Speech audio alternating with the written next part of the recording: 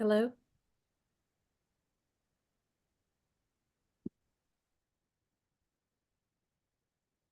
Millicent, we can't hear you.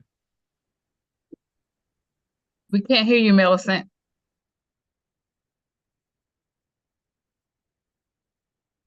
Millicent, we cannot hear you.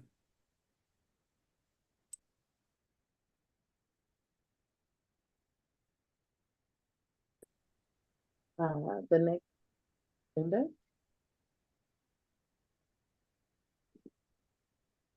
That was working.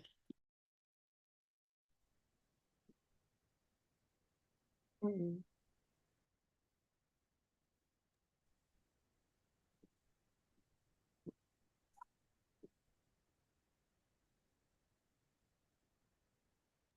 about now? That was much better. So weird. Thanks, everybody. Mhm. All right, so we can start over. Um, Good evening, everyone. The Durham Public Schools Board of Education session is now in session. At this time, we wish to extend a warm welcome to everyone who is joining us this evening. The purpose of this meeting is to inform our parents, staff, and constituents about the work aligned with our mission to embrace, educate, and empower every student to innovate, serve, and lead. The interpreters for tonight are Martha Romo Ugiles and Vanessa Pena Ramirez. Thank you for taking the time to join us. The next item on our agenda is a moment of silence.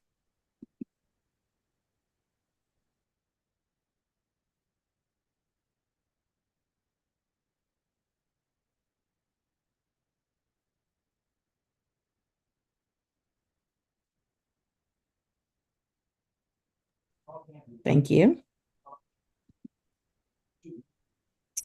Colleagues, we are now at the point of our agenda for the agenda review and approval. I wish to take a moment to acknowledge the storm that we're going through with the understanding of all the things happening. We are planning to reduce the actions taken at this meeting so that we can thoroughly engage the public and make decisions that are informed by them. So most of the action taken tonight will move things to the consent agenda for the August 22nd work session unless the board decides otherwise on each individual action. But at this time, I will take a motion to approve tonight's agenda.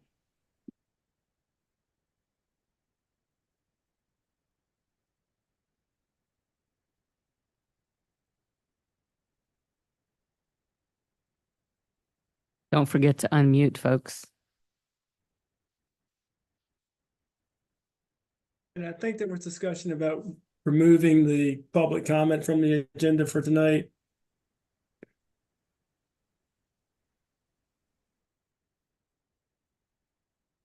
So,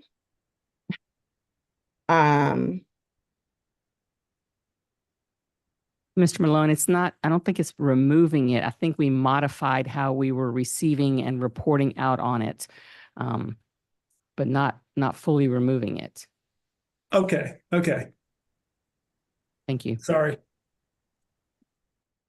So I'm sorry, I am happy to make a motion when we get to it. And there have been a lot of conversations going on today, and I just want to be clear.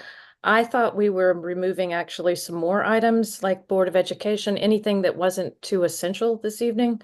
So maybe I'm confused about about how we're moving forward this evening, and what will be discussed and what won't be, and what we're holding on. I guess that wasn't a motion, that was just a statement of kind of looking for clarification on what was essential for us to proceed with and what we were thinking of paring down in this virtual format. I think it was my understanding that the main concern was not to take major action tonight, in light of the fact that not everybody can join and watch the meeting or be present to make public comment. But I don't think that we need to remove discussion from the agenda or presentation from the agenda. But I would be interested to hear others' thoughts on that.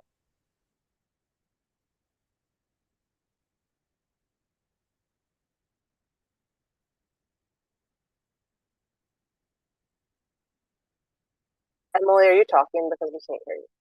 Or board member Chavez. Can you hear me now? Okay. I think the main intention was to hold off on operations A, the DSA update and board action, and move that to the consent agenda for the 22nd. And I'm not sure if I don't know that there are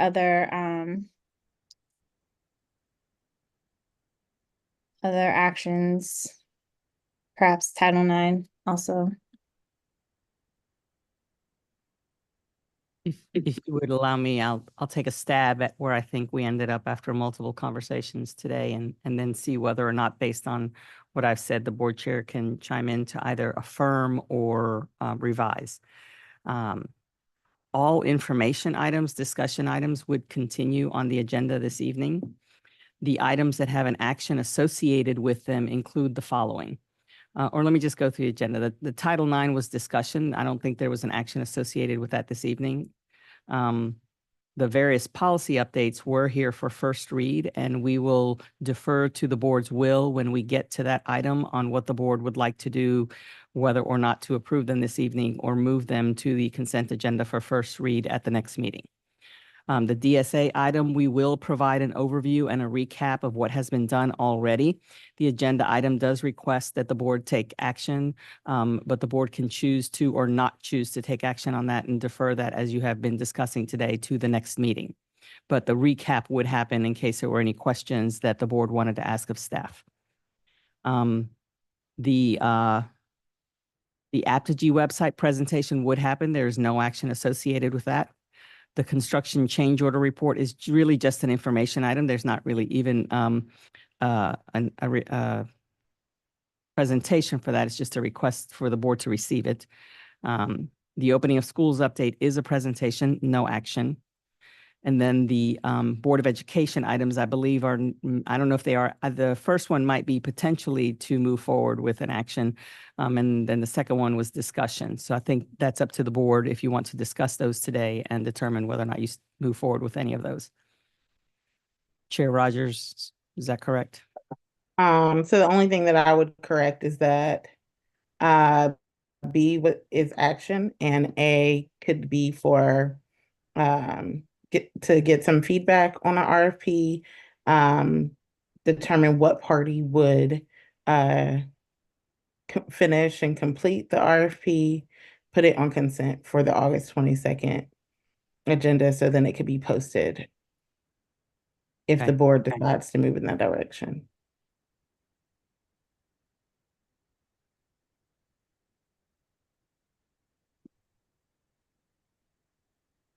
So colleagues, not hearing a motion on approving the agenda or amending the agenda.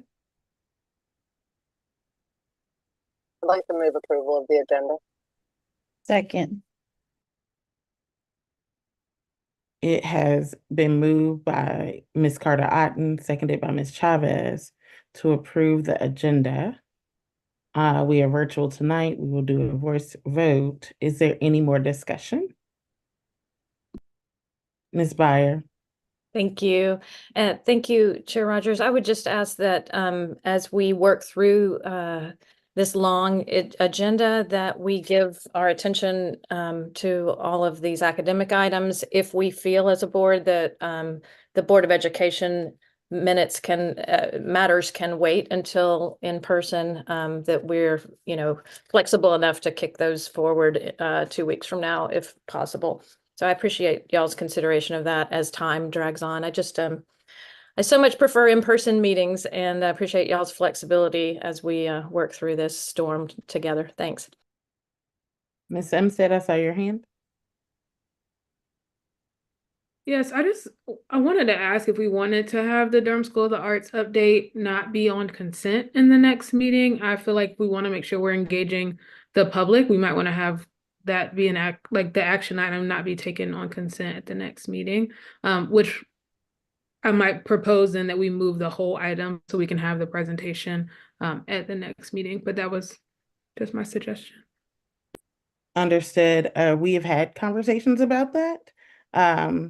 And anything that is on consent on the 22nd can always be removed at that meeting, should we find the need to remove it.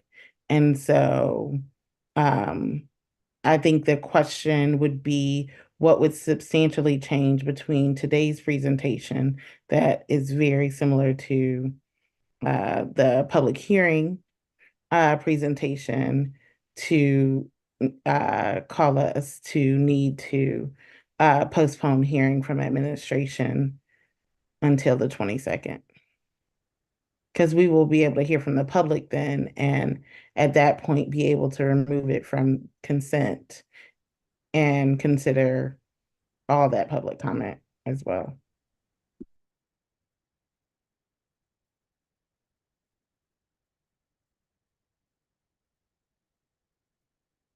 That's fine with me. Okay, Ms. Byer, I want to address your concern about the Board of Education items, and I appreciate that and hear that. The one thing about it is policy 2130 requires reimbursement to be requested within 45 days. And the 22nd hits really close to that window for the OCP reimbursement requests that may or may not be approved by the board. So Thank you for that clarification. I just look forward to working through this together. Thank you. would you like to offer an amendment and see if Ms. Carter-Ott and Ms. Chavez would be open to an amendment? Or are we? It's my understanding that as the meeting moves on, if needed, we can all agree to amend an agenda. So I'm fine if everyone else is ready to proceed. Thank you. Okay, thanks, everybody. It's been moved by Ms. Carter-Otten, seconded by Ms. Chavez to approve the agenda. I'll take a roll call vote based on the way you're showing up on my screen. Ms. Byer, Aye. Ms. Umstead, Aye. Ms. Carter-Otten, Aye. Ms. Chavez, Aye. Mr. Tab, Aye. Ms. Harold Goff,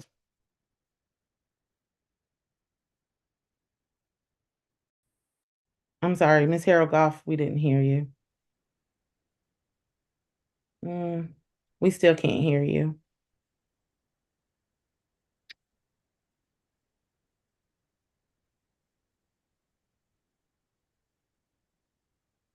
I vote aye. And while we wait for Ms. Harold Goff to fix her work to fix her technology issues, we will move forward. And the vote passes 7-0 with an abstention for Ms. Harold Goff.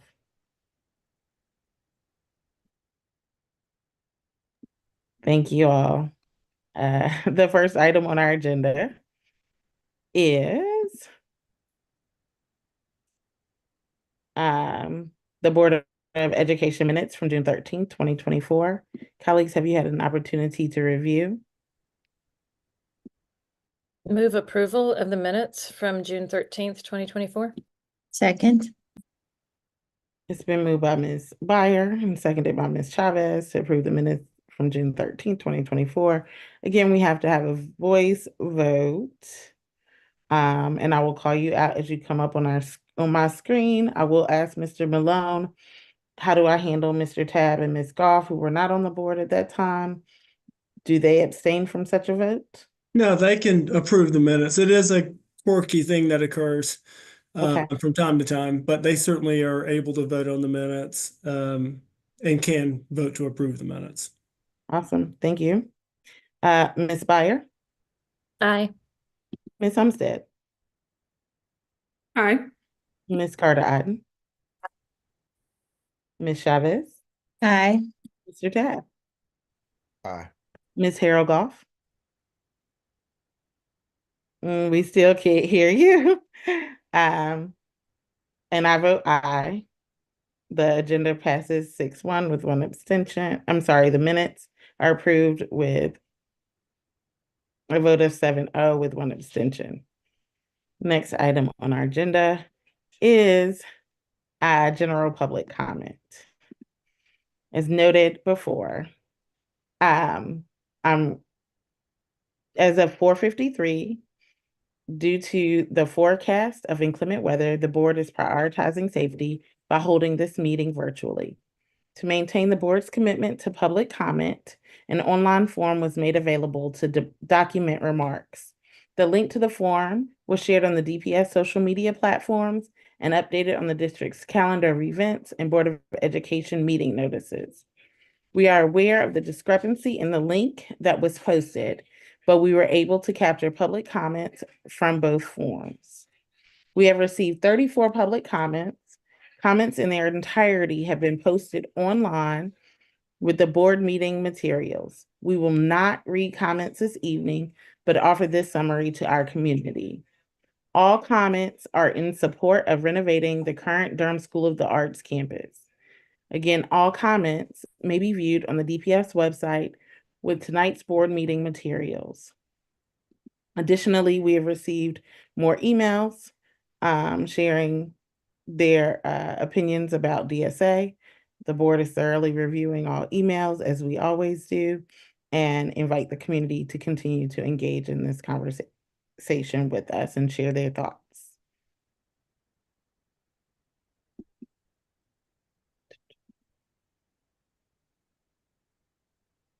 We are now at the consent agenda, colleagues. Can you hear me? I can hear you now. Okay, I got it. Thanks. Awesome. I Move move approval, approval. Go ahead, sorry. move approval of the consent agenda items. Second? Thank you. It's been moved by Ms. Carter-Otten, seconded by Ms. Byer to approve the consent agenda items. Is there any discussion? We will continue the voice vote. Ms. Byer, Aye. Ms. Umstead, Aye. Ms. Carter-Otten, Ms. Chavez, Aye. Mr. Tapp, Aye. Ms. Harold Goff, Aye. and I vote aye. The consent agenda passes unanimously. Thank you, everyone. We'll now pass it over to Chief of Staff.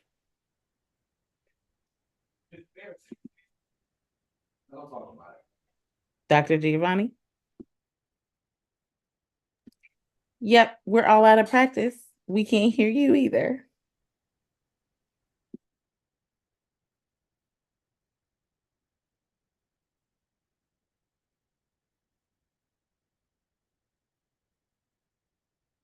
We still can't hear you.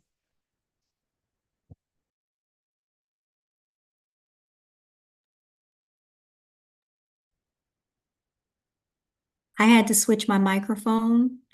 I don't know if this is the same as yours. I had to switch it. There's a little arrow and I had to switch it to same as system for my microphone to work. Just a suggestion, it might help.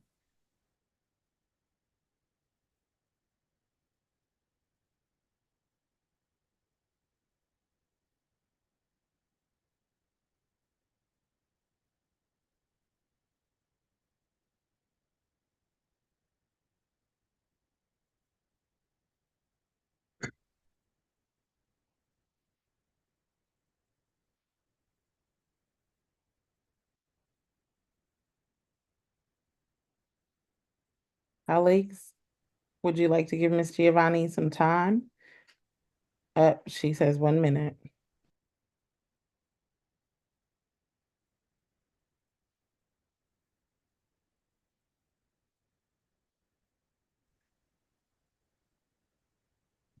Okay, I'm calling in from my phone. Can you hear me now? Okay. Yep. And I've only got my one screen. Is Title IX the first item for me, Yes. for chief of staff? Okay.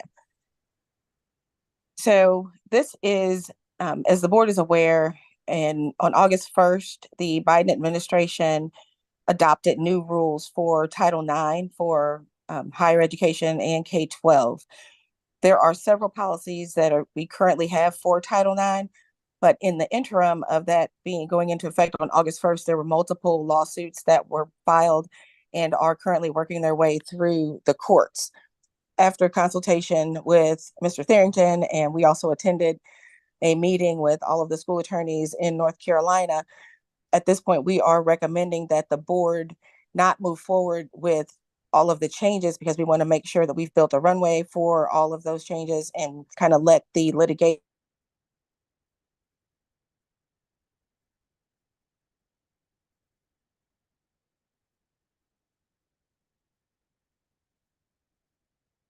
Lost your Dr. voice. Mhm. Lost you, Tanya, voice-wise. She appears frozen also. Use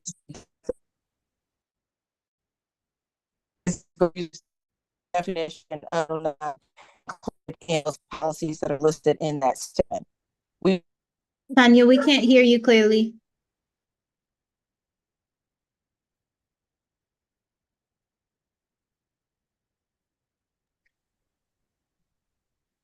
Madam Chair, I can hop in on the Title IX ones if to help cover. I'm not in a position to do the other policies, but I think I know where she was headed for Title IX if you'd like me to Yes, please. help there. So she's exactly correct. And what we are recommending to many of our clients is that in lieu of adopting new regulations at this time, that you kind of do a hybrid, and the précis actually kind of spells out exactly what we have in mind, and it would be for the board to effectively approve the following statement. That the board is committed to complying with applicable law and providing a safe and supportive environment free of discrimination and sexual harassment for all students and staff. The board authorizes and directs the Title IX coordinator and other relevant DPS staff to apply the Title IX procedures prescribed in the attached NCSBA model policies 1720, 1725, and 4023, rather than the Title IX procedures described in the current board policies, to any Title IX issues or concerns pending further action of the board. The policy committee or the board, will subsequently review these NCSBA policies and revise them in alignment with the new federal Title IX regulations. Then you would update your policies once there's greater clarity and stability on the law in this area. The superintendent or designee will consult with the board attorney as appropriate to promote Title IX compliance during this interim period. So this is kind of a hybrid which authorizes staff to work with the attorneys to make sure that the proper Title IX procedures are being implemented to the best we can. To things that come up as we continue to navigate the landscape of the litigation that's pending. It's and then over time, this gives you time to give more reasoned review to potential Title IX policy changes. Thank you very much, Mr. Malone. Colleagues, any questions, comments, or concerns? Ms. Hempstead? I do have a question. The précis does ask for action, and I think that was what was described tonight. So are we looking for a first reading or just a discussion on where we are right now? Just a clarification question. So you're not technically adopting these policies. So it would not go through a regular first read and second read. You would just be authorizing staff to use the procedures that are in the NCSBA model policies as we navigate these Title IX issues. So I think that if you were to approve this at some point, it would be a single vote. I think that from what I've heard, you wouldn't actually approve this tonight, but would consider approving this concept at your next board meeting.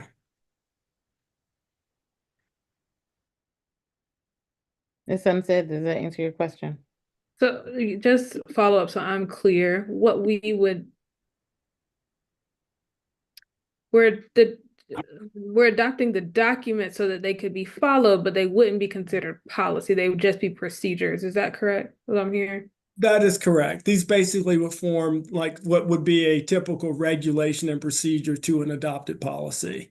And as the board is aware, may be aware, the biggest concern that that's part of the litigation with Title IX is that the new Title IX regs recognize gender identity as falling within Title IX.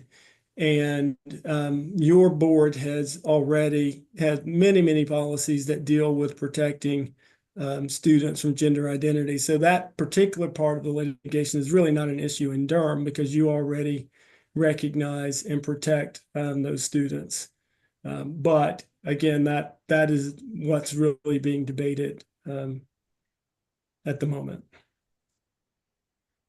I appreciate that. That's helpful clarity. I think, and this is a detail. It might be helpful to put procedures on top of the policies at the top, just so it's not, so we're clear what is our DPS policy and versus what we're using as the procedures, especially if they feel like I haven't compared the two to all of our policies, but just to make it clear which one is policy, which ones are procedures that we're working to follow.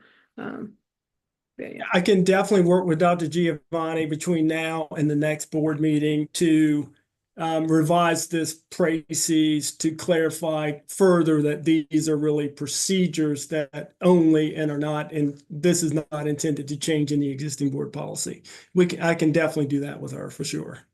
Yeah, and I think it's in the précis, but maybe in the documents too, because the documents have policy numbers listed on there, which I know they're from NCSBA, but it just makes it a little confusing. We can do that, and yes, we can absolutely do that. I'll work with Dr. Giovanni to do that for sure. We can do that.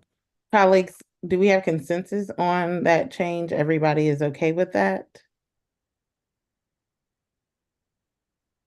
I think that is extremely helpful. Thank you for that clarity between policy and procedure. Awesome. Mr. Tab, and then Ms. Chavez. Thank you. Thank you very much. This question is for Attorney Malone.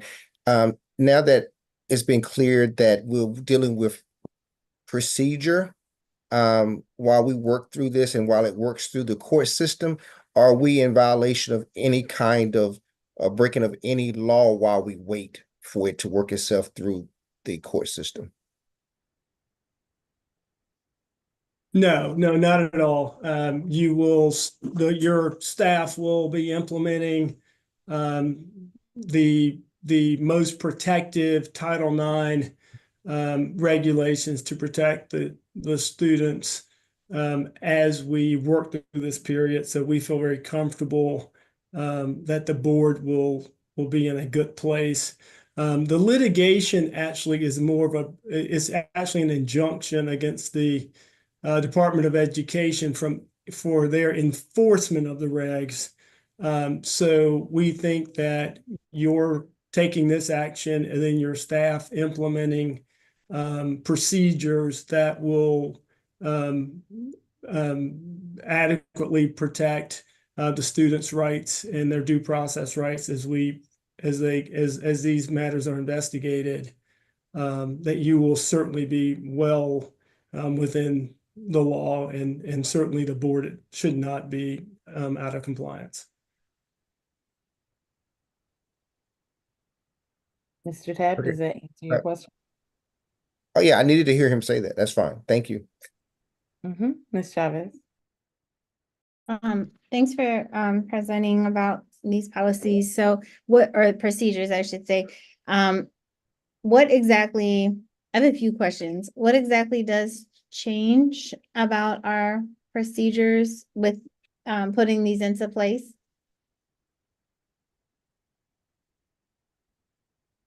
Does anything change? So this, so these procedures will, so one of the things that we will have to do when we work with staff is to balance the procedures that the board currently has in place against the new procedures. And the plan is to make sure that we are applying a version of your procedures and what's been proposed that provides the best protection. So where there may be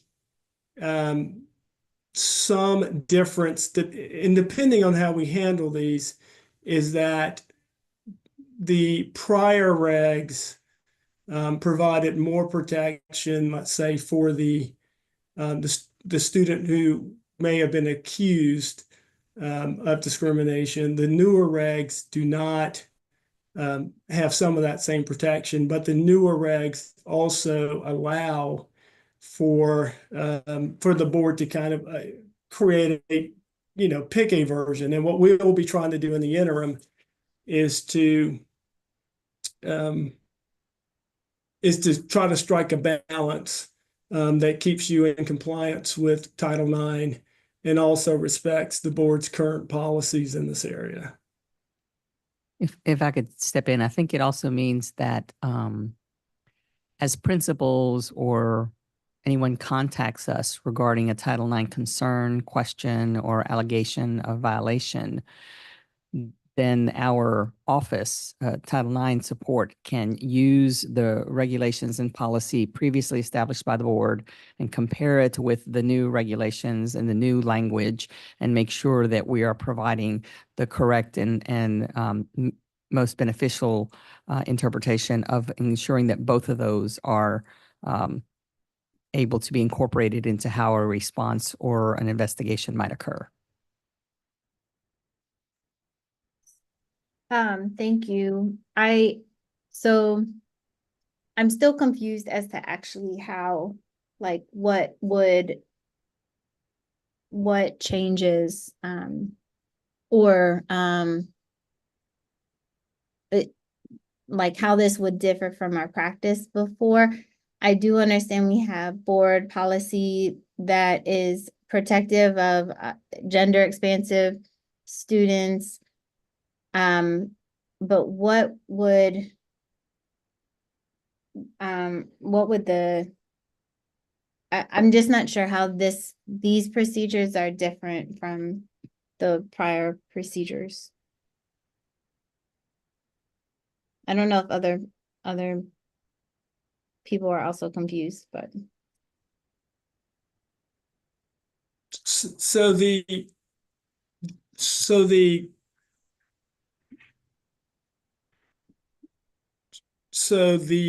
I would say that the new regulations are more aligned with your current regulations. So if we were to, and this is why I'm saying if we were in dealing with this in Durham, we would be more aligning the recommendations to your current practice, and how you have dictated that Title IX matters are to be investigated. So there may not be much change at all in the recommendations that we would provide to your staff about the implementation of these because of how your current policies align. For some of our clients, the policies that they have in place now there is a bigger difference between the newer regs and what they've got in place. And then there we'll have to do a slightly different balancing act. But with your policies, as you've been implementing them, and certainly when we look at the new regs, your policies are more aligned with the new regs than some of our other clients. If that makes sense. I think that makes sense. I think it would be helpful just before we vote on this to just understand what if any differences do exist, if there is a shift at all. And it sounds like what you're saying, the new regs for our district, or the new regs are more in line with the policies we already have in place for our district. Are there any discrepancies, I guess? You know, is this a shift in any way for DPS? And I also just wanted to ask about the litigation that's expected to go on for some time, I would imagine. So we don't anticipate, or when would you maybe anticipate that there is clarity about this next year, or? Yeah, that's a question that no one really knows the answer to. Okay. We just don't know how that's going to play out. I mean, Yeah. Litigation, sometimes things get resolved quickly and sometimes they drag on for years, as you know. And we don't know the answer to that, but that does not mean, I guess what I would say is that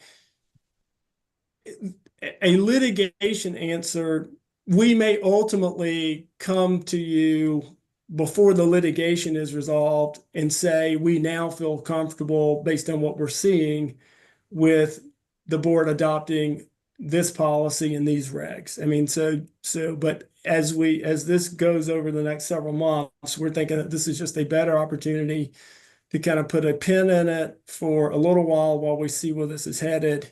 I don't foresee that we will wait until the litigation ends before proposing an actual policy and set of regs for you. But we're just not trying to rush to meet the August 1 deadline, given some of the uncertainty that exists right now. Thank you. Thank you. Ms. Harold Goff and then Mr. Tabb.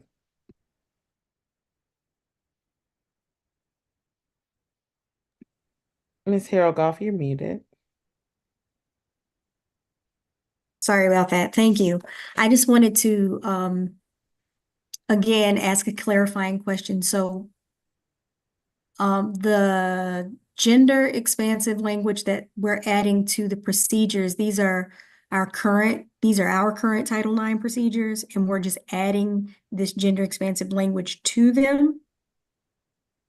No. What I was saying is that the litigation over the Title IX regs is largely about the gender identity expansion in the new Title IX regs.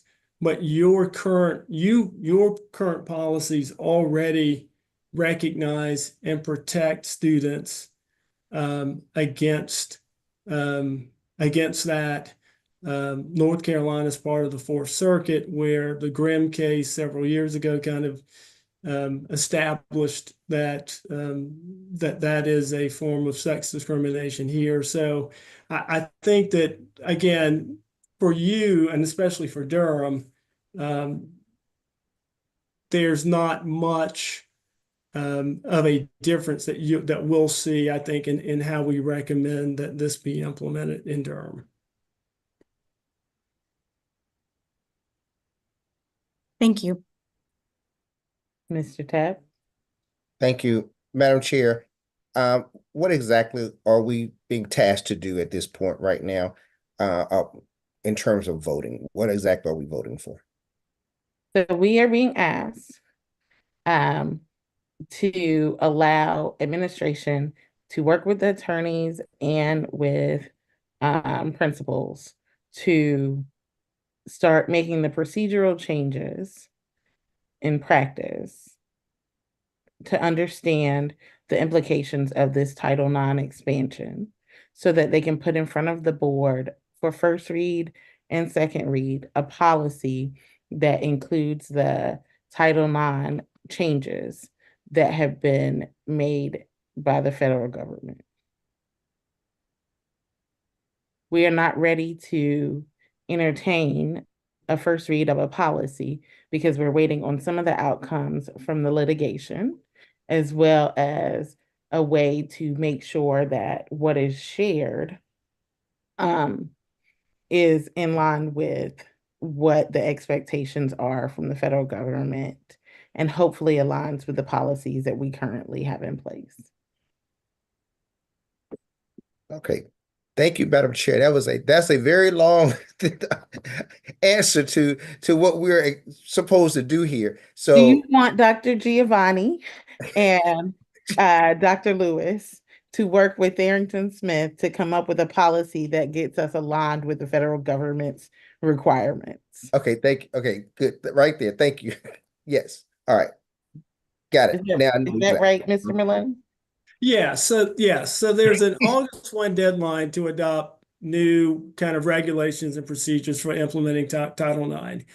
There's litigation that makes it a little difficult to decide exactly what boards ought to do at the moment, although we know that you need new Title IX regulations to be in compliance. So to be in compliance, we are recommending that you give staff the ability to have some flexibility to use some version of like the model NCSBA policies and your current policy to make sure that we're at least able to say that we're in compliance while we work on a policy and a set of regs to bring to you in the near future that you would adopt as a more official set of regs. So this is a temporary measure to ensure compliance with Title IX while giving us time to craft policies and regs that we can feel very comfortable with before you approve them. Okay, I'm fine. Thank you, Miss Chairwoman, because your response. Thank you for your response, Attorney Malone. Thank you. I got it. I'm good. Thank you.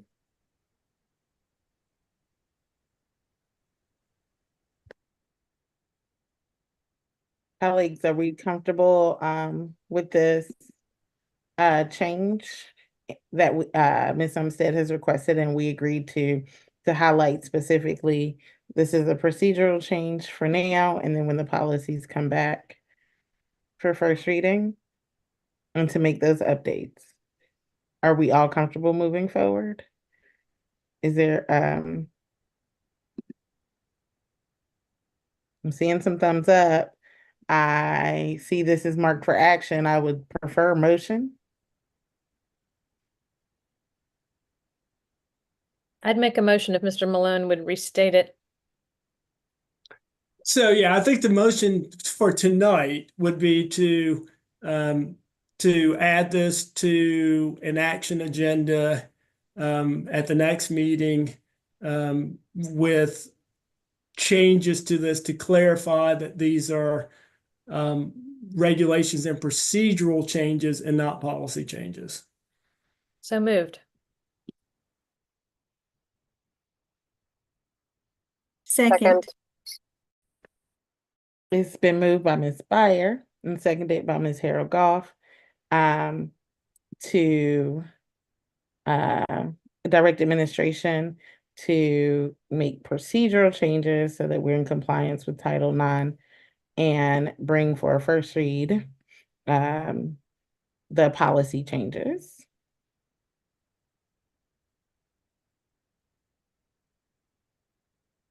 When Arrington and administration have worked through those changes. So it will not come August 22nd. It will come at a later date. Now, this part will come August 22nd. It will? Yeah, the procedural regulation authority for staff to implement will come August 22nd. The actual policy and real regulations will come at a subsequent meeting. Okay. So it's been moved by Ms. Byer, seconded by Ms. Harold Goff, that we are going to authorize administration to work with the attorneys to come up with a procedural implementation of the Title IX policies, and it will come back on August 22nd. Is that right yet, Mr. Malone? Yeah, It's not right. I think so. I mean, I think the motion is to revise. How about if we do it this way? To revise the précis so that it clarifies, to revise the précis and the attachments so that it clarifies that the proposed changes are procedural and regulations, and to bring that back to the board as an action item at the next meeting.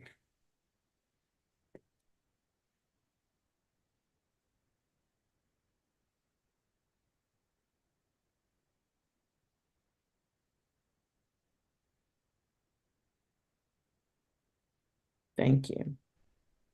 Ms. Harold Goff, Ms. Byer, is that your understanding? That is my motion. Okay. Revise appraisals and attachments so that the proposed changes come back to the board for action on August 22nd. All those in favor will get an opportunity to vote in order. Any other discussion? Okay, Ms. Byer, Aye. Ms. Umstead, Aye. Carter Otten, Aye. Ms. Chavez, Aye. Mr. Tabb, Aye. Ms. Harold Goff, Aye. and I vote aye. The motion passes unanimously. We will see the Title IX proposed changes on August 22nd. Ms. Giovanni, you look like you're back with us. Can you hear me now? Okay, all right. If you could pull up the PowerPoint, please, for the various policy updates. And while that's being pulled up, I wanted to let the board know that there is periodically the North Carolina School Board Association drafts new policy updates, generally every spring and fall. And what we have done is we're trying to get ourselves caught up to make sure that we are up to date on those. We periodically will bring other policies outside of that when we see that they need, when administration is recommending those updates or something has occurred that makes us realize that maybe we need to tweak some of the policies outside of that spring and fall update cycle.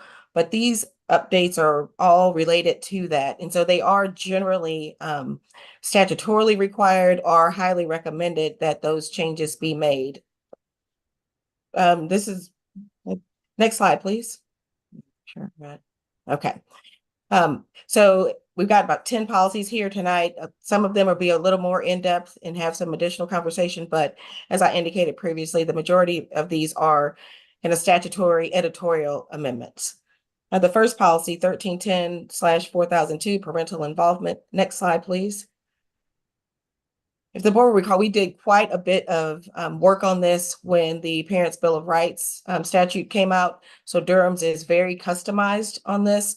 So the only edits, we did not make some of their recommended changes because we did not include those edits from the School Boards Association last fall. But this is a change that we are recommending, and the language in that policy that we're recommending be added statutorily is on your screen, and that simply it's letter P in the list. If the school or school system is identified as low performing, we have to submit these notifications, and they must be made within 30 days of the identification as low performing. So that is something that the academics department under the deputy superintendent are aware of and have that on their checklist of making sure that all of those statutorily required notifications are done within the mandated time period. So it is it's a minor change, but it does codify what is advised in the statute. And you do have the track changes of these policies in board docs as well. Next slide. If there's any questions, you want to ask questions now or just let me know, but otherwise, I'll just move on unless you have questions about a particular policy change. The next policy is policy 1610, 7800, professional and staff development. Similarly, this is, next slide, please. This also includes updated language about the new statute for professional development requirement. And we are, as I indicated before, we kind of get on, there's generally a rhythm to these and we're making sure that we are caught up. As you can see, beginning effective 23-24. And just because it's not in the policy doesn't mean we haven't been doing it, but we want to make sure that our practices, because we have, but we want to make sure our practices are codified in our policies. So as you can see the language on here, it is requiring local boards to provide professional development. And then it lists some of those areas requiring that professional development. Next slide, please. Next slide, please. And this one, and again, as I indicated, the track changes are in there. This changes that they recommended in this policy were simply changing unlawful activity, policy, or practice to wrongdoing. So everywhere that phrase was indicated, it was changed to wrongdoing. And we did, administration does recommend that that be a change that we make as well. Next slide, please. And this is policy 3220, technology in the educational program. We worked with the director of digital teaching and learning, Mr. Ron Whalen, to make several of these changes. We did have robust conversation around that regarding AI. Mr. Whalen did share with us that they are creating, he and his team are creating an AI working task force or working group to make sure that we are looking at all of the best practices around AI.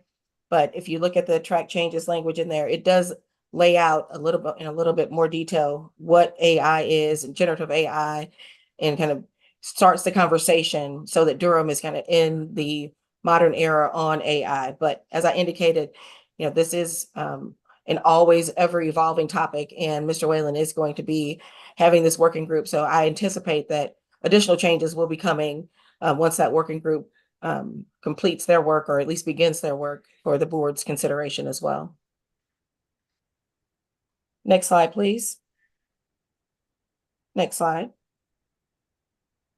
This is again under Mr. Whalen's leadership, making these changes that reference the generative AI guidelines. And I again anticipate that we also added some resources for the community in the policy, a link so that they can get some additional information around generative AI as it exists within Durham Public Schools. But these are the recommended changes that we are making or recommending for the board. Next slide, please. Next slide. And this is policy 3420, student promotion and accountability.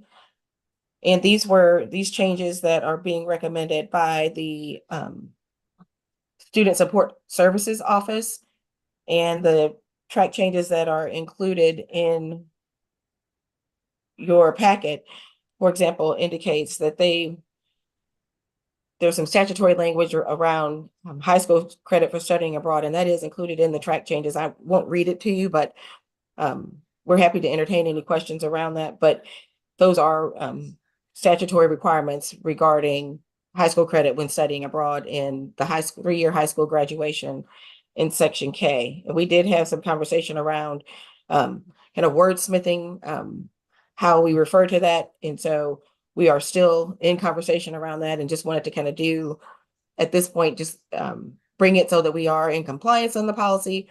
But like all policies, they're always going to be a moving and evolving item. And so at this point, this is the recommendation that administration is making for these policies. Next slide, please. Next slide. Again, these edits that you have in your packet for 3460 graduation requirements indicates it does the notice requirements that are included, as well as referencing back to the foreign travel that overseas travel, that students credits they may be gained while they are traveling, as well as change local graduation requirements to local graduation recommendations. So there are several track changes in the packet that was provided to you previously. Next slide, please. And this is policy 3620. I am going to turn this over to Dr. Pittman.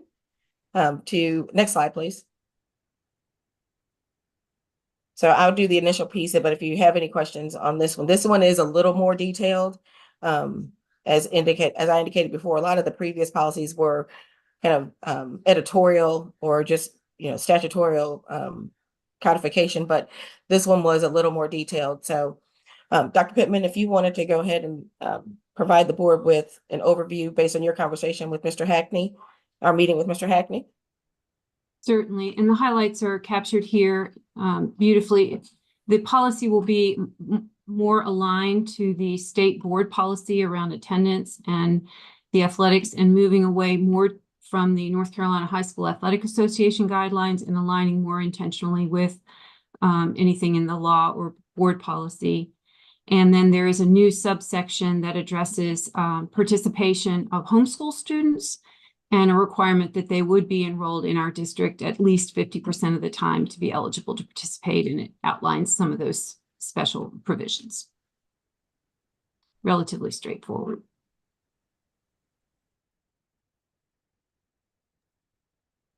Thank you. Thank you, Dr. Pittman. Next slide, please. Next slide. The only change to this policy, the existing Durham policy, is that it eliminated a reference because that commission no longer exists. And we did make that edit. Next slide, please. Next slide, please. This is policy 4270, concussion and head injury.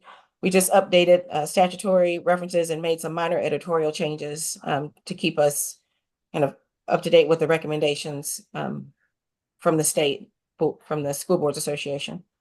Next slide, please. This is the last policy in the group that we are bringing tonight for first reading. Next slide, please. And this one, it specifies there's a language, a bullet added that indicating that copying work produced by artificial intelligence is considered plagiarism, and there were some minor editorial changes. Next slide, please. I have provided here what those, as you can see on your screen, the track changes under prohibited behavior under the amended 4310, integrity and civility. The red language, or the red words that you see, are what was added.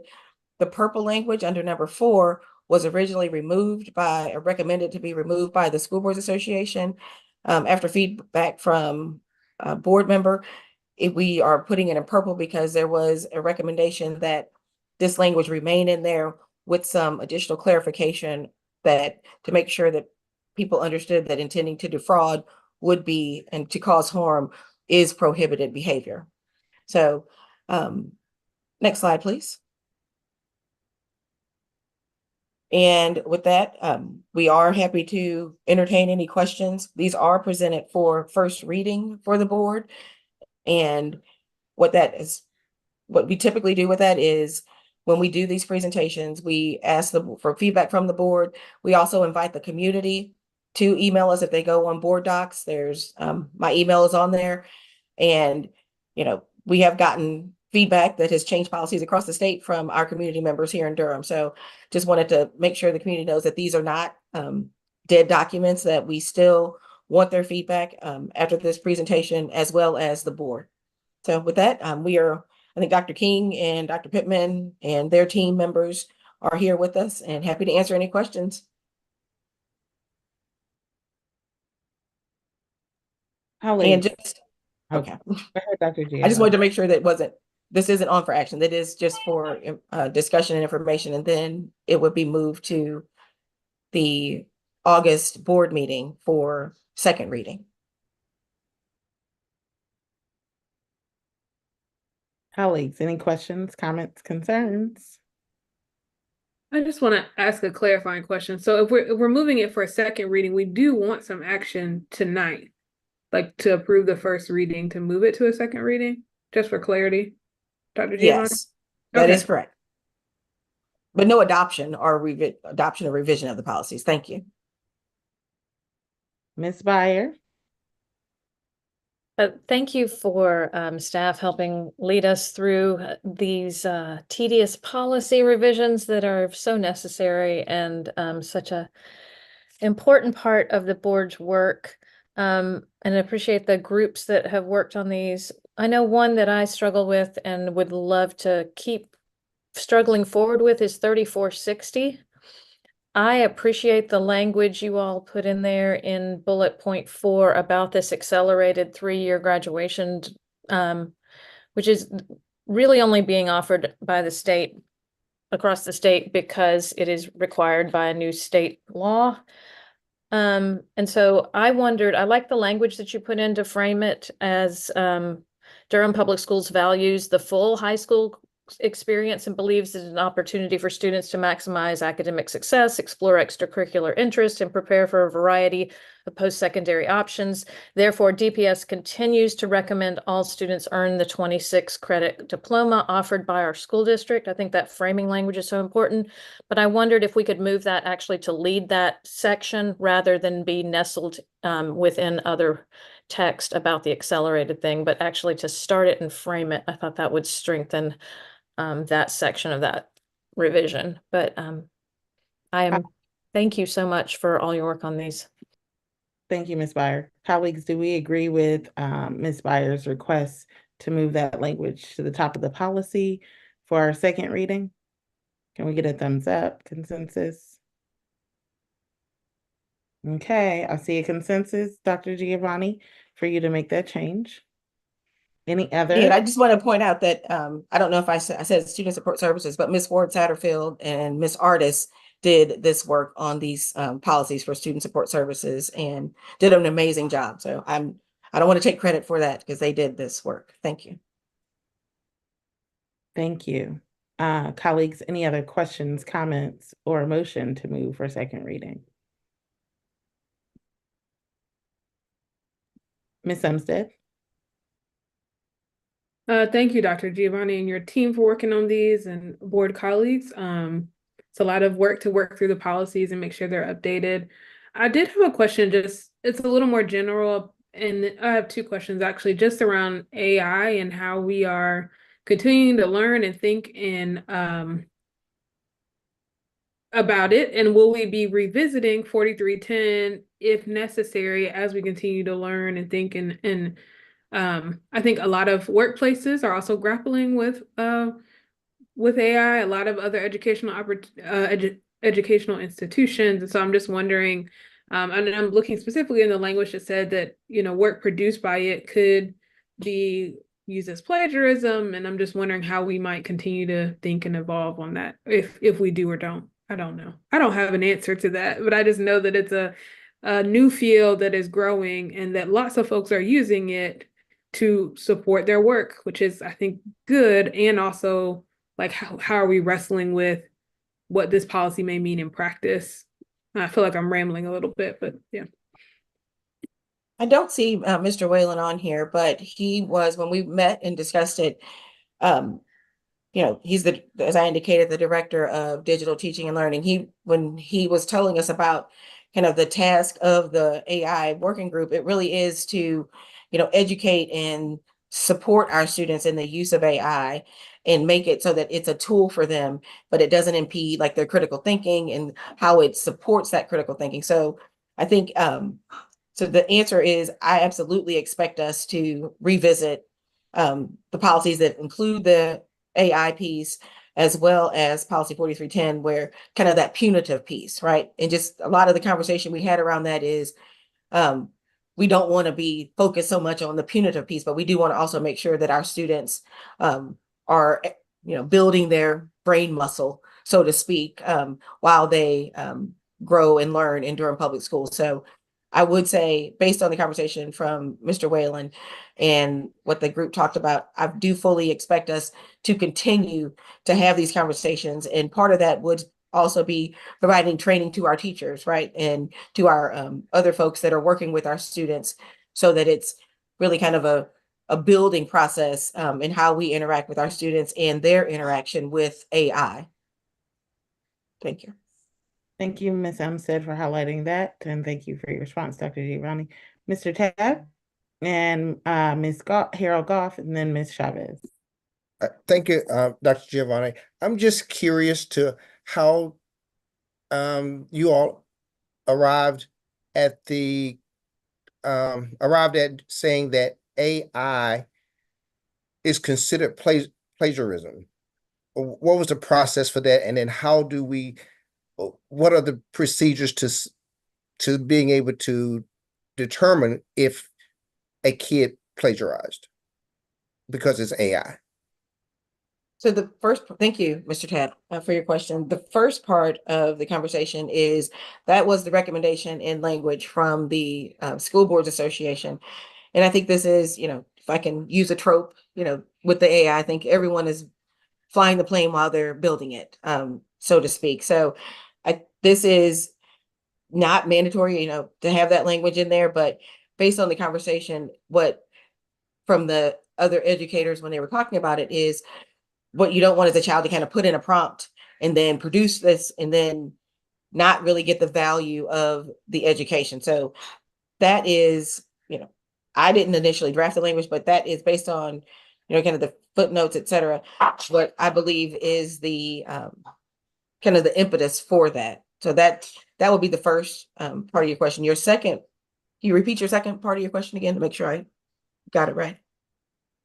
The second part, if we're making it into a policy, how will how teachers or whoever are able to document or be able to say that a student did plagiarize if they use AI? Right. I'm going to continue to have to lean on Mr. Whalen as the expert in this, but what he had shared with us is that that's part of that working group's plan, right? To provide that training and to set those standards and those guardrails so that we don't have our teachers out there, not sure of what to do and our students not sure of what the rules are and what that guidance is. So what I anticipate is that this will be, as I shared with Ms. Umstead, everyone, but in response to Ms. Umstead's question, this will be an ongoing process and an evolving process where this working group can bring back things and they have these experiences, provide training, get that feedback from people that are in the kind of boots on the ground working with students. So what I don't anticipate is for the teachers to be on their own, right? And just be like, well, I think this is AI, so I'm going to give this student an F. That's what we don't want. Right. But we also don't want our students, as I indicated earlier, to put prompts in. And then when they go, off into their next iteration in their lives, career or college, et cetera, and not really have some of those 21st critical thinking skills that Durham Public Schools provides to our graduates and our students. I would just conclude by saying, if we're going to make something a policy, I just wanted to make sure that all of those things have really been worked out for the teachers, because I definitely do not want to put them in a position where we have a policy and they're still not sure of how to navigate it. And then we have it as a policy. That's it. Thank you, Mr. Tab. Ms. Harold Goff, then Ms. Umstead. Well, thank you. I didn't know I was off mute. I just wanted to take the opportunity to say thank you to Dr. Giovanni and her team. This was being new on the board and thinking about all the different policies that we have to, that we're reviewing, that we want to be responsible for. I want to acknowledge and publicly how this process is being demystified. I really appreciated, how prompt they were in making sure we knew what to look at and how to look at it. All the explanation that came, prior to in the discussion we were able to have before we, came to this point. And thank you for uplifting how the public can also, when it's being presented, how the public can also reach out and make comments on these policies. I think these are very good things to know as I am still discovering how the process of these things work and how we can make sure that we are knowledgeable about our policies and how they impact our schools. So I just wanted to say thank you. A lot of it went on where they're bringing us up to speed and how this works, and it's daunting. It's a lot to consider, and so the processes that you guys are going through to make sure that this is happening and helping us to understand, keep up to speed, and being able to give this kind of input, I thought are very, very good, and I wanted to acknowledge that. Thank the team for bringing us into these processes. Ms. Umstead, I'm gonna pass it to Ms. Chavez, who had her hand up previously and hasn't spoken to this topic, and then come back to you. I'm sorry. I'm also refiguring out how to use Zoom apparently. Forgot how to raise my hand on here. Anyway, I have a question. Thank you, Dr. Giovanni. I just think, yes, I agree with Ms. Harold-Goff's sentiments, and I really appreciate the the going through of this batch of policies that we've gotten a chance to look at. So I have a question about policy 4310, that number 6, where we took out hazing. I just wanted to ask why that was taken out. And then second part, just the intentionally interfering with the ability of other students to learn in a peaceful and safe environment. I was wondering if that was an effort to take out something that would be more subjective, and where we know sometimes more subjective infractions are judged more harshly with students of color. So just wanted to know where those two pieces are coming from. So two things. These are the recommended removals, similar to that purple language number 4. It was recommended by the School Boards Association. And I don't want to put her on the spot, but Ms. Harold-Goff did lift that up also. And I had neglected to point that out because what we had indicated, she had the similar concerns and wanted to make sure that we address that language. So I think with not having my all of my stuff in front of me, was a little clunky for me. But I do think that is a conversation. And that's why, if you notice, this was the only policy that I really kind of gave you a lot of the language showing the track changes, because Ms. Harold-Goff had shared that about the number 4 and number 6.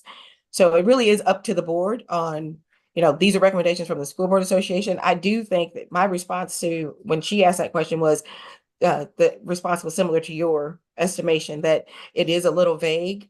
But Ms. Harold-Goff did recommend that we indicate, we could say intentionally interfering with the ability of a student or an individual student, so that that kind of works through that vagueness of like other students, right? But if you are intentionally interfering with a particular student, so that could be a recommendation that is included in there. So we would get rid of the strikeout that says, and I defer to you, Ms. Harold-Goff, if I'm stating kind of what you were sharing properly. Intentionally interfering with the ability of a student to learn in a peaceful and safe environment. So even if you had, let's say, 3 students, that would still fall under a student, and you would be able to kind of have clarity for the allegedly offending student and document it, versus just a general feeling that someone is interfering with just an amorphous group of students. So with regard to the hazing piece, I think that probably was taken out because it is typically thought of a lot of times kind of in that college arena, and it's covered, in my opinion, it's covered under the abusive and dangerous tricks piece, which would probably be more applicable in the K-12 space. Thank you for that explanation. And just to be clear, I wasn't necessarily advocating that we keep those items in either. I just wanted to know the intentionality around taking them out. I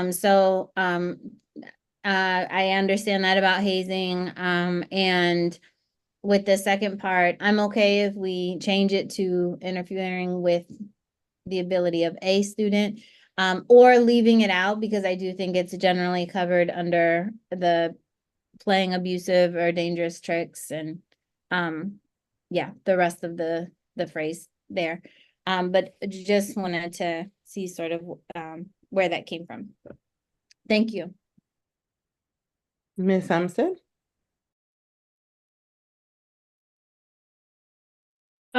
Yes, thank you. Again, Dr. Giovanni, I just wanted to I mean, this is really a question for the board, following up on my question around going back to the artificial intelligence. Do we want to put that here as saying it's plagiarizing without having a little more clarity around?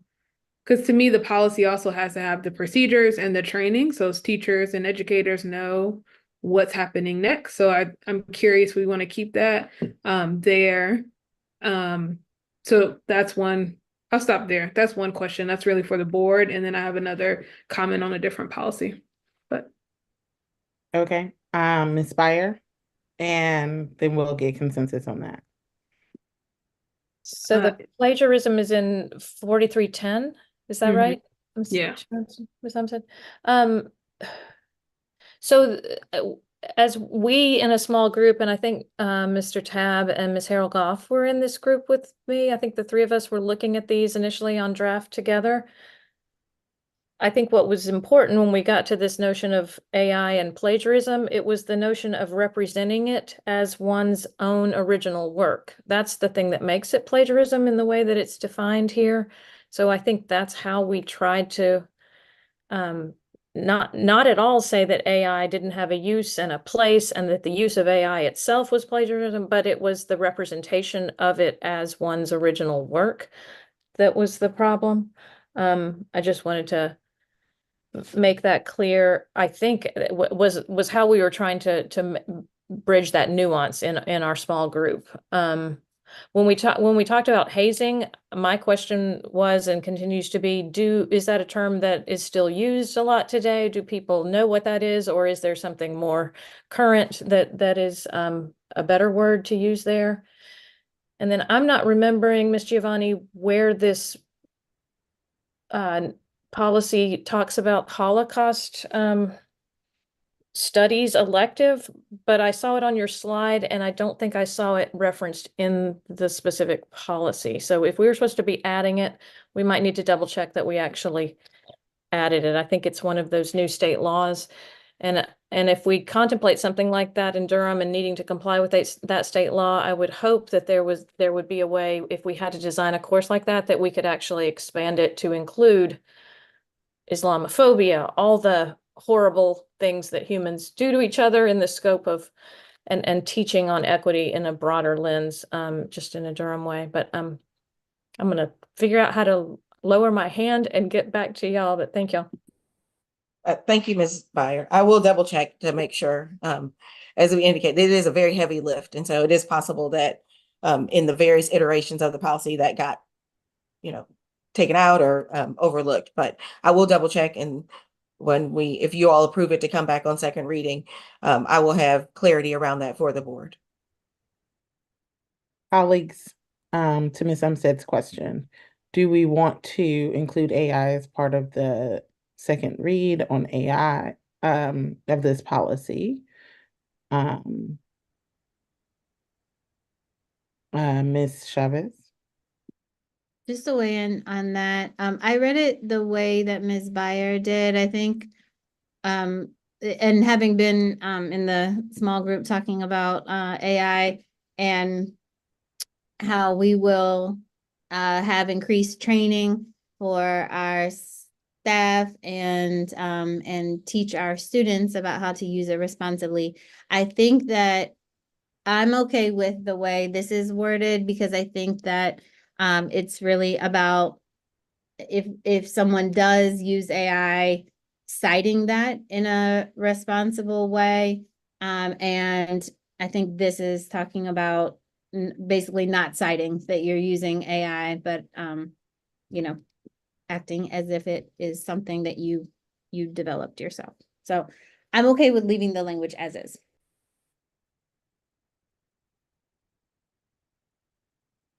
Okay, I'm gonna start calling on people.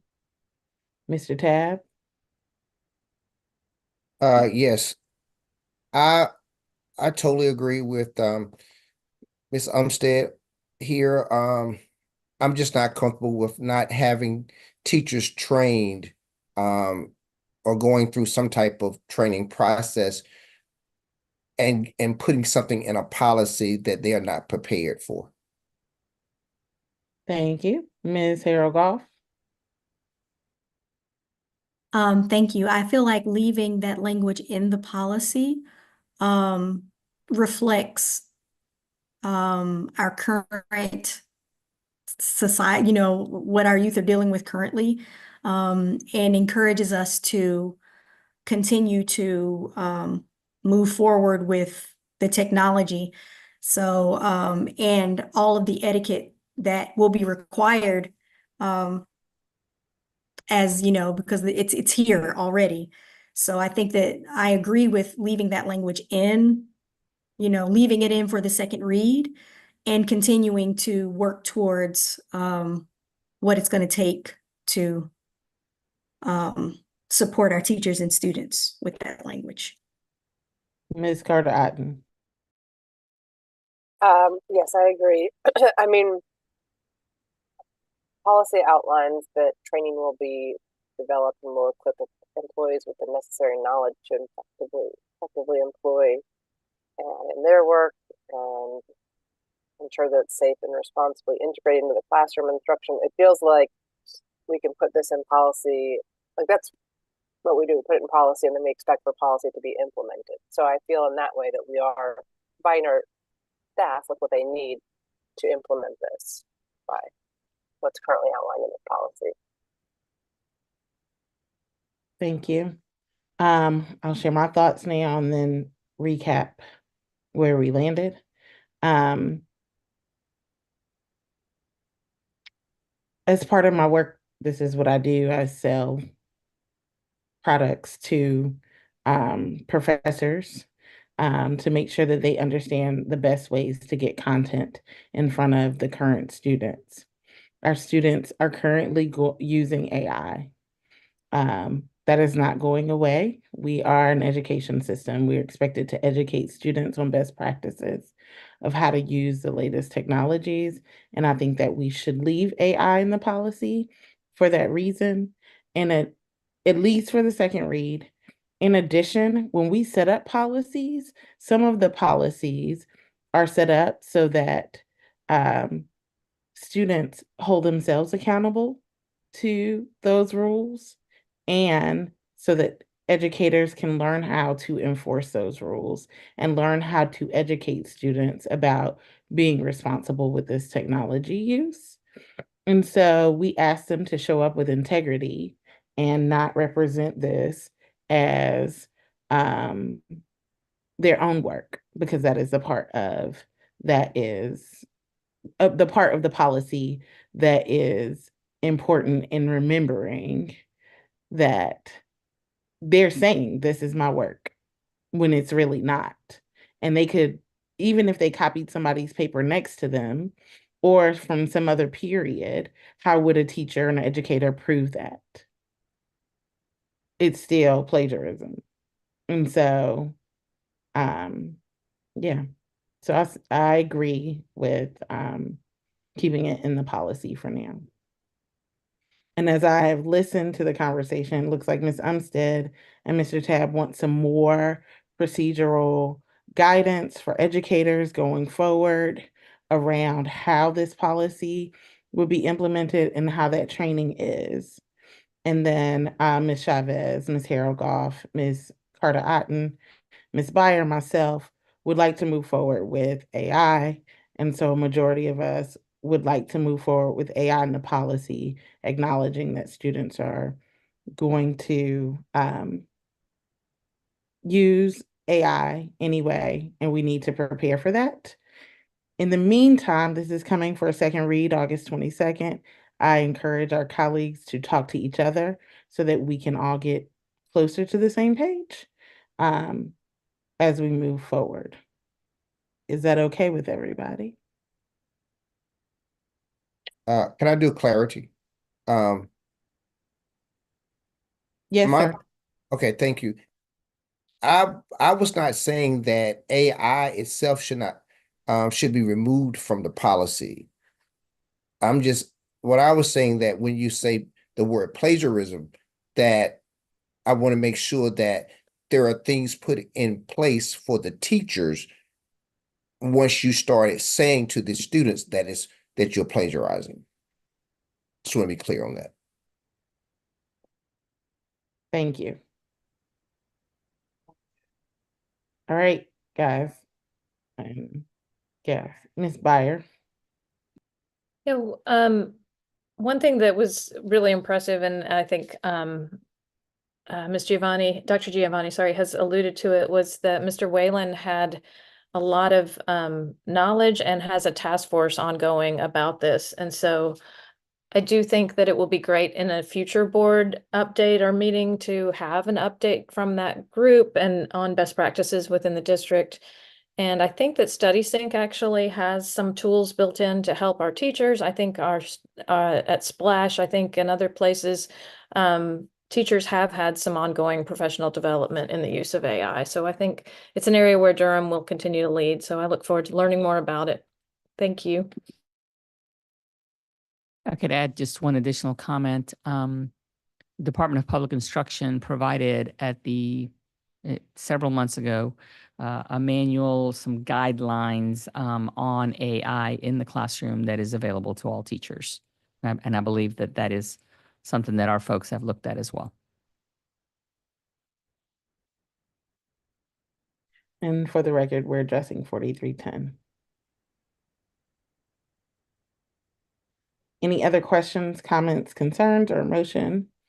I just want to follow up on what I too know this is where our world is going and want to make sure that we have, I don't want to see our students using AI to represent as their own work. I think it's implicit in this statement that you need to cite that you're using AI, but it's not explicit. And maybe that's what I'm looking for, an explicit kind of mention of work produced by artificial intelligence representing on its own without proper citation, just to might get it a little more clear. I think this will need to, as time goes on and people use the policy or students are having to navigate it and teachers are having, we'll be able to even clarify the language even more.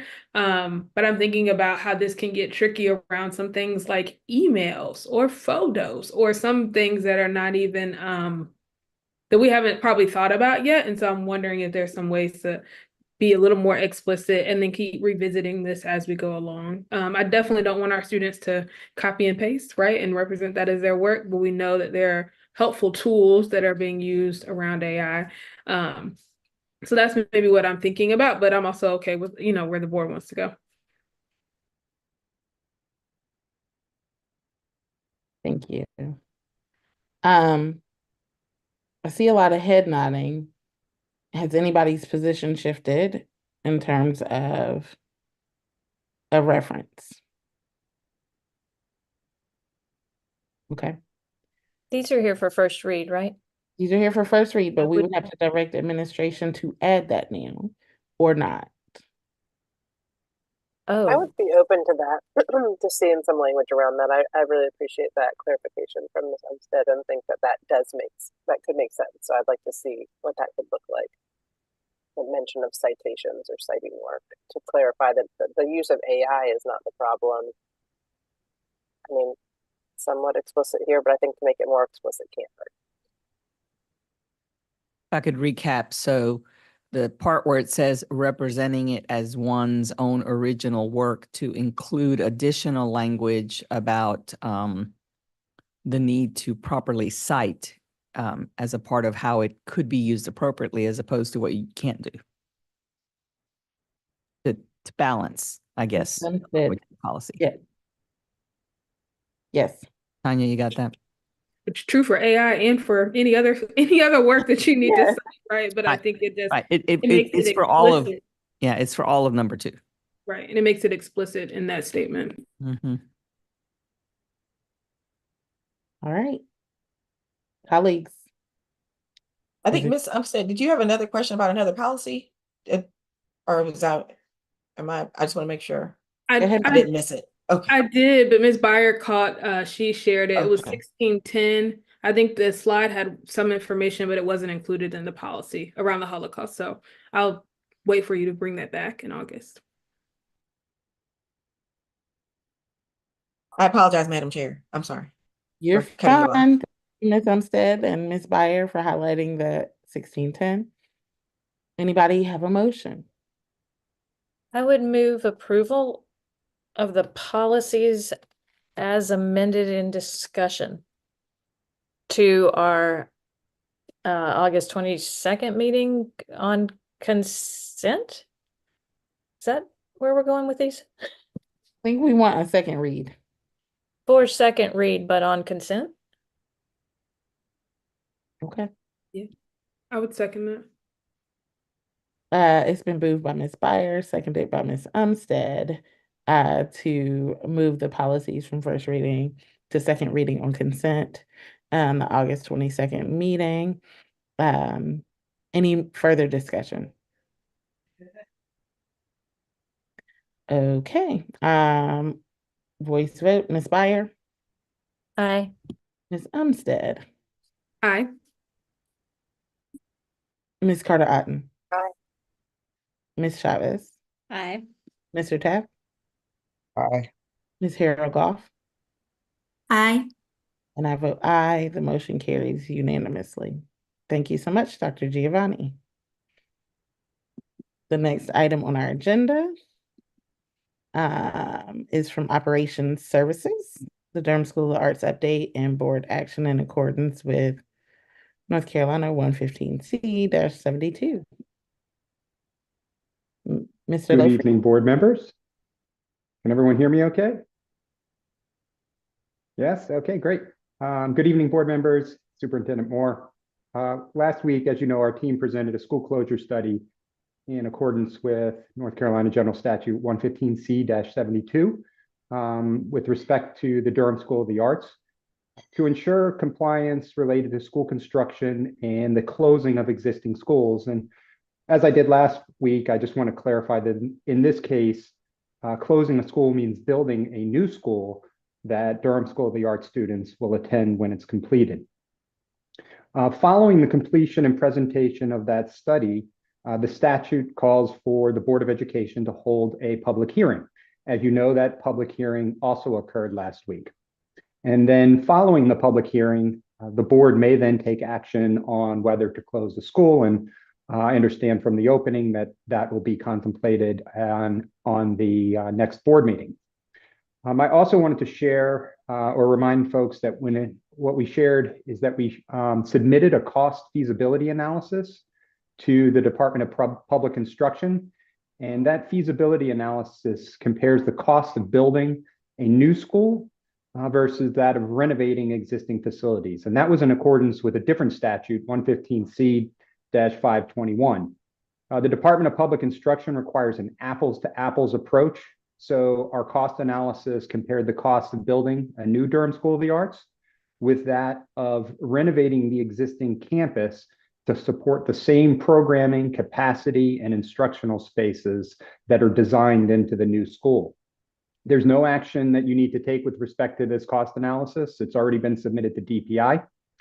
And then the final comment I had for this evening is I just wanted to remind everyone, public, that a lot of information has been presented, that was based on prior work and studies that had been shared publicly on multiple occasions, which ultimately led to a comprehensive bond education campaign and the community's passage of the 2022 construction bond, which included building a new Durham School of the Arts. We have staff here. If there are questions, otherwise I will turn it back over. Thank you, Dr. Lofreeze, for that presentation. Colleagues, we are going to round robin this. The first time around, you get an opportunity to ask your questions and give your comments. The second time around, I would like you to share if you have any further comments and share with the board where you're landing on DSA with the understanding that we are reviewing all the public comments from tonight's meeting. We will hear public comments from the August 22nd meeting. We just want to know exactly what document we want Dr. Lofreeze and his team to put on the consent agenda one way or another. We're gonna go in the order that we've been voting. Ms. Byer, So let me clarify, this section of is for asking outstanding questions to staff about the presentations that we have received all the way up to date and the materials that are here tonight. So, Mr. LaFreeze, one of the things that I think didn't get highlighted the last time we talked about this were some of the hazardous materials that are present in the site when you all continue to evaluate the site. Could you all, I guess Mr. Davis is here as well, could you all just discuss that just briefly for our understanding of some of the hazardous materials that are involved in the site? I'm going to ask Mr. Davis to answer that question. He's been involved with this from the very beginning. Greetings. Can everyone hear me? Yes. Traditionally, prior to 1979, many of the constructing materials have now been deemed hazardous, such as asbestos and other construction materials. And so when doing a renovation, when you touch or disturb those potential hazard materials, you just cannot isolate that to one floor or a section of the school that was built prior to 1979. So while we have estimated what it may cost to do a community approved renovation, it really can become a money pit when trying to excavate detailed work under those conditions. So.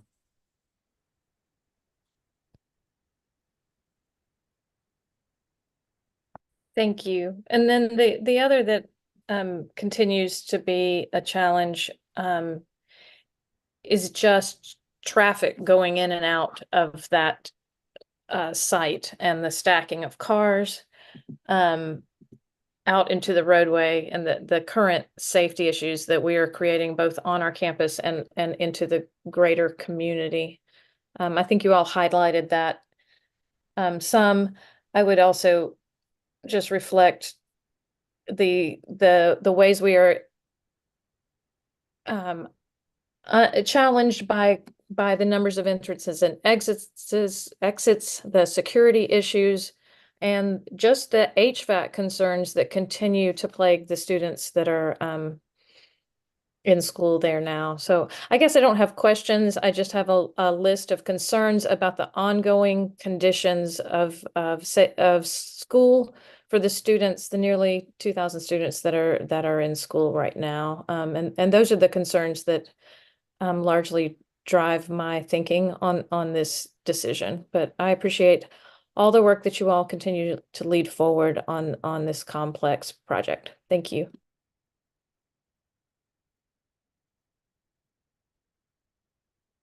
thank you. Ms. Byer, that's all your questions?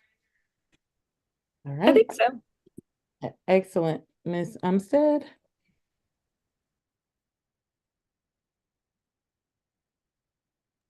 You're muted. Got it. I appreciate that. I don't know that I have any additional questions. Thank you, Mr. LaFreeze. Mr. Davis, I know this has been multiple years in the making of getting to this place. And I was on a vacation, so I was not able to attend the meeting, but I've watched it. I'm interested to hear, I know we have public comments on this item, and I know people will be coming next week. So I assume that folks will come on our meeting on August 22nd. So I hope to hear and listen more to those comments and understanding, but I don't have any additional questions at this time. Thank you. Ms. Carter-Otten? I guess I appreciate the questions that Ms. Byer asked. Those were some of mine. Another that still feels like something that would be worth discussing would be how much, I don't know if this is possible, but how much we spend each year on repairs and maintenance on the current DSA campus, and some kind of estimate of the annual cost of these repairs and maintenance if we were to renovate instead of build new. And I recognize that that could be very challenging to pull together, but it feels relevant here if we're thinking about a true, quote unquote, apples to apples comparison. If we were to, move forward with some sort of renovation of part of that campus, what we're left with still, my understanding is parts of the campus that would not be renovated under some of the recommendations, which would require ongoing maintenance. So I don't know if Dr. LaFreeze or Mr. Davis, if you could speak to that, or if not precise numbers, like something generally about like what that looks like for that building and how it might compare to our other buildings, a new building as far as cost to our district and time from our staff. Mr. Davis, do you have information about recent capital expenditures at the school? I think about all the schools that with capital expenditures, sorry to deviate it slightly, Fred, but there isn't sufficient capital dollars to maintain your current facilities across the district. And so, you have a lot of deferred maintenance, and DSA is one of those examples. But Fred, maybe share, over the past 5 years, kind of some of the major projects we've tried to do there. So prior to you joining the board, member Carter Alta, we did have to do an emergency purchase because the chiller of just the main building went out. Again, when you're doing patchwork, it can be efficient, but then over the longevity, you ultimately end up spending more money than you would with a new construction. We've highlighted that several occasions. We've run some numbers. We would save at the tune of $50 million. However, we would limit the students with applicable and appropriate programming to really call this a school of the arts, as well as a comprehensive middle school and high school. What that means is if we cannot provide that programming, then we would have to look at the academic side to reduce capacity, which means that would also reduce staffing in order to take an approach of a compromised renovation. The other things that we have established and have communicated is that once you touch the existing campus, you must, by code, bring the entire existing campus up to the level of 2024, or I think right now it's 2020 state building code. And so, unfortunately, it is not a patchwork that we could do in that process if we decided to reverse and go back into that route. So I think while we have tried to make every effort to internalize and analyze the community's suggestions, it's just not economically feasible, nor is it a professional responsible for us to recommend the board move in an alternative fashion.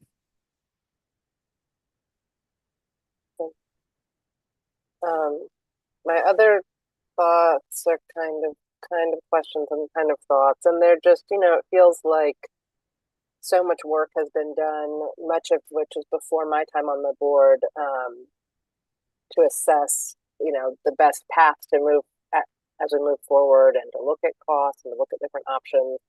I do wish that what feels clear to me is that despite all of this, all of the work that was put into this, there are significant number of people in our community who don't have the confidence in what we are proposing to do. And I just, regardless of whether we move forward with building new or renovating, I think we as a board and as a district should think about how we communicate moving forward with our community about this project,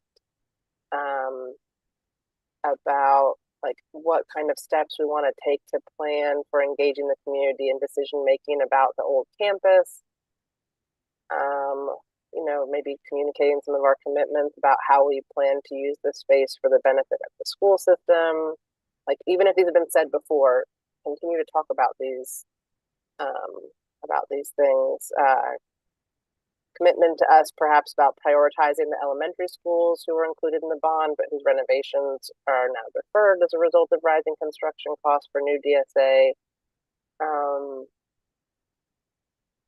Yeah, I just think if we can continue to think about ways to communicate better about this and any future, you know, projects that we have going on here in the district to help bring our community along, and help everybody have a shared understanding of the why we're doing things, and how, I think that's going to serve, you know, that'll serve all of us.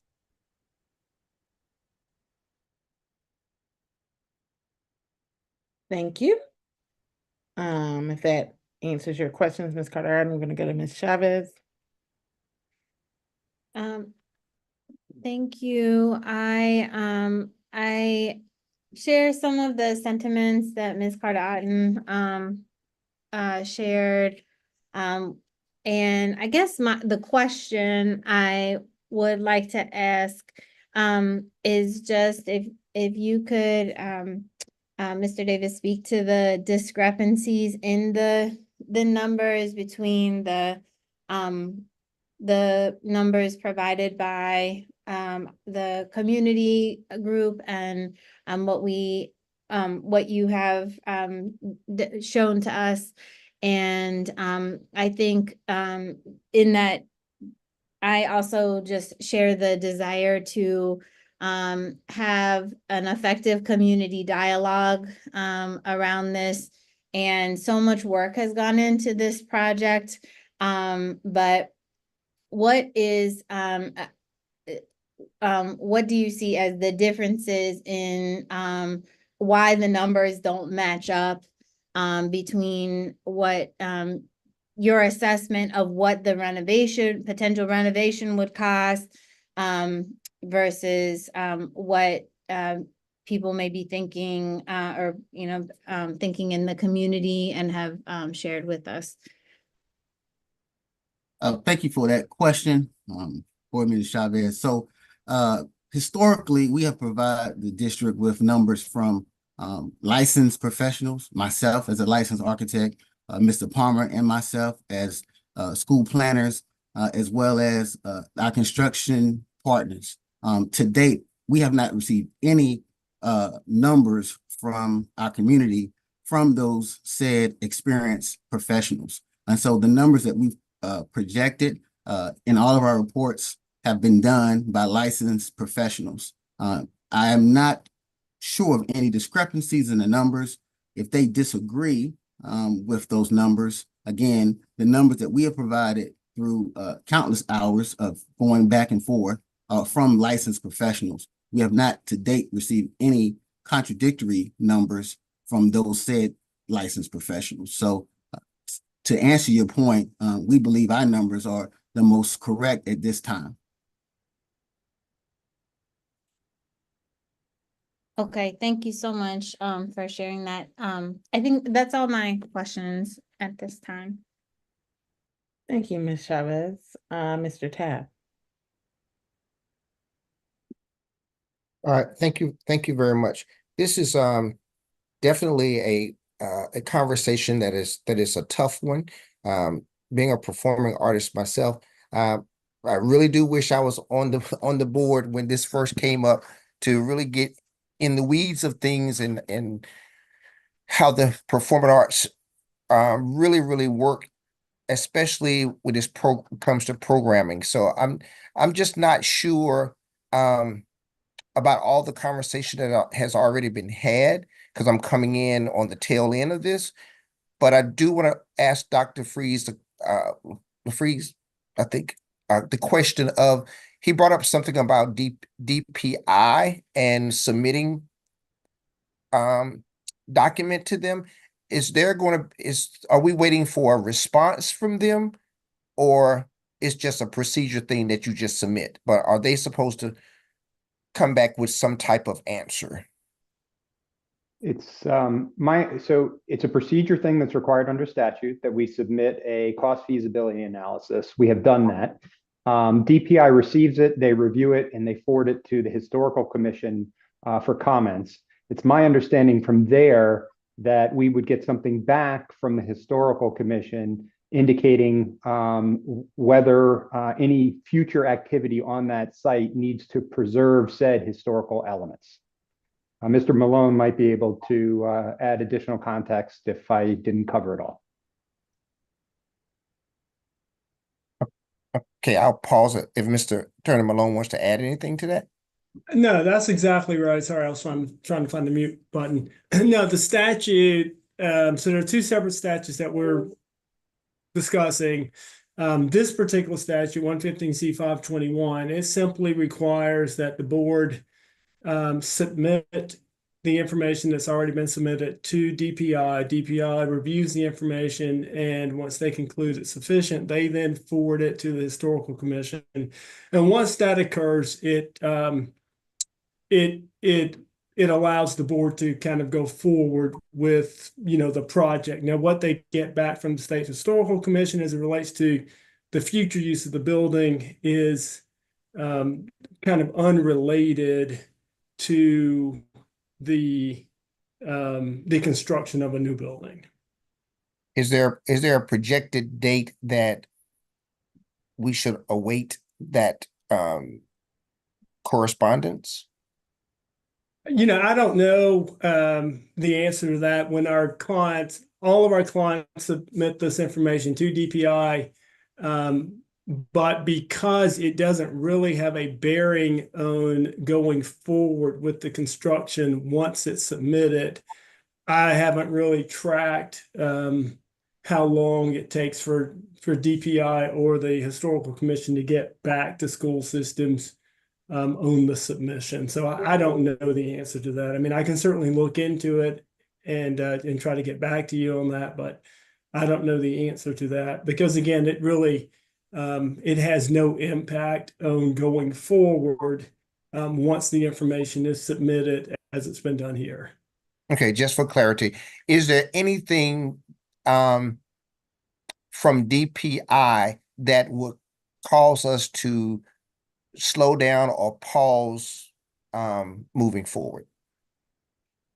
No, the only thing that happens with DPI going forward is as the plans and specifications for the new school are designed, DPI does review the plans for the new school, along with the Department of Insurance and other entities that have to review the plans and specifications for the new building. But as it relates to transitioning from this building to another building, there's nothing else that I am aware of that DPI has any involvement with. Okay. So I'll go back to Mr. Davis then, and I'm sorry for the questions that I have to ask because I wasn't involved in this. So a lot of things other board members may already know, but I don't know. So Mr. Davis, was there, in terms of programming, was there anything other than the athletics that made the decision to move from the old DSA more viable? Or Yes. could you? Okay. The program, which was with academics, the director of theater arts and the arts at that time.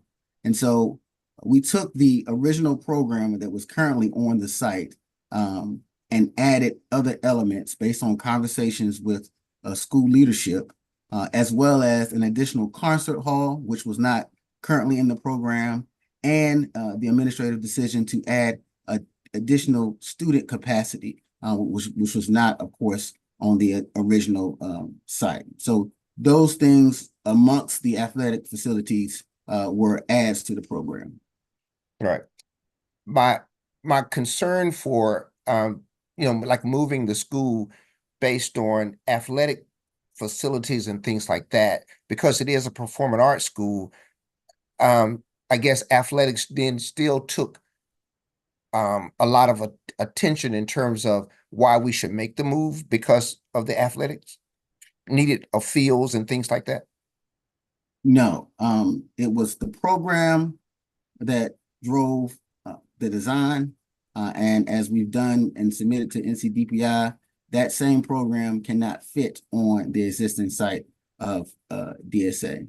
And if you may not be aware, the athletics, we're not adding any new athletics. Many of the athletics that were on the existing site could not be programmed today. We were renting from the county in terms of baseball, and we do not also have adequate softball. So with the new site, it allowed us to provide those essential athletics to an already thriving program. The other thing I would just add in terms of in the new building versus what's there currently. So the Black Box Theater is in a former auto body shop.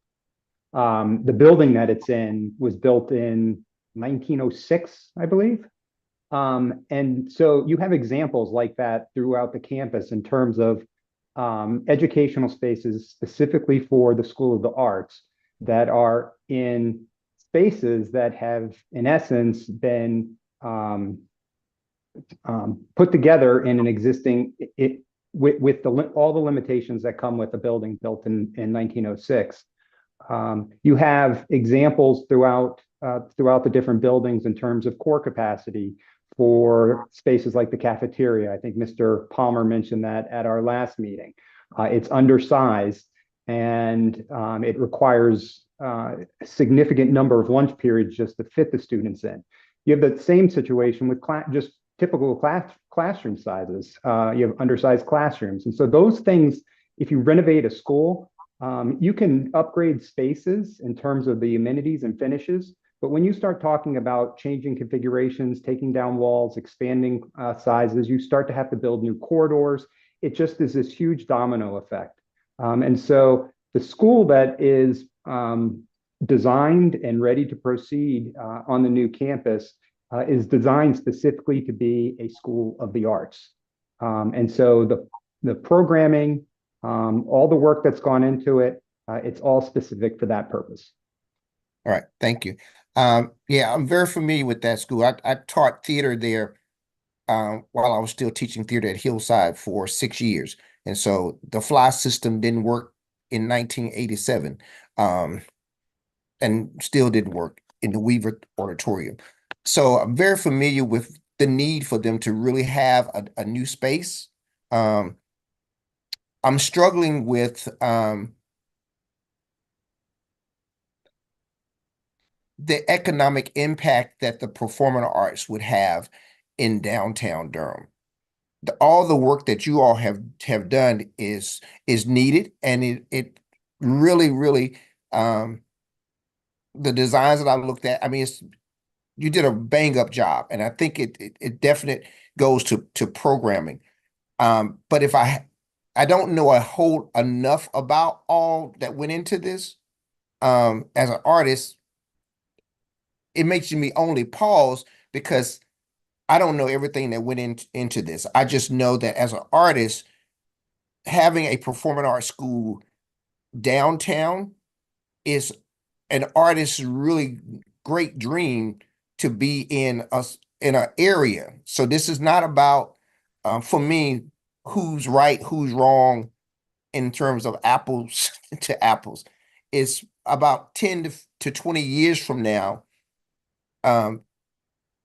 we would not have a viable artistry in the progressive downtown development. And I would have loved to work with everyone to see how we could really make that possible. And maybe it couldn't be possible. But I am just at pause because I think that we're missing out on some great internship opportunities for students being able to play in restaurants and get internships readily available to close proximity to the DPAC, the Carolina Theater, just from an artist perspective, not saying that any work that anyone has done was not sufficient or was not needed, because I know it is. It is. I would just be, how could, being early on, how could we have made this work and keeping a school in a downtown development, which is what artists would love to have had.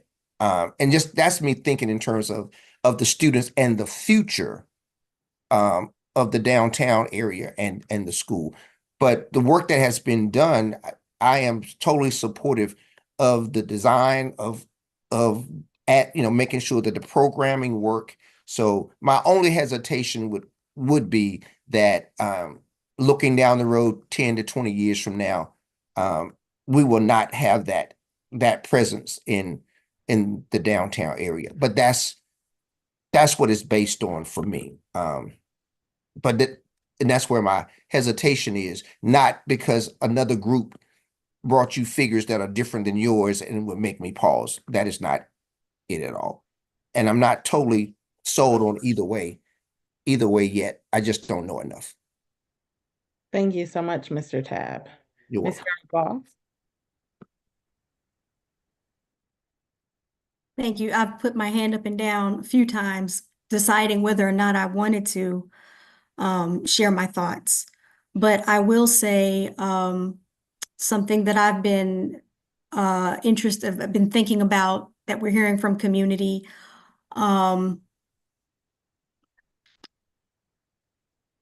I won't say from all aspects of community. I'll say that we've been hearing from certain parts of community have been around, is around sentiment and history, and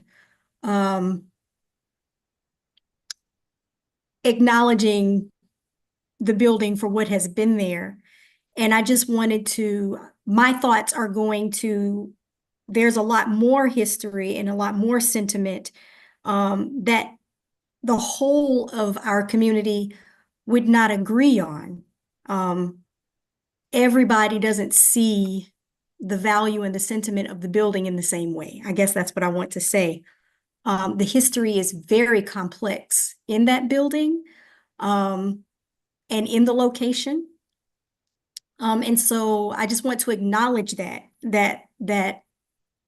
there's going to be that kind of angst and that kind of struggle when we think about what's the best move for our schools and our students.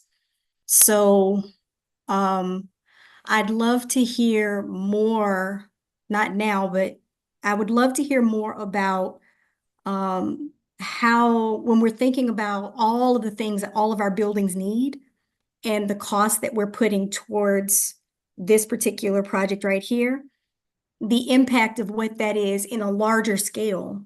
Some community members are voicing that they feel like this move is to the detriment of other schools. Whereas, and probably, and some community members are, are excited.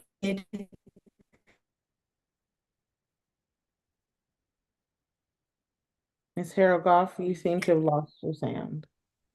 Oh, can you hear me now? Hear you now. Okay. Oh, my internet connection is unstable, so I'll try to be quick. But basically, being able to communicate better how this move or how our decision really impacts the greater picture of our infrastructure across the district, and why, why this move is really impacting the entire district in a whole. Like, we have to do these kinds of improvements, and not just. I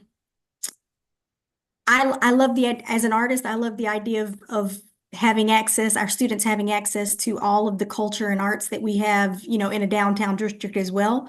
But I would also really appreciate us thinking about how all of our schools and all of our artists, not just at the School of the Arts, have those kinds of opportunities. The downtown area is not specific to a location. It is Durham. We are Durham. So there are a lot of things to consider, but I'm more interested in how this decision is going to impact our greater infrastructure into the future. Like we're making these financial decisions, there's going to be consequences for our actions. How is this how is this consequence impacting infrastructure as a whole, not just DSA, financially, these financial decisions that we're making? And being able to have the language to clarify that a little more would be useful, I think, in helping people understand, not just apples to apples, but really like small scale, large scale picture. Thank you. Ms. Harold Goff, is there someone prepared to speak to that? I'll Okay. I'll take it. So 3 years ago, we brought up feasibility study that looked at, was it cost effective to remain on that site? We use a qualitative approach to determine whether or not we would recommend for the board to begin design of renovating that site or begin design on programming of that site. That was around October of 2021. From that presentation, the board made a conscious decision based on the information that was presented that it would be economical and feasible to move to doing a design in a new location. In that meeting and subsequent meetings, administration also began to bring forth, before the bond was approved, that we were in unforeseen conditions in terms of construction inflation. And so what I hear the narrative trying to portray is that somehow administration has poured more money into DSA than any of the other buildings or projects that are in the current bond. We then went back in December of last year and showed you that a comprehensive high school of similar square footage and similar capacity was around $200 to $210 million. And so that is the narrative to say that administration is not spending any more money on an identical comprehensive high school, middle school than what's going across the state. And what it also says is that school districts around the state, region, nation have to make adjustments to the approved project list based on construction and inflation. But administration has not poured more money into one project than the other.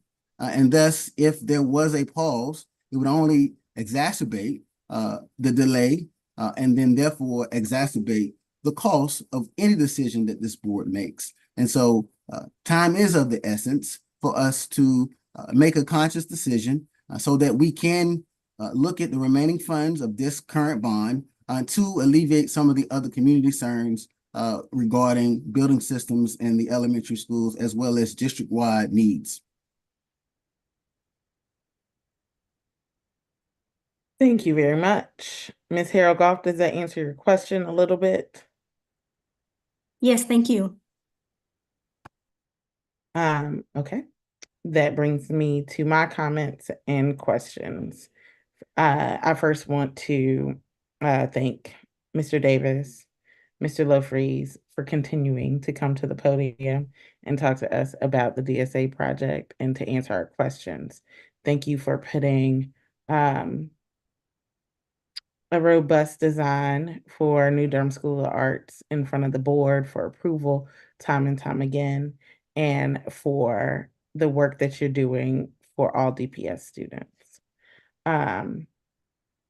Mr. Davis, I don't want to put you on the spot, but you've been here the longest. And I trust that you have the answers to the questions that I'm going to ask. Can we talk about previous bond projects? Have there been previous bond projects that have been left over? And how have we found resources for those projects in between bonds? And can you speak to why some of the costs of those construction projects went up and had to be delayed, like we are naming some of those elementary schools might? Can you restate the question again? I just want to make sure I answer it thoroughly. Previous bond projects that didn't get completed from previous bonds, how were we able to get those projects completed? after we ran out of a previous bond money. So historically, we've the last bond was a 2016 bond, and I think board member Byron may have been on the board.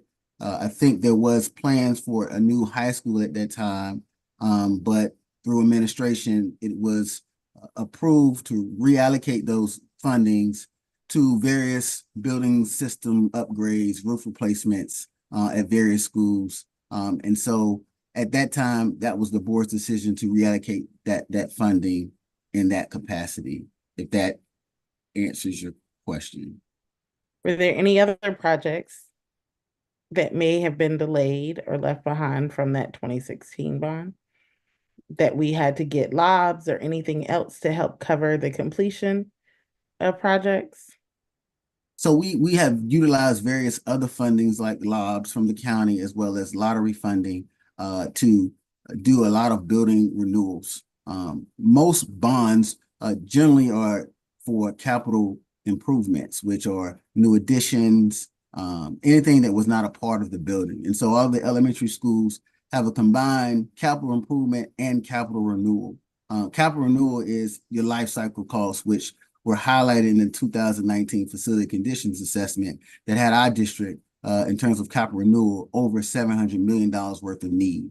And so we've been able to utilize the funding buckets that the county and state and federal government has allowed us to do some of those capital renewal projects. But to answer your question, we do have a revolving list of capital renewal projects that we're constantly looking at funding to support. And this is just this time, it's just time to look at DSA. And that's why it became a part of the conversation 2019, 2021, because of where it rose in the CIP plan. That is correct. Our priority list is based on the facility conditions assessment, which had DSA, our oldest building in our portfolio, at a 0.7. And based on NCDPI standard, anything getting close to the threshold of 1 needs to be looked at being replaced.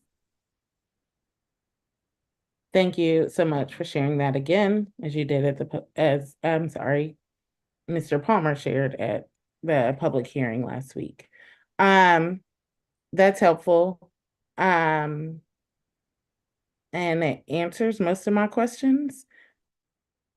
I appreciate the robust engagement that the community has offered us as part of this process. And I understand some of the sentiments my colleagues have shared as we've come to this point about how the community has been engaged in this process.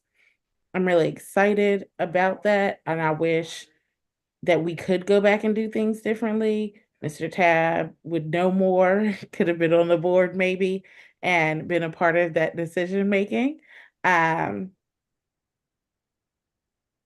look forward to continuing this robust community engagement as we continue to move forward, and look forward to seeing Durham for DSA and other organizations and groups giving input on what should happen in this downtown DSA space. I look forward to seeing how it can support all of the students in the district, even on their journey with the arts, because it is in the progressive arts district. And I hope that any of the businesses and supports of the arts and Carolina Theater and DPAC are also being visited from students that are attending and participating in the arts at all of our comprehensive high schools, because they deserve the same sort of benefit. I'd love to see us reinvent that space for a shared space for all of our students as we continue to move forward. And I hope Durham for DSA will continue to engage with Durham Public Schools and the Board of Education as we figure out how to move forward and how to also support the students that will be moving from downtown Durham a little further north as they are at that new school. Ms. Chavez had another question, but she's going to ask that. Are you going to ask that now? Or I can wait until my next turn. Either way. Go ahead. Ask your question, then Ms. Moore has something she wants to share. Okay, my other question that came to mind was just about community engagement going forward, and what is the plan for what that will look like? Specifically with the DSA community.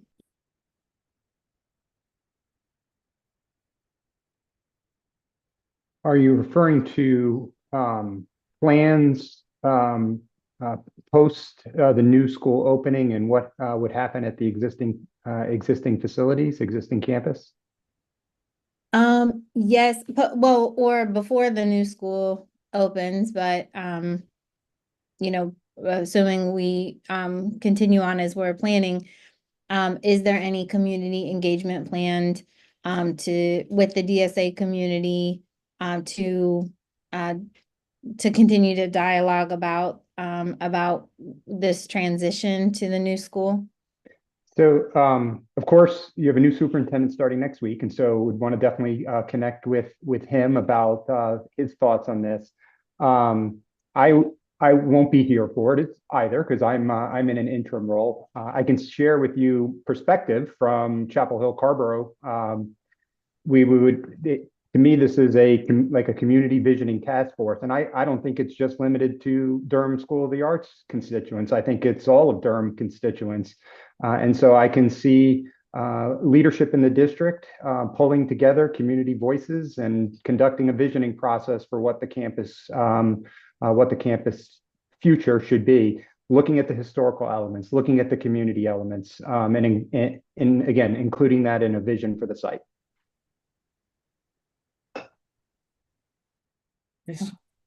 Ms. Chavez, does the answer help you? Yes, it does, and it's something I think. Thank you, Dr. LaFreeze, and I think we will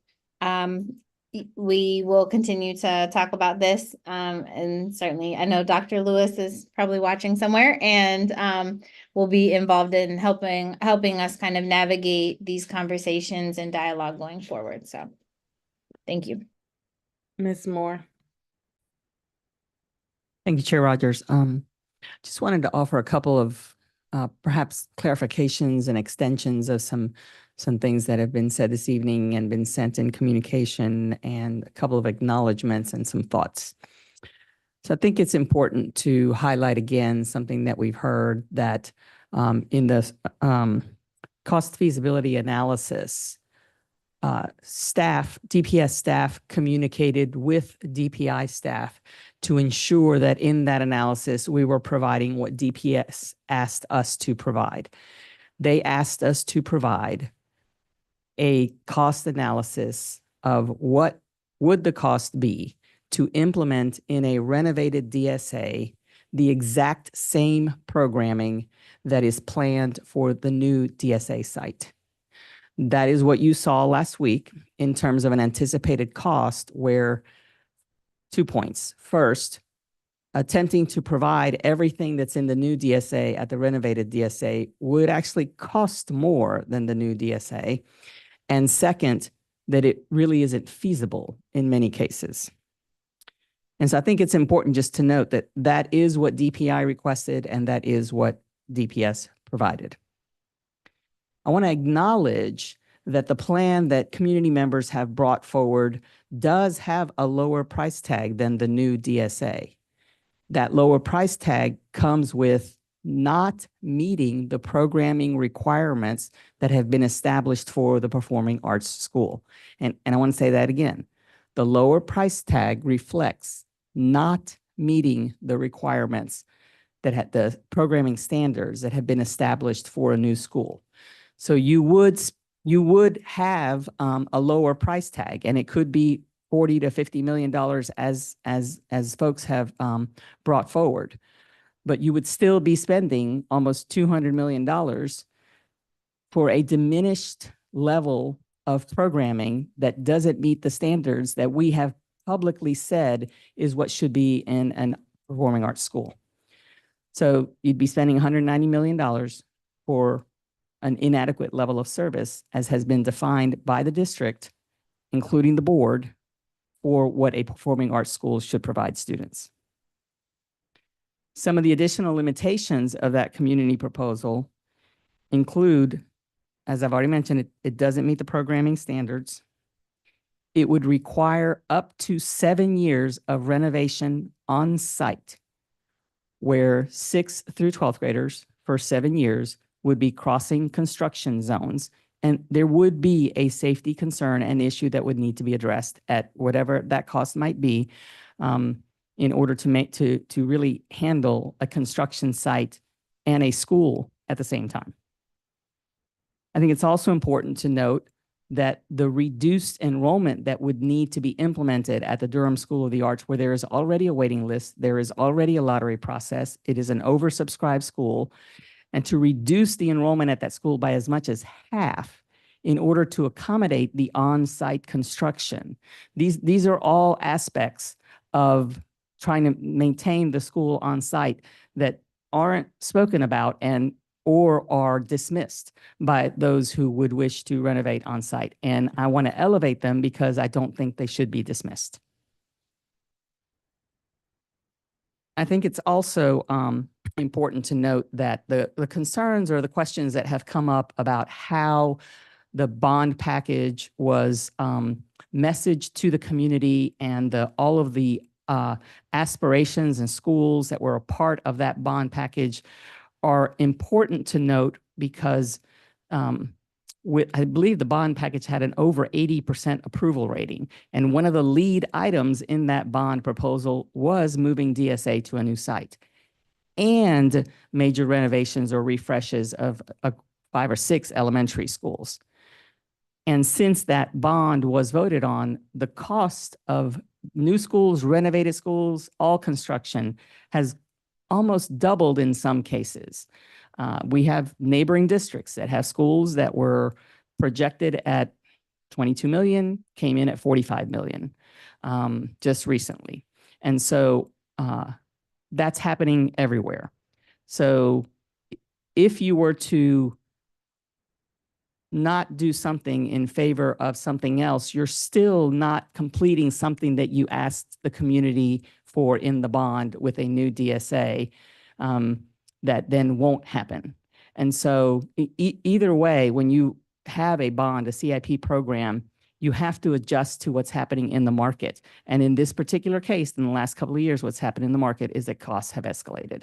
Delivery times have been extended. And so you have to make those adjustments and make the dollars go as far as they can. And I think that when we think then next to what would happen to the existing DSA site, any future uses there, because this is not really closing a school, it is relocating students to another new facility, and then continuing to contemplate, get community input around what would happen at the current site. I think there does need to be robust community engagement on that. I do think that that request of the community engagement would result in identifying potential uses and partners in the community. And then you have to request and identify funding for what that would be as well. So that's a multi-year project as well. I wanted to make some of those points this evening because I think there's a lot of conversation about small bits and talking points about saving this amount of money, or you can do it in this amount of time, and you don't really need to make all those programming changes and adjustments. The notion to create a brand new DSA that actually meets the program requires and establishes standards for a performing school of the arts is also visionary. And it is a commitment that was made to this community through the bond program. And so it is no less of a commitment or more of a commitment than the other items that were in the bond program. But to just say you can save money by doing it on site is not a sufficient picture of what has to go by the wayside in order to do that. and the other complications that I've mentioned, including reducing enrollment and the safety concerns that would come up with a construction site, the fact that you cannot address the parking on site and the stacking that is necessary when you do this, or that some parts of the building, some parts of the current school don't get touched in the community's proposal. So I think it's important to note all of those things, because while there are responses to, well, you can do this later, or you can, build a parking deck, which of course there's no plan, no agreement, no funding, nothing for, is all conjecture. And we have before us a plan that has been approved by the board, that was supported by the community, for which bond funding is available, for which $20 million has pretty much already been spent in terms of what's called sunk costs. And I just wanted to make all of those points, because although I know the board is likely not taking action on this tonight, what we will be asking the board for on action, or staff will be asking the board for action, would be staff would be recommending that the Board of Education affirm the relocation of the students to the new Durham School of the Arts once construction is complete. Those are my comments. Thank you, Ms. Moore. All right, colleagues, this is your opportunity to share where you're standing with this project as of right now, and where you would like administration to put this affirmation onto our August 22nd agenda, so that we can try to build consensus. I do hear Ms. Harold Goff and Mr. Tabb's concerns about not having all the background details necessary. I would encourage each of you to reach out to Dr. Low-Freeze to try to get a meeting between now and August 22nd to get some of your questions answered. Okay, we're gonna kick it off with Ms. Byer. Thank you so much, Chair Rogers. This is a decision that I continue to be so appreciative of all the voices who chime in, and those that we don't hear from, as we have been working on improving, investing, upgrading, renovating all of our schools in my entire time on the board. And when I decided to run for my most recent term, I think I put up a post about brick by brick, because I understand and continue to understand how out of date and in need of dire renovations, replacement, repairs, and room for growth Durham public school facilities are. It is profoundly true across this district, but it is shockingly true at Durham School of the Arts. And so I appreciate the consultants from NEMA that helped us. I appreciate our internal staff that continue to lead this effort. I look forward to ways that we can improve community engagement in this moment and going forward. On behalf of the nearly 2,000 students that are currently served at Durham School of the Arts, and in respect for the will of the voters of this community, I continue to be enthusiastic about supporting the new Durham School of the Arts as a physically responsible way to plan for students in Durham for today and into the future. I am enthusiastic about that and believe that it actually is a plan that will save the taxpayers' money. I look forward to that. I look forward to continuing to aggressively advocate for everything that Durham students need going forward. So thank you. Thank you, Ms. Byer. Ms. Umstead? Thank you all for the conversation, and staff. I have one quick question before I roll into my comments. Superintendent Moore, you talked about the programming requirements that we want to make sure the school has and that have been set. And can you just remind us of where those program requirements come from? I don't know if that's for you or Mr. LaFreeze. Mr. Davis? Probably Mr. Davis, who was most familiar with how those were set, but I can tell you that it includes things like classrooms that actually have the capacity and are built for the purposes intended with regards to performing arts. If you walk around DSA right now, you see classrooms in spaces that are not intended to be classrooms. You see classrooms that are altogether too small for the number of students that they're trying to serve. So I think that's a part of it, but I think Mr. Davis may have some additional information.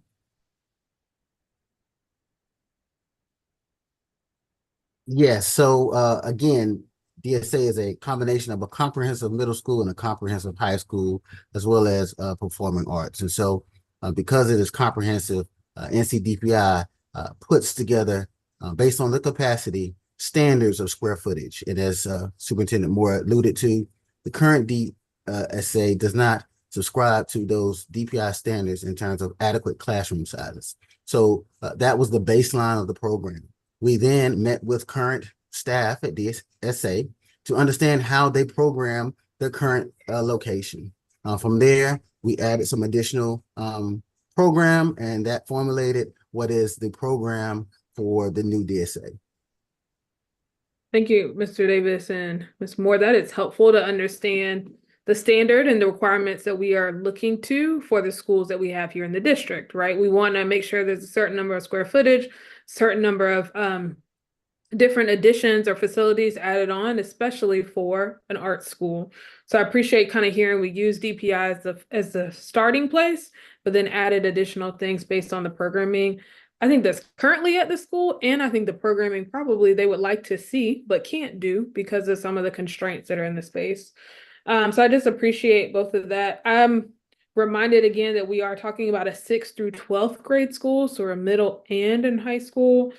And I think back to when we first made this decision in 2021, where one of my concerns was around the years of construction that it might take on a current site, and realizing that once we start construction, you don't know where it might take you. And so that might be even longer, some of the work that we might need to do in that site.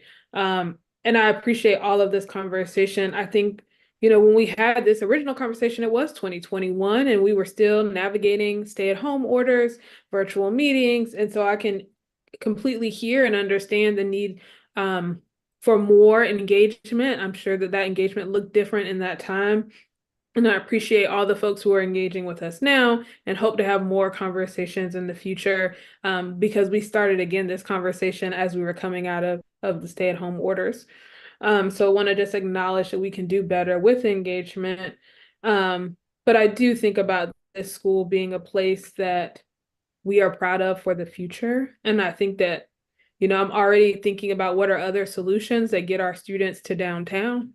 Are we running a bus every day that goes to downtown? Are we dropping off after school? Like, what are the other ways that we can connect our students all across Durham with what's happening in the arts district, and the arts within our downtown area? So, sorry, I'm rambling, I feel like now, but I just want to thank y'all again for the presentation. Right now I'm sitting at wanting to move forward, but look forward to hearing more from our community next week during the public comment period as well. Thank you, Ms. Umstead. Ms. Carter-Otten.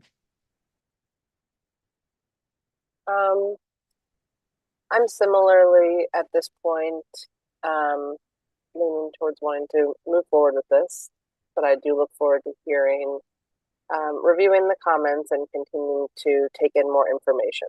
But I will name the things that are compelling to me right now that stand out as being what I'm thinking of as I lean in that direction. One is, as Ms. Moore referenced, the voters of Durham were enthusiastic about wanting a new Durham School of the Arts. And just as, and that is just as much a fact as the fact that they also wanted renovations to our elementary schools.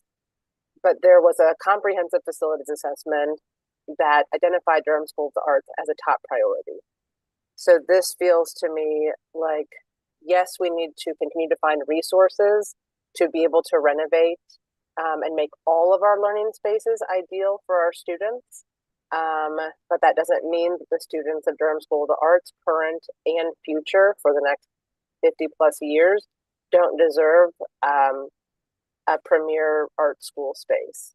So for me, all of that is compelling.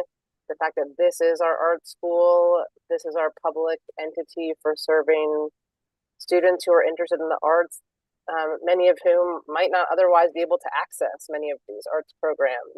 This is not something I want to, they don't deserve a subpar learning environment.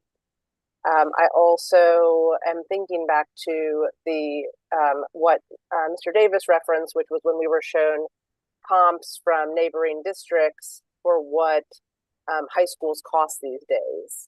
And really, despite the fact that this is a middle school and a high school combined, and it's an art school, the cost of this is really not that far off from schools that Charlotte Mecklenburg and Wake County are building right now. This is just a fact. It's expensive to build a comprehensive high school, arts or not.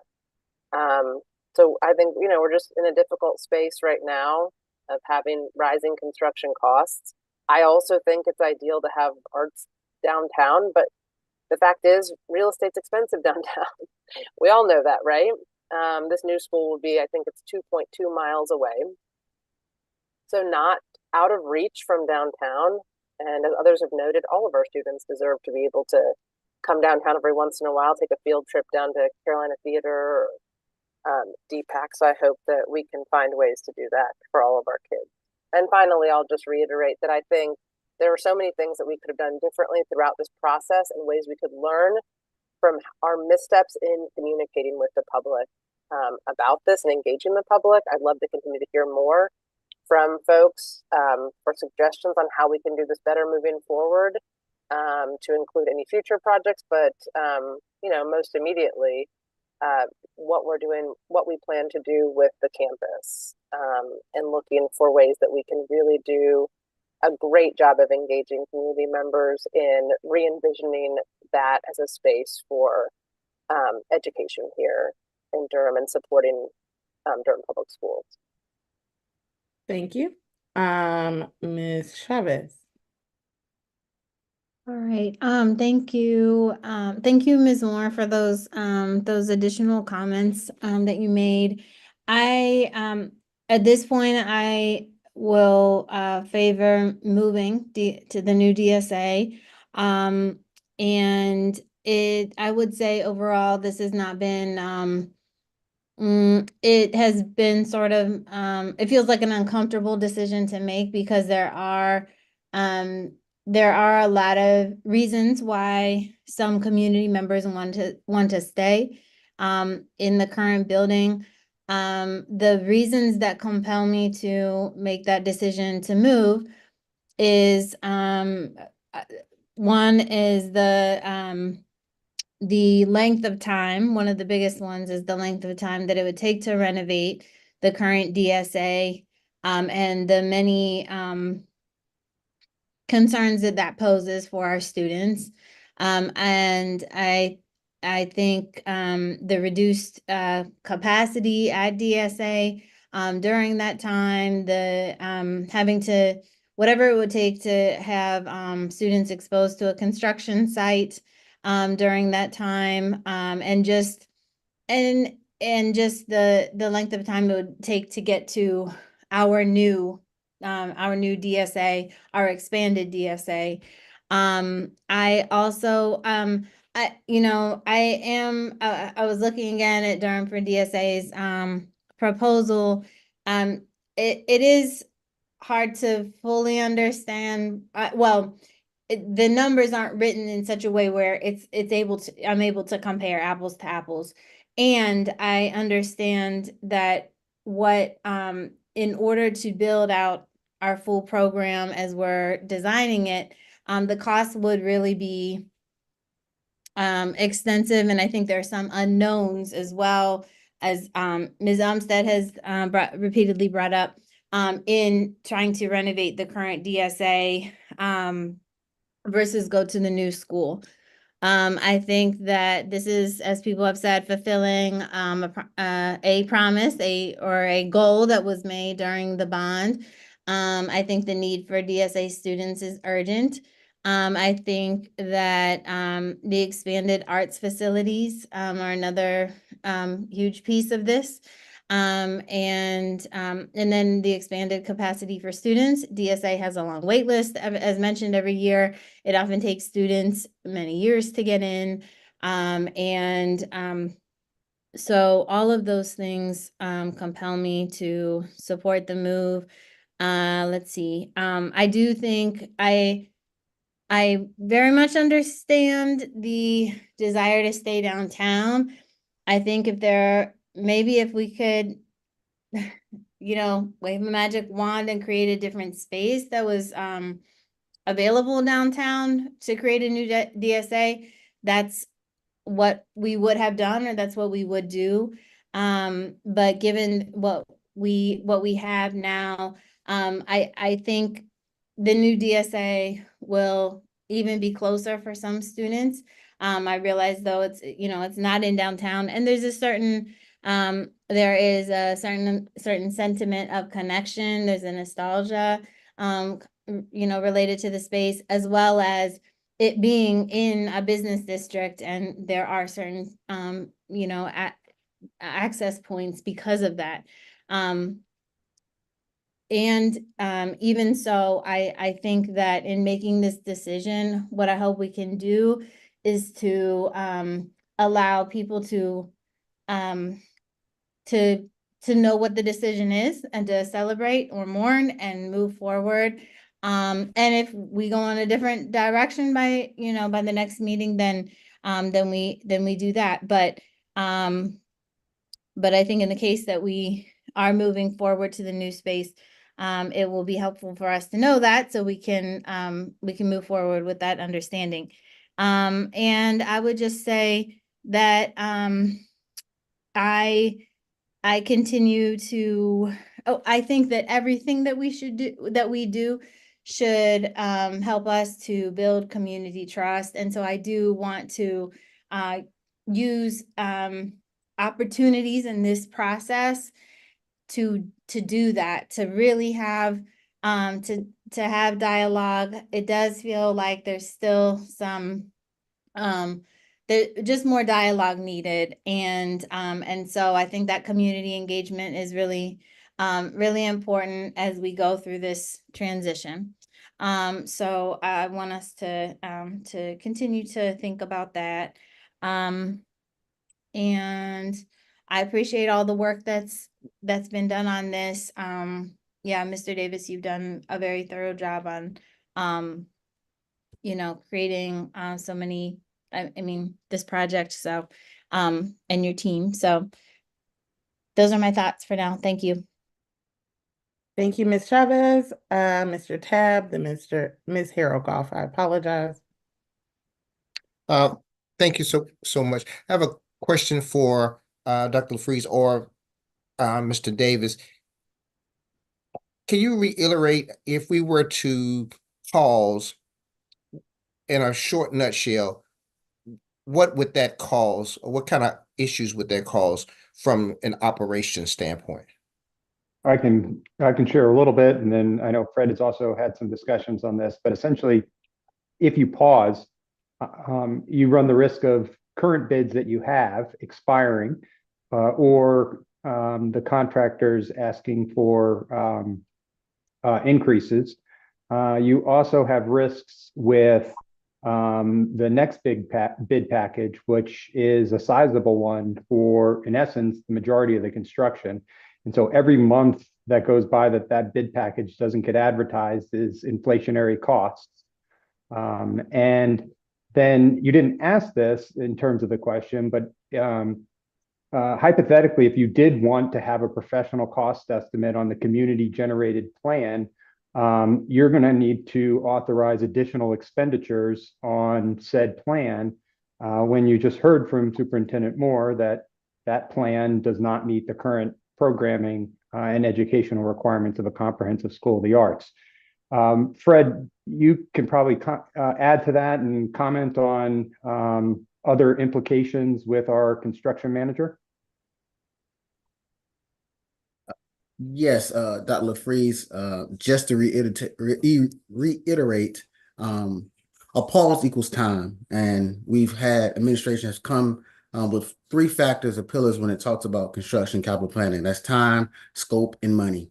Any of those that move in an upward trajectory also moves everything else. So if we spend more time, we essentially will be spending more money and more bond money that is not going to 30,000 plus students here in DPS.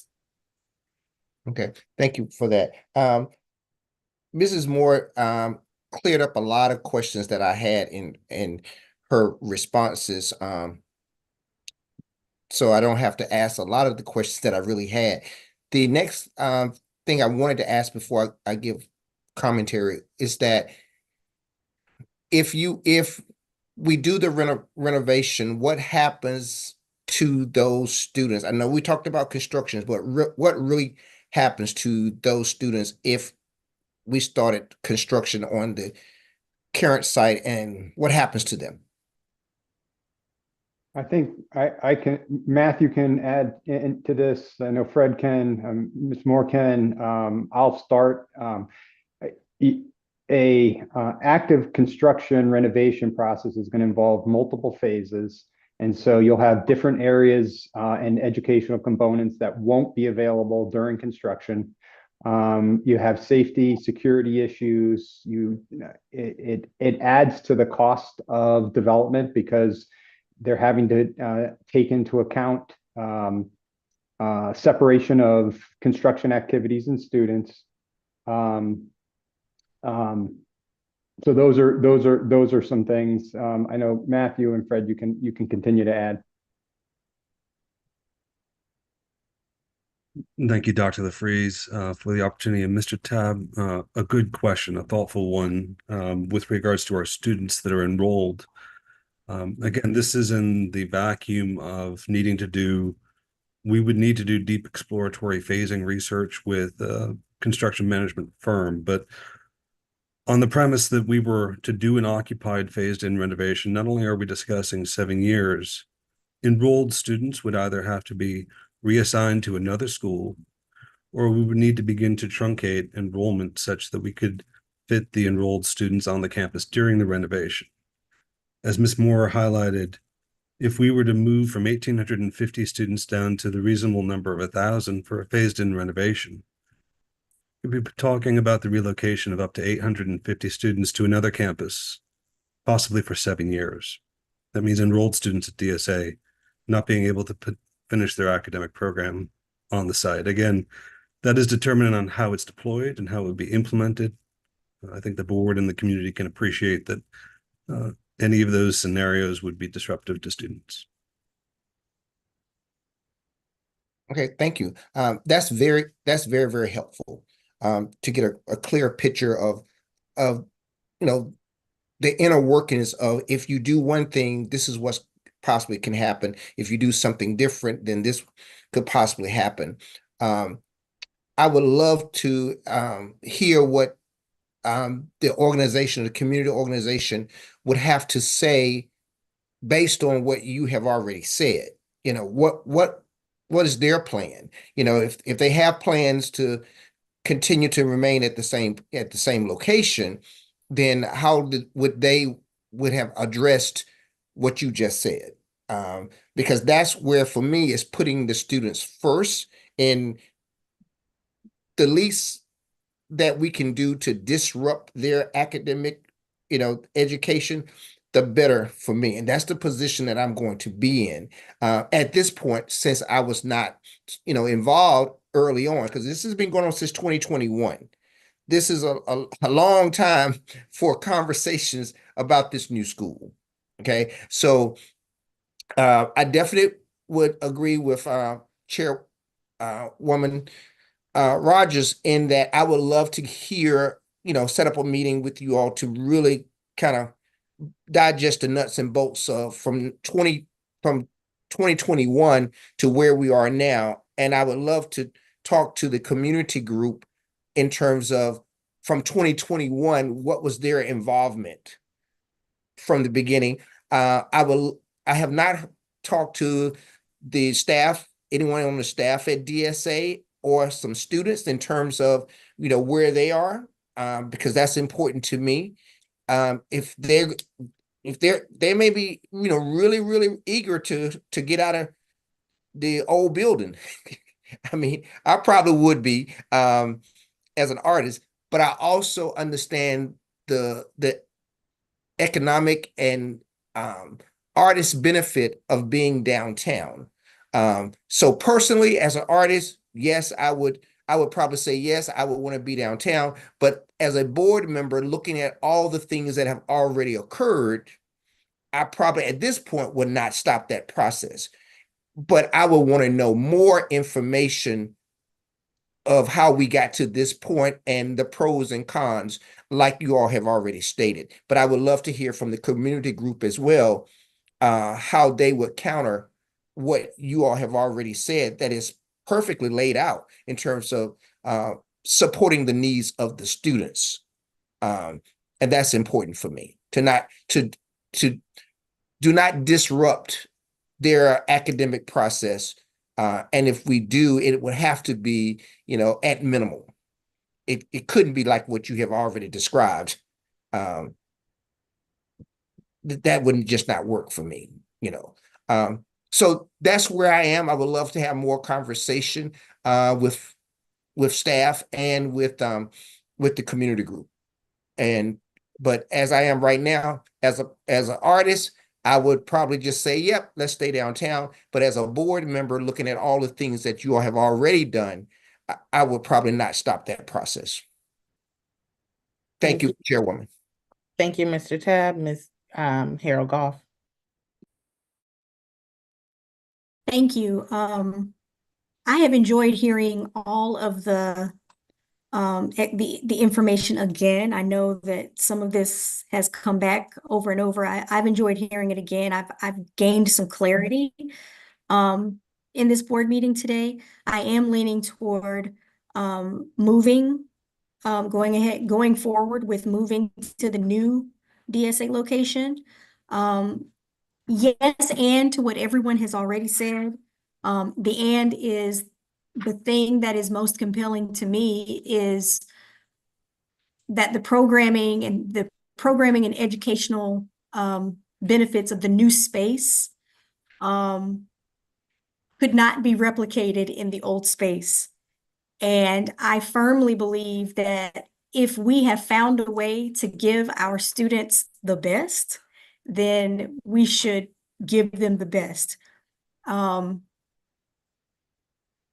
Now and looking into the future. So I'm excited about what this building could mean for our current students and for the future of Durham Public Schools. I'm excited as an artist for what the facility will provide. And so I am leaning that way. Having said all of that, I'm also excited about everything that I've heard everybody mention about really wanting to lean into more community engagement. And I look forward to where those conversations lead us and how we're able to make practices like that better as we move forward. Thank you, Ms. Harold Goff. I have no further comments except I look forward to us moving this forward. Anyone have a motion that they would like for this item in order to get it to our August 22nd work session? I'm sorry, formal board meeting.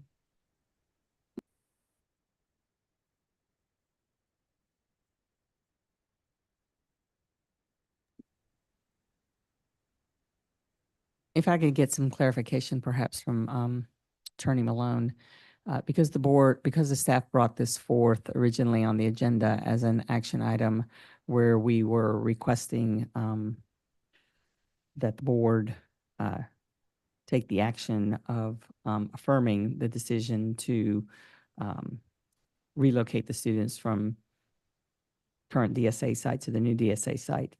Is is the action that the board would take at this point to either not move forward or to propose something different, and that would be the action? Whether it would be to move the staff recommendation to either consent or action at the next meeting, something along those lines? Yeah, I think that the contemplated motion would be that the board would move this to the August 22 agenda, either as a consent item or as an action item. Recognizing that even if they add it as a consent item, it could certainly be moved to an action item at the next meeting. But given that the board is not going to take action, kind of formal action tonight, that is the motion that was contemplated for this and other action items tonight.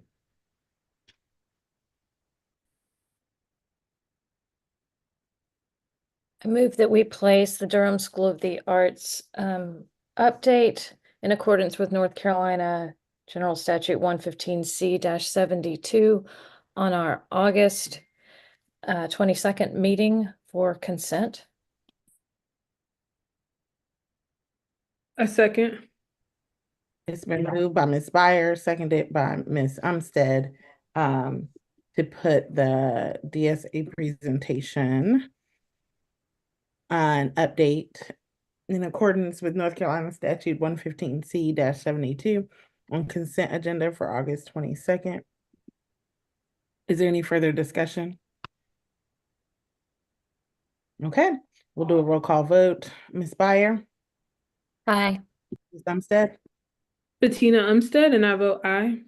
Ms. Carter-Otten? Aye. Ms. Chavez? Aye. Mr. Tab? Aye. Ms. Harold-Goff? Aye. And I vote aye. The motion carries unanimously. Thank you all for this robust conversation. The next item on our agenda is just for information only. Is that correct, Dr. Lofreeze? Well, actually, Yes, construction progress report is just provided for information. The items have either already been approved by the board at prior meetings, or they are under the threshold that require board approval. But we are required to share it with you as information. There's no action you need to take. Thank you, Dr. Lofreeze. We appreciate that. is there a B in between there, the Aptigee website? My apologies Okay. for skipping B. Ms. Cooper, sorry, you don't get to talk to us often. I forgot. Good evening, Chair Rogers, board members, Superintendent Moore, and my fellow DPS colleagues and our DPS community. Thank you so much for being here tonight, and I'm excited to share all the wonderful things that are on the horizon as it relates to Durham Public Schools' online presence. Here with me this evening, I have Matthias Wienott. He is a vice president at Aptigee, and you'll hear a little bit more about Aptigee as we continue this presentation. One thing that I'm excited to share is that Matthias is local to Durham, and he lives right next to one of our wonderful DPS schools, and he has a student who is a future DPS student. So we are super excited about this upcoming partnership and how it will benefit Durham Public Schools and all of our families and students. Next slide, please.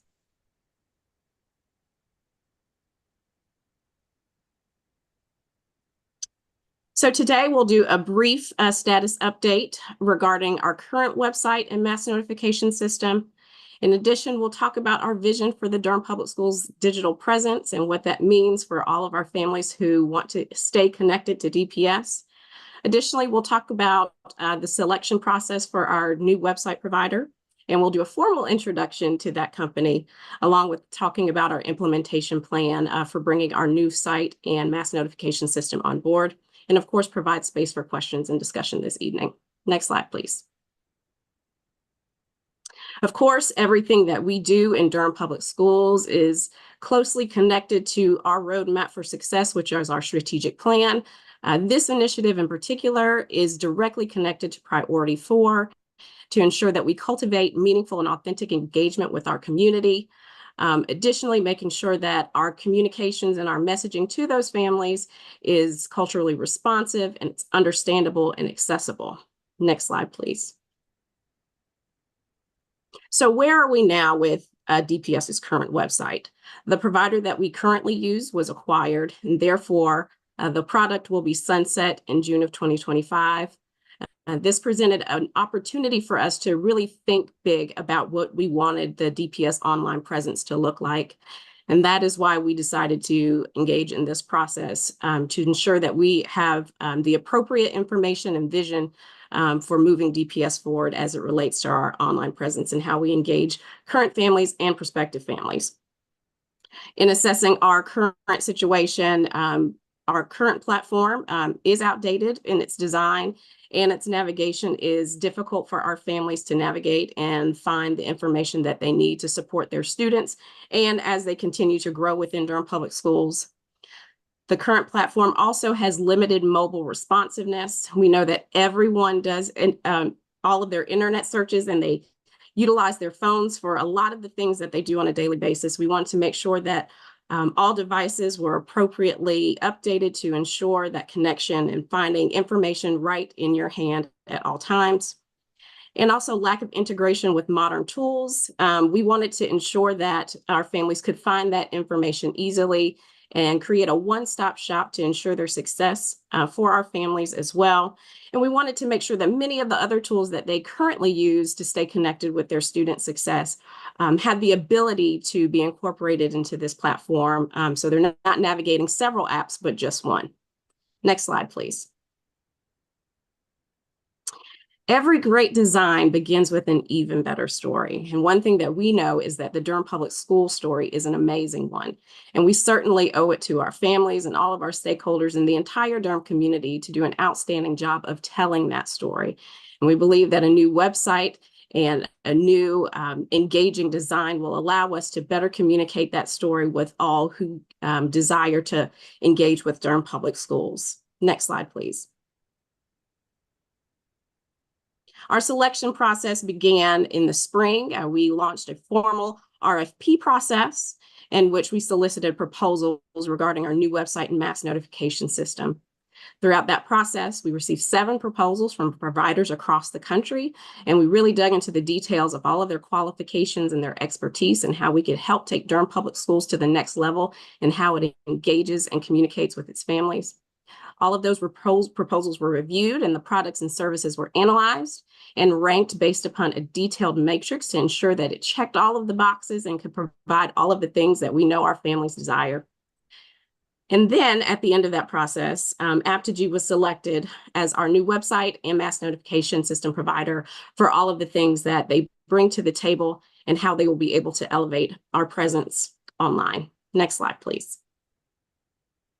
So a little bit more about, and during the question and discussion, I'm sure Matthias will be able to answer any additional questions that you have. The company is a leader nationally as it relates to supporting school districts of all sizes and cultivating their online presence for families and their community. They were founded in 2014, and they are publisher of CEO Magazine, which is a phenomenal publication that is supported through the company directly and provided to school public relations professionals across the United States.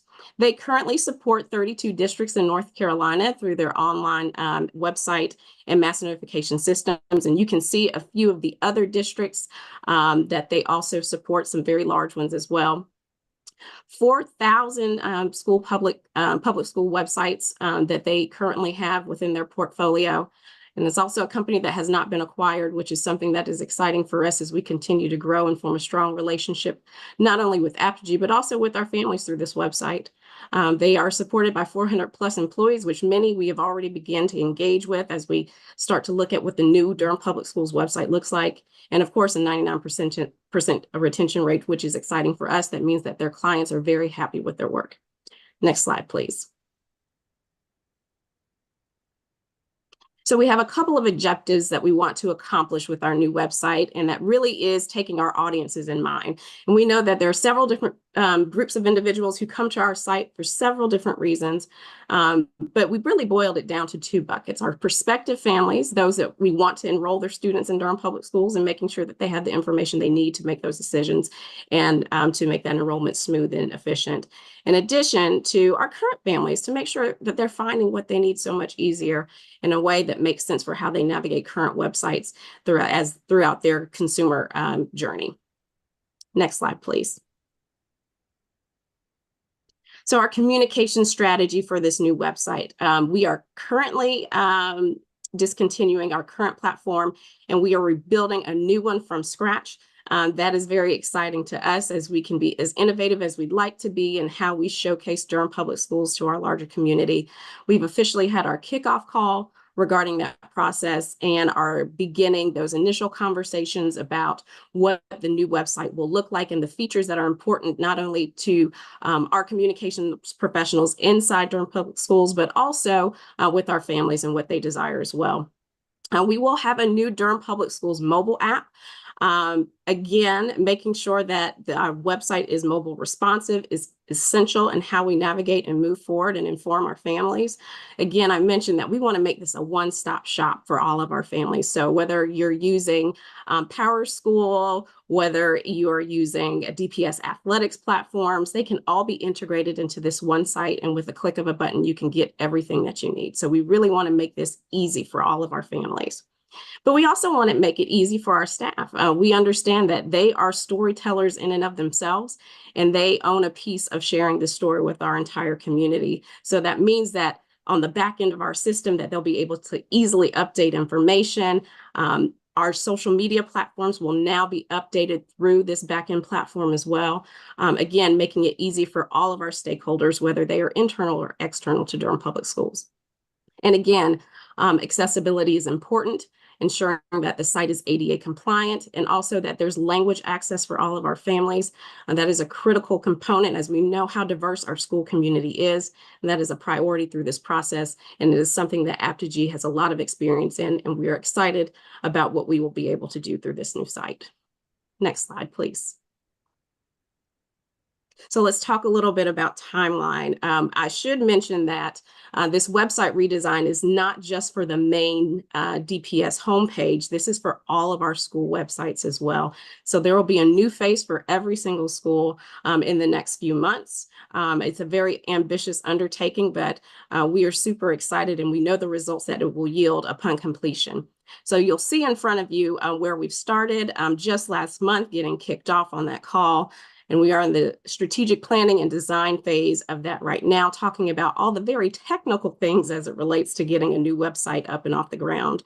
And then we start to transition to more of that development and content migration. That'll be really critical for all of our departments and our school leaders to understand their role and how we're getting that information from point A to point B. So on go live date, it has everything that all of our families need. And it is a seamless transition for all involved. Training is important. We know that a lot of people update our website, whether it be at the school level or the department level. We want to make sure that those individuals have the resources that they need. Apogee has a robust training program in which they provide hands-on walkthroughs in several different fashions for all of our stakeholders who will be navigating the back end of the website to make sure that they have everything that they need. And then we get to launch. And right now we're saying spring of 2025. We know we have a little bit of wiggle room in that process, but we want to make sure that we are being thoughtful and taking all the necessary time needed to ensure that all of our staff and all of our families know about the transition that's happening, and that we are well prepared to launch the new face for Durham Public Schools. Next slide, please. And at this time, I will open the floor for any questions or discussion you may have regarding the new website and mass notification system. Thank you so much, Ms. Cooper. Colleagues, any questions, comments?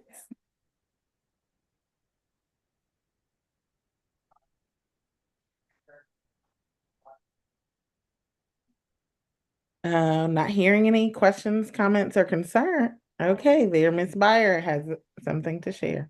I just have enthusiasm to share, and I just want to say that the new capabilities, the new video capabilities, the new interactive capabilities, the things that I don't even understand are coming, I'm excited about. And I appreciate y'all taking so much time to do a thoughtful and thorough RFP that will help us better communicate with our families and really showcase everything great that's going on. I know it's going to be a ton of work on top of work that you all already do. And I know that this board will stand ready to help get some assistance if needed. And I'm so glad there's local expertise in Durham. And I wish I knew technical questions to ask you all about what this will do differently. But when I went to Aptigy's website and looked at demos of other school district sites, I was so impressed with how dynamic and vibrant and marketing strong, I don't know even the language they are. So I'm just excited. And I appreciate y'all leading us through this and helping our principals and school leaders with this important transition, so we can be unified and ready. Thanks. Absolutely. If I could, that was one of the things that really made Aptigy stand out above is the ability to really start to showcase Durham Public Schools and its website through a marketing lens and not just an information hub for families. There are several things that we want to accomplish with this new site to ensure that Durham Public Schools stays at the forefront for its families and can appropriately showcase the innovations that are happening within our schools every single day.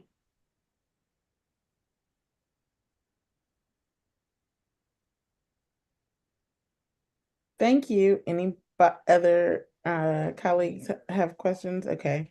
Ms. Carter Otten. I'm excited about this. Thank you so much, Ms. Cooper.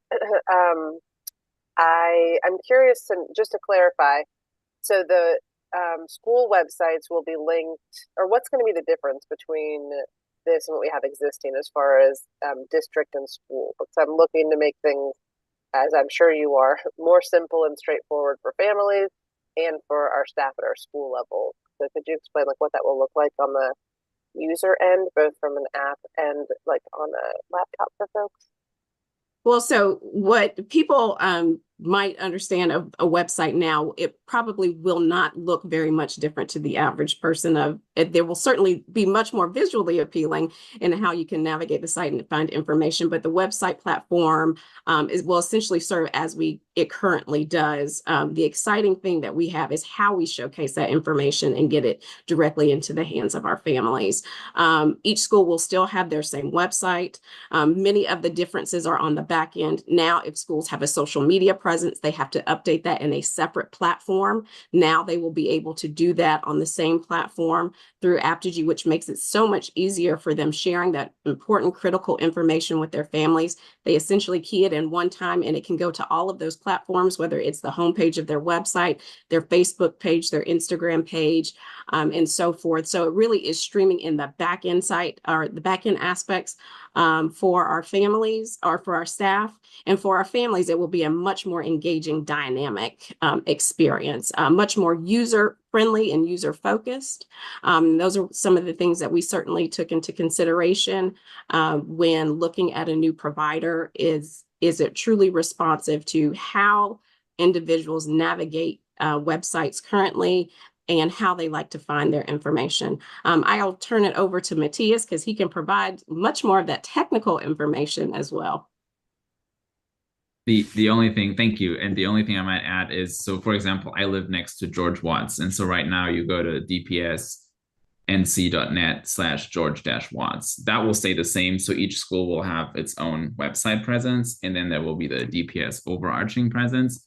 But the design, the navigation, the flow of information, we're going to work on that, especially to make it easy for folks that want to enroll, make that flow a lot easier. And of course, for all the current families, thinking about what is the information they look for that they currently struggle finding. There's a lot we can do in analytics to discover that, and then make that also a lot easier so that it takes fewer clicks. And then on the mobile app, there will be a section for each school so that as the average parent or guardian with kids in 1, 2, or 3 different buildings, you can favorite those buildings and then only see updates for those buildings. That's great. Super exciting. Thanks so much for giving more information about that. And I'm also excited about the translation capabilities. And then one more clarifying question. Schools also use apps like Class Dojo and other mechanisms. I can't remember what the other ones are called, but to send information to families and to communicate. Will that remain unchanged in this, and they'll still have that way that they receive information in addition to through the website? And so those schools that use those additional apps like Dojo or Blooms, they can still certainly use those platforms as well. The mass notification system in which we're referencing, many of the text messages, phone calls, or emails that families receive already, that is what is processed through this current system that will be on board in 2025. So how families receive it, that call, that text message, it will still be delivered to them in the same manner. It is just different how we execute it, and we can streamline it to make it more consistent on the back end for sharing. But yes, they will still have the opportunity to use those additional platforms to further engage with their families on that level.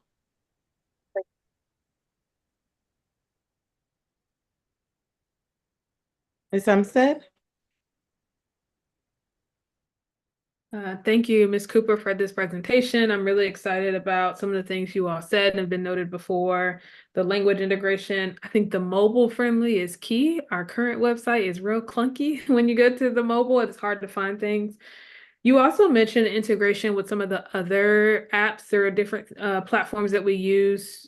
Are you able to speak to any of those, or will some of that information come out later? I think the idea of really having one-stop shop for our families who currently are now in multiple different places to find the bus or to find the dojo or to find Remind and those things. So can you speak a little bit to more maybe what you already know or what you all will be continuing to look at, what integration might look like?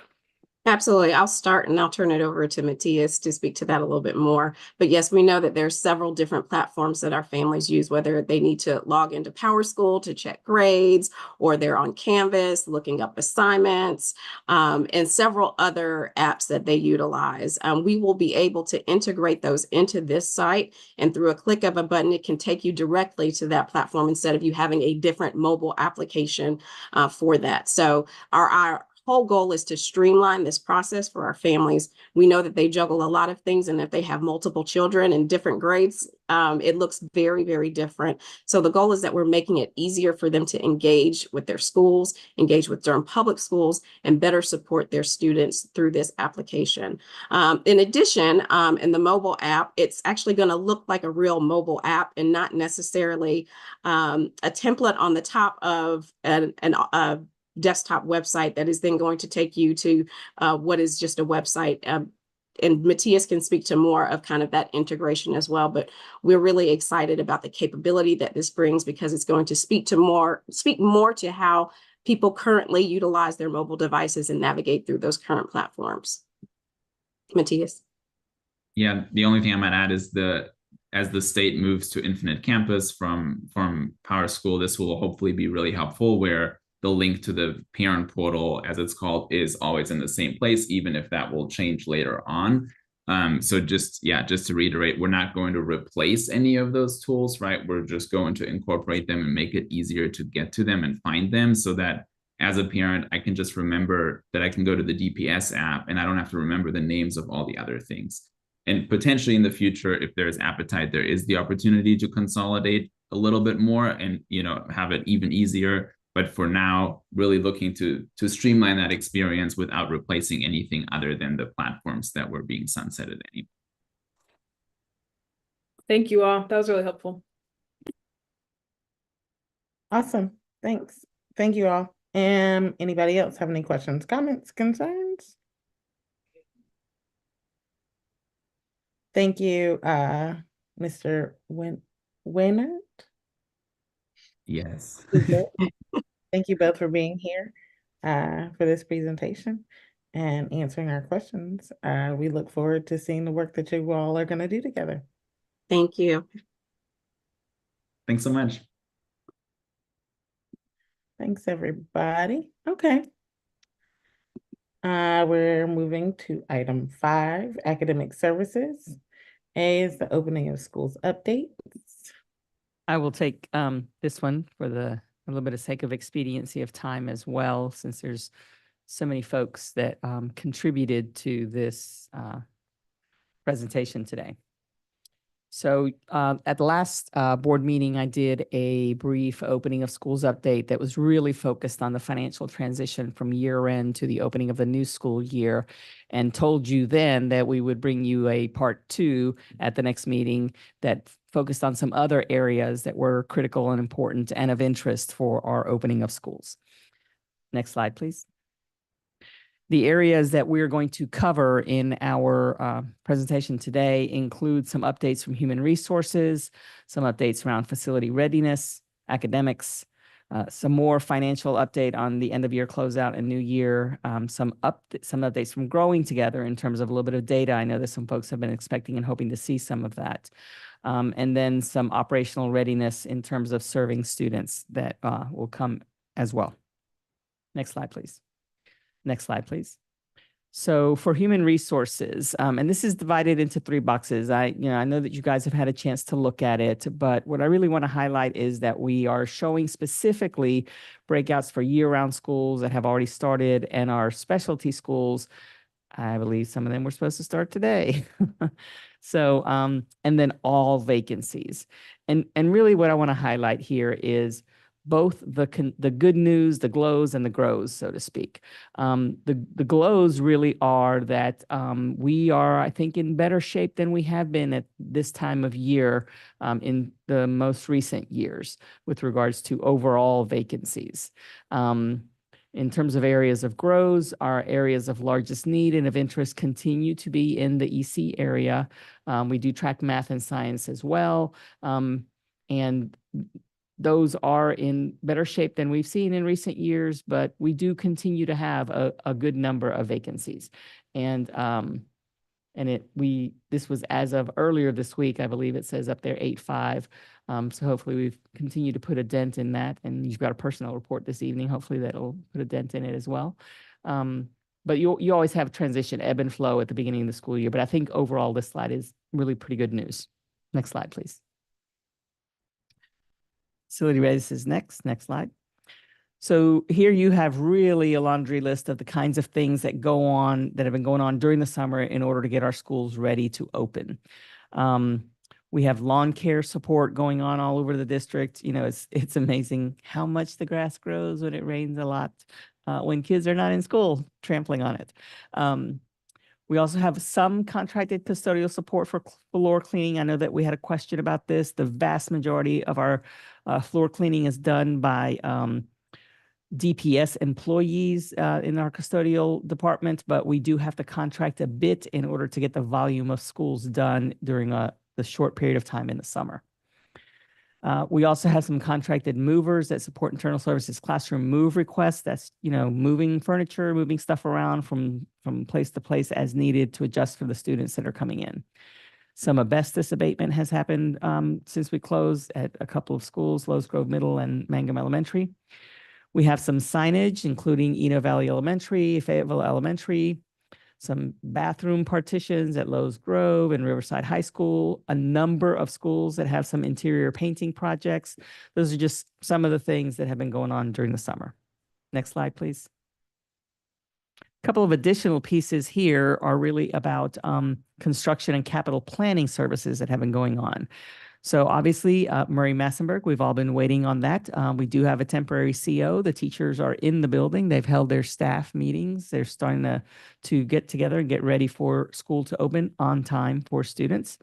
I do want to remind everyone who's listening that anytime we open a brand new school, you kind of are under, I can't remember what that term is. If somebody that's online can help me, for when they go around and they put blue tape all over stuff, and it takes, and it's under warranty for a year for everything that sort of needs to be done that's been overlooked or needs to be finished or that sort of thing. So there will still be some things going on the campus during the course of the first year. That is the case for any new school that is opened.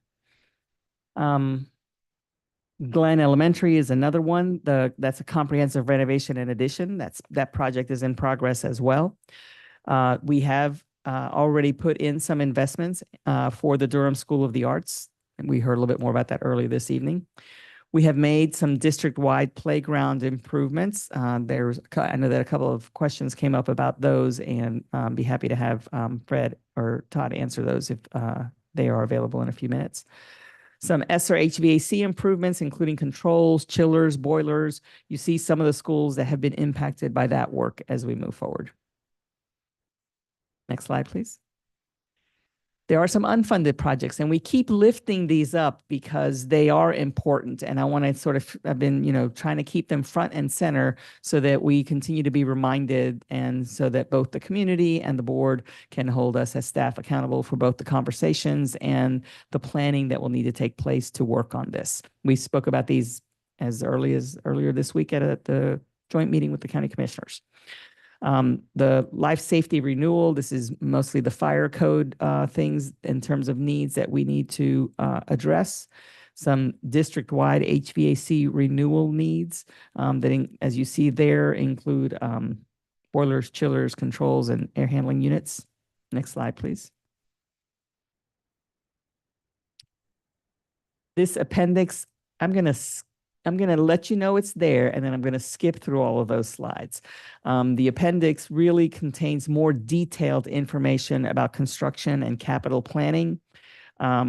So there's a lot of things for you to look at there, including how some life safety plan updates, how some ESSER funds have been used, some renewal spending that has happened, a number of charts and graphs for you. So we'll move on next to the academic section, which is on slide 18, I believe.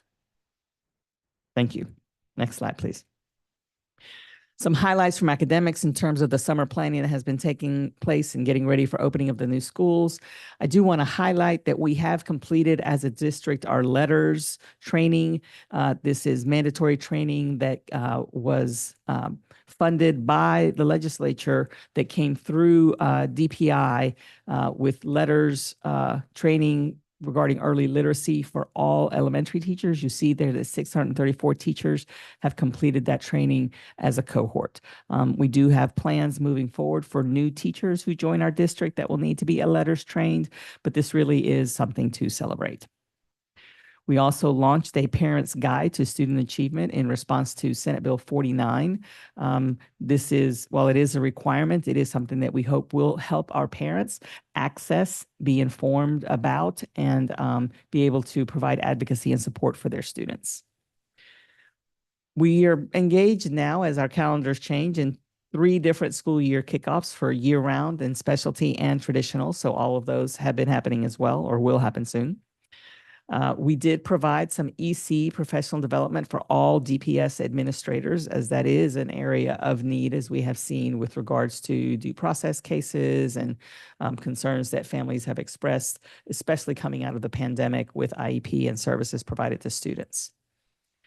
We have a new principal onboarding effort that's being led by our principal supervisors to make sure that our new principals are getting off to a great start and for provide some coaching and mentoring for their transition. We have merged academic and leadership services with Nicholas King as the deputy superintendent, taking on academic services as well as principal supervisors. I think this is somebody highlighted for me that this might be the first year that we've started with a full complement of principal supervisors at the beginning of the year. So that's something to celebrate. And we do have a number of new curriculum and instruction team members that we know will bring their lens, their classroom experience, and their expertise to bear as we move forward. Next slide, please. We have a couple of things we also want to highlight that will be coming to the board in the fall. I wanted to make sure that we put these on your calendar so that you are aware that they are coming. In September, normally, is when we bring you the school accountability results, where you understand about schools that met growth, exceeded growth, performance composites for schools, all of that information, including graduation rates. It's all of the data that usually sometime early in September is approved by the State Board of Education, and then becomes public, and you will get an update on all of that as well. We are scheduling a strategic plan update in October for the board. We did a strategic plan update recently around all of the areas of the plan. And you remember we did it, I think, in the boardroom and had sort of a gallery walk and opportunity to engage with the different objectives in the plan. And so you'll get another update in October. Also on the calendar, this is a continuation from work that began, I believe, in May when we did a discipline data update for the board, and then another presentation maybe last month. We will be bringing to the board the next steps around what our discipline revisions could look like with regards to policy feedback that we've gotten from principals, et cetera. Wanted to make sure that you knew that work was still moving and that that update is scheduled for late in the fall as well. Next slide, please. Next slide. A couple of updates on financial services. So we're already looking towards budget development for the next year, at least internally within the finance department in terms of setting calendars and schedules, and making sure that we put out information so that divisions and departments can begin planning for how they will access the budget development process, which, departments will be looking at their needs in the late fall, and that will start to crystallize into requests sometime around the beginning of 2025. We are instituting some procedural updates with regards to how we handle contracts. We are looking at updating some manuals and resources and putting some things out for both schools and central services staff regarding procedures with finances. This is really a part of ensuring that our systems and processes continue to be updated, are aligned, and are yielding good financial stewardship of district resources. We do have a couple of financial system updates. Syllogist Ed, who has done our accounts payable and receivables for the last year, has some updates. We have paused on the HR payroll side of Syllogist Ed and are planning to make sure that as we do implement that piece, that we are providing a good runway and really a more comprehensive look at what it takes to make that transition than what we did with the accounts payable and receivables piece, because that has been very bumpy. And then we have some school funds online upgrades that will really help support our schools and how they are using their resources at the school site. We have a number of training opportunities that actually are starting, I believe, next week. We have contracted with NC-ASBO, the North Carolina Association of School Business Officers, to conduct a school business management academy for our treasurers and our principals and some of our folks in finance who will attend as well.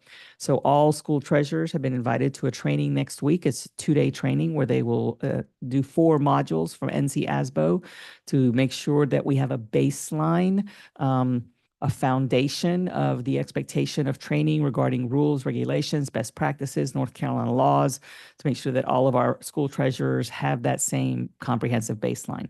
Similar training for principals, 2 days of training, 4 modules that provide them with oversight as the budget manager in their building, and their primary responsibility to make sure that they are good stewards of their school's funds, making sure that they understand best practices, policies, procedures, North Carolina law, and how to manage the funds in their building.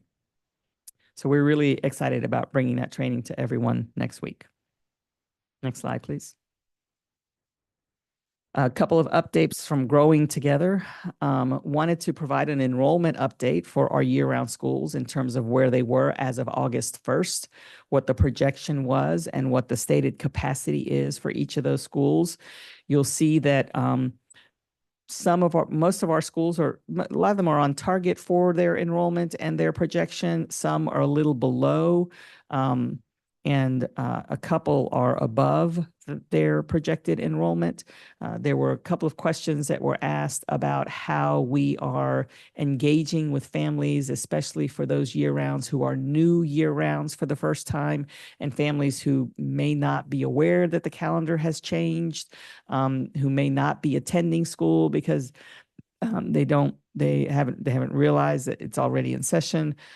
There is comprehensive work that is happening with our school social workers and administrative teams reaching out to families. It is a targeted effort to make sure that they are aware that school is in session, and helping families navigate either getting to the school and getting their kids in, or if the family is looking for an option, transfer request or something along those lines, making sure that we are helping them access those procedures and processes as well. hopefully we are trying to get them in the school to begin with rather than waiting. But I would not be surprised, especially with this being the first year of many of these schools being year-round, to see a bump that happens when traditional school opens. But we will continue to monitor that. And I know that Deb Pittman and some others may be online in case there are any questions here. Next slide, please. We're also bringing you an update on the transfer requests that have come in. And I thought it was important to at least provide a snapshot of where we are right now. And so you'll see that that student assignment has received 1,205 hardship transfer requests, and 227 of those were around a program opt-out. And then in terms of the outcomes of those requests, 215 were resolved, and that means that the parents maybe withdrew the request, or it could be that the transfer was submitted in error. They were trying to do something else. A contact is made to the parent to inquire, and it's actually a different need that they had. And so staff helps them and guides them to the correct place for their support that they might need. A lot of times those examples of those would be families who might need support with McKinney-Vento or foster care needs for their children. And then sometimes the parents just withdraw their requests after they're contacted about moving forward. Of the 1,205, 752 were approved. 419 were not approved. Of all of those hardship transfer requests not approved, 62 have been elevated to the superintendent level for further review. And you see the outcomes there: 15 resolved, 12 of those were approved, and 36 were not approved. And then out of those 62 that were elevated to the superintendent, 16 of the ones that were not approved of the 36 have been elevated to the Board of Education level of appeal. And you see right now, 2 of those have been approved, 12 have not been approved. There are a couple that are pending. I thought it was important to show those numbers as this being the first year of the Growing Together implementation, and, being able to see how many have been submitted, how many have been elevated to the superintendent level, how many have been elevated to the Board of Education level, and then the rates of approval and not approval and how that looks across all 3 of those areas as well. Next slide, please. A couple of next steps coming out of this area. On October 24th, at the next board meeting, apologies, that should have a double E in there. You will have another update on year 1 Growing Together implementation, and potentially a conversation about whether or not there are any proposed boundary or policy changes that may need to come as a result of the data review from the implementation to the beginning of the school year.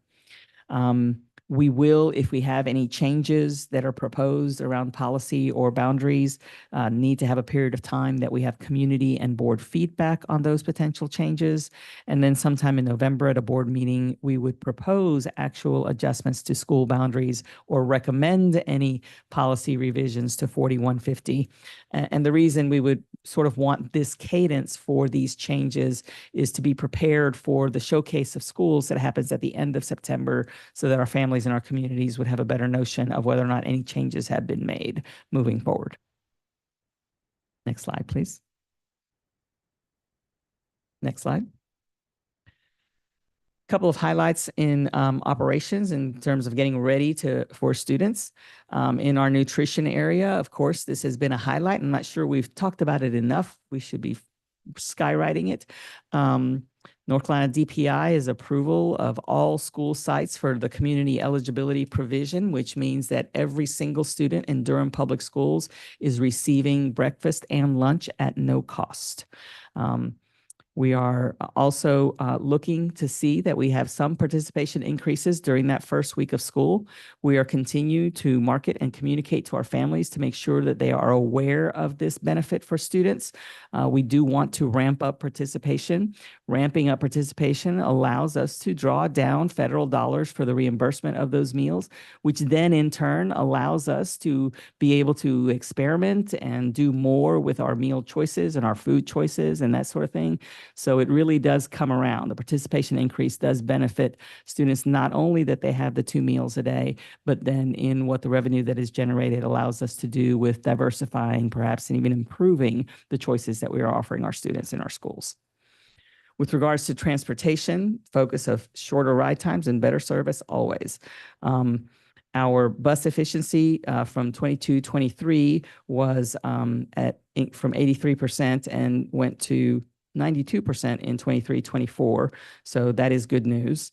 Our on-time arrivals for the first week were at 95.78, which is also really good. But I can tell you right now that if you're in the 4.22 that's not in the on-time arrivals, we've probably heard from you. So, and I can appreciate that because we want to get that number even higher.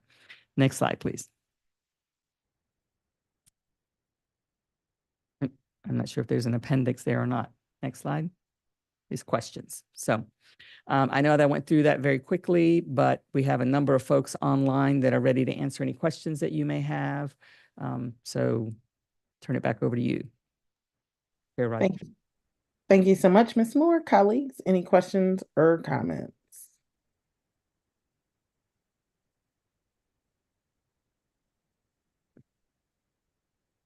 Ms. Byer. I was waiting for someone else to jump in there and I didn't see anybody, but I just want to express such gratitude for all of the detail that is here, all of the extensive work that has gone on, Superintendent Moore, during your tenure. Just to see all the aspects in academics and operations that have been touched and are in the process of being improved, and the really difficult work that your team has led, I think is something to celebrate. The question I had was on the part that I think gives people the most pause, any changes proposed to Growing Together. And so the slide where you detail upcoming next steps and those dates for Growing Together changes, are you and staff seeing that those would be needed, or are you at this point penciling in those dates in case there are things that are needed? Like, this is the one that produces so much anxiety for families. I was just wondering kind of how y'all are approaching it, because I think of Growing Together as a plan that needs multiple years to show success, and we need to give it time to roll forward. So I think what I would say is, and certainly Deb or Matthew can jump in if they already know they see some things, but I want to be really careful here because we haven't even started the new school year yet. We really do need to allow the school year to begin, the transfer period to settle, the final enrollment numbers for 24-25 to be in place, which won't happen until mid to late September, to really understand how accurate our forecasting was around either where enrollment went up or down, how families made choices, where there's space and there's not space. We're just not there yet right now. So really what you see in the calendar items that are proposed is a proposed calendar for what will either be a discussion around the data and the implementation of Growing Together and reminders of what comes next, or potentially changes to boundaries, changes to the policy based on what we see in that opening of school year data after the middle of September, sort of. But I would invite Matthew or Deb to add any other components to what I just said. That's exactly right. We want to have that timeline in place for those reasons. Superintendent Moore lifted. Thank you. I'll turn. I think part of highlighting this is also just making sure that our community knows what the timeline would be for us to consider, because you may also have some community members that may want to advocate for some changes. And I think Mr. Palmer wanted to maybe chime in. Just at the highest level, to echo some of the conversations we had Tuesday at the joint County Commission and Board of Education session. Everything we do here has to be looking near term in those annual numbers, but also with regards to the long range enrollment. And so there is intentionality to this plan. And we do look forward to sharing numbers of enrollment for specialty and traditional calendar schools. It is much more beyond these initial numbers. No, I appreciate it. Just to reassure folks that there's perhaps a nearby county that reassigns regularly and disrupts families. I don't think that is the intention of this board or this leadership. And I think that the work that the planners did on the front end actually will minimize those disruptions to families. And that is my hope as we go forward, that we are planning with growth and continuity in mind, and hopeful that there won't be large scale or even many disruptions at all to what we've set in motion. But thank you all so much for that clarity. Thanks. Thank you. Ms. Chavez and Ms. Olmsted. Thank you all, and especially for the outreach to those in the who find themselves newly in year-round school communities.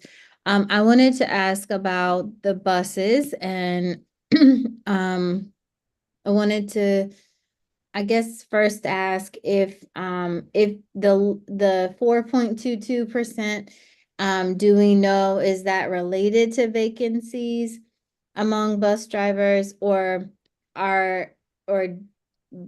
do you see it as still kind of settling into routes and needing to adjust those routes according to who's actually riding the bus, and that kind of thing?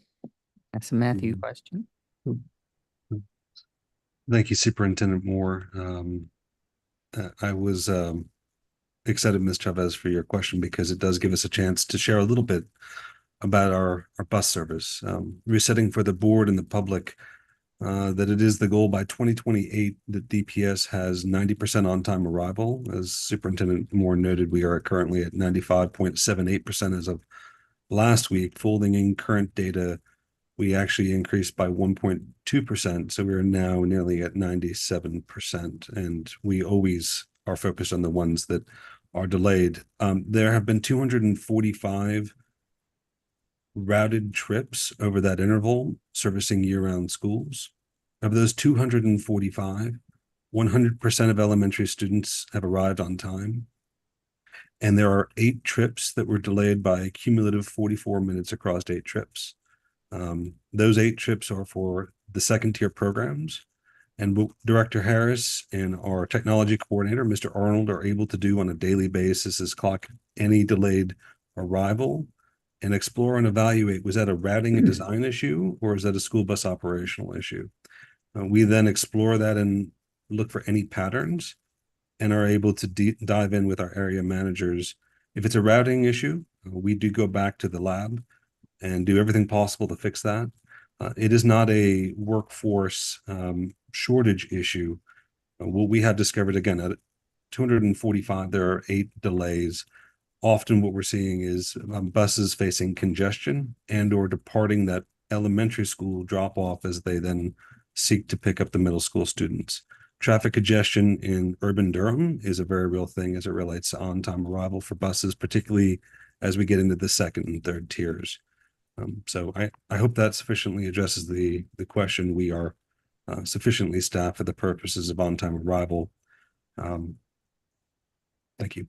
I do want to just also offer one caution that this is data for the schools that are currently in session. Obviously, there are a number, the vast majority of our schools are not yet in session. Yeah, thank you. Thank you for that, Superintendent Moore. And thank you, Mr. Palmer, for that explanation. That's helpful. I think that's just encouraging to know we are moving in the right direction, and also to know about your analysis for when buses are late. I know this wasn't part of the presentation, and so I understand if you don't have the numbers. You said it sounds like we are fully staffed in terms of bus drivers, and I just also wanted to ask about bus monitors, how we're doing in that realm, if you have that data. Thank you, Ms. Chavez. We do have our most recent vacancy report data available. We have 142 full-time school bus drivers. And I do want to emphasize again, when I say fully stocked in the prior comment, that was with regards to year-round routes. Thank you for any clarification there. And again, our Love the Bus 100 initiative, we are actively recruiting drivers and are excited for that as we continue to refresh our school bus driver workforce. We have 142 full-time drivers and 15 substitutes, which means that on any given day, we can have up to 157 drivers. We have a total allotment of 225 drivers, so we have a lot of work to do between our leadership here for workforce development and operations, as well as our partners in HR, to continue to get that message out and get qualified drivers behind the wheel and trained. And that's a whole topic unto itself. For transportation safety assistance, that is the technical title for what we often call bus monitors, but we are professionalizing and emphasizing as a transportation safety assistant. Currently, we have 46 full-time. In addition to that, 10 substitutes to give us on any given day up to 56. Our allotment is 53, so we have 7 vacancies on the full-time level. Again, we are continuing to emphasize those 2 points because we realize when the school bus door opens, it is often the first contact for a student. Being on time and having qualified professionals is essential to us providing student service. Thank you so much. I appreciate that. And with the understanding this is year round, but thank you for all that data. Thank you, Ms. Chavez. Ms. Umstead? Thank you all for the comprehensive presentation back to school. It's really good to see some of the projections and numbers and where we are. I have a couple of questions. I'm wondering if we will look at, and they might come in the Growing Together update that's coming later, but I wondered if we're going to look at these numbers after the 20-day. So is that also, as far as attendance is concerned and those projection numbers, could we bring those back if we have a back to school update in August? I'm curious to see where we land. Are you're asking about enrollment numbers? Yes. Okay. So 10 and 20-day numbers usually, I mean, we will report those out. But day 10 is this year, I believe, September. For the year-round schools. Oh, for the particularly, schools. yeah. Yeah. I mean, So I've had a couple of conversations with some year-round principals about not closing out their official enrollment for the year until, quite frankly, day 10 of traditional, given the fact that we've got all the changes in calendars. So I'm sure that we're tracking where they are on a daily basis in terms of their enrollment. So we might be able to report that out, but I don't think that we're planning to actually close out what their enrollment is for the year until later to provide for the time that the transition to a new calendar might have impacted them. Yeah, follow-up question. Then will we have some type of also back to school presentation when our traditional schools go back as well? Well, I think a lot of the information you've been provided lends itself very well to additional updates as you start the school year. So I think that's certainly a possibility. Okay. And if that's what the board would like for staff to do, to really update even some of the stuff you've heard from today, especially the data, vacancies, if you want more additional information on where the final transfers land after the school year start, what ADM is looking like in terms of your average daily membership in schools, that certainly, I think those things could happen. Ms. Umstead, to that point, knowing our board, I would like to hear from somebody if they don't want to hear those updates right now. And I'll add that to the list of things for us to ask Dr. Lewis to make sure happens in the future. Hearing no objections, I am feeling like there's consensus for that. Did you have any further questions, Ms. Umstead? I do. I think I know we're in between transition time, but it'd be interesting to have when we have those numbers for traditional schools, but to also include the year-round schools and the specialty schools once we get there, just so we can get a real comprehensive view of where the district is. on so many of these different items. So don't know when the right timing would be. I'll leave that to the administration to figure out, but I wouldn't want to leave this group out since they've already had started school at that point. So I want to see that. I think I asked this question before when we talked about NCASBO. I'm glad to hear about that training is getting started next week, as well as the new principal training. One clarifying question on that, is that new principals to DPS and new to the role of a principal for the principal training? I think I'm not sure if it's first time principals or if it's first time principal in a DPS school. Dr. King, I don't know if you're on and listening. Are you able to answer that question? I am. It is for all principals who are new to Durham Public Schools. And frankly, any other principals who have expressed any interest in any of the sessions. Okay. I'm really glad to see that. And I'm wondering, we need it for some of our new to the role, but in Durham Public Schools folks. And I just want to make sure that as we roll out these new trainings and new programs, that they continue if we feel like that's the right direction of the district.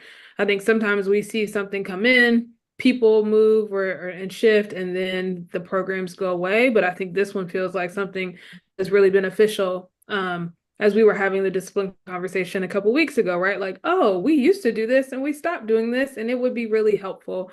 So I would love to kind of see how we're rolling, this out, whether it's every year, every couple years, to make sure that we're continuing to support new principals who are coming into DPS, to let them know our DPS way of doing things, but also to be investing in our school leaders, which I think is really critical. And one other last question I had is around the letters training. And I know that is a thing that everyone is doing. And I wanted to know I'm glad that we've gotten most of our staff who've completed the training. I was wondering if we have some steps around what's next with that. So obviously, what's next? I would suggest a couple of things. One is we are working to identify ways to continue making sure that teachers who come into our school district will continue to have access to that training as the state support around that training from a financial perspective begins to go away. But second, the other pieces of that are making sure that we now embed what we've learned from letters training into our instructional program. So as we begin to look at identification and acquisition of materials and resources, making sure those things align with what we've learned from letters, making sure our principals and instructional leaders understand letters so that they are embedding that work into the ongoing professional development and support of our teachers going forward. I would say that we are, actively looking for other opportunities to extend that work. Letters was for, while it was an extensive number of teachers, it was limited to elementary teachers, essentially K-5 teachers. So we're looking at some opportunities to possibly bring some letters related training, not necessarily letters training because it is quite expensive. Some training related to that work. I would say training more around the science of reading, if you will, to additional members of our teaching cadre. I appreciate that answer, Dr. King. I think like the training is one thing, but what happens afterwards is really, I think, where we can see some of the impact being made. And I hope that some of our middle school teachers and maybe some of our high school teachers also get access to the science of reading, because we know sometimes our students are still struggling with some of those skills once they get to 6th, 7th, 8th grade. And a lot of the programs are not preparing teachers to teach reading in that way. So really appreciate that. Those are the end of my questions. Thank you all for all the hard work that's gone into starting this year-round schools, specialty schools, and then we know as the traditional calendar comes up, there'll be a lot more hard work to do. So thank you, thank you, thank you. We know it's been a challenging year coming off, and so getting ready to start really great. Putting us in a position to have a great start of the year with our students is so vital. So thank you all. Thank you all. And thank you, Ms. Umstead. Mr. Tab, Ms. Harold Goff, I saw you come off mute. Did you want to go be in queue? No, I don't need to be in queue. Thank you. Thank you. Mr. Tapp? Yes, thanks for all that information. This may not be the appropriate time for this question, but since we're talking about back to school, and there's going to be a transition between Mrs. Moore and then Dr. Lewis coming on, is there a plan or any talk about a convocation or beginning school event like we have had in the past? Or that's something for just was for Dr. Lewis? So we did a modified version of our summer leadership conference and did not do a convocation due to the transition that was getting ready to happen, because that really probably will need to be his call on how he wants to approach that. Okay, thank you. Any other questions, colleagues? Thank you all so much for this robust conversation and for this presentation. And congratulations to all the educators and students who have started school so far. And we look forward to all the great work that you all will do and for what's to come for specialty schools that have been delayed to start and for traditional calendar schools. The next item on our agenda, is everybody ready to move on? All right, it's the Board of Education items. And the first item is A, is the RFP for Board of Education consultant or services. We have been having a conversation over the last several weeks with individual board members about ideas to establish the ways that we communicate with each other, the ways that we engage with each other, and discuss whether or not we would move those items, those kinds of conversations, to a restorative practice circle, to some facilitated conversation, or mediation, to establish ways for us to engage with each other and have tools to thoroughly work through board dynamics and conflicts when they arise. And so this is now an opportunity for us to have a conversation. There is a draft RFP. We can, if we agree to move forward with such a conversation, and such an organization to support our work, we could put out an RFP and ask organizations to apply. Some conversations that have come to mind are organizations like Restore Justice Durham, and colleagues had other suggestions, the restorative, the Edna Spalding Conflict Resolution organization, any types of organizations that we may or may not be familiar with. And so I invite us to have a discussion at this time. I want to offer everybody an opportunity to speak to this issue. Will you please share if you are in support of having these conversations, and if you would like to direct someone on staff to put together our RFP for us to review at our August 22nd meeting?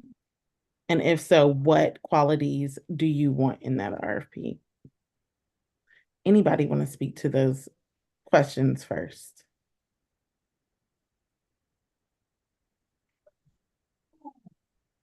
Ms. Harold Goff.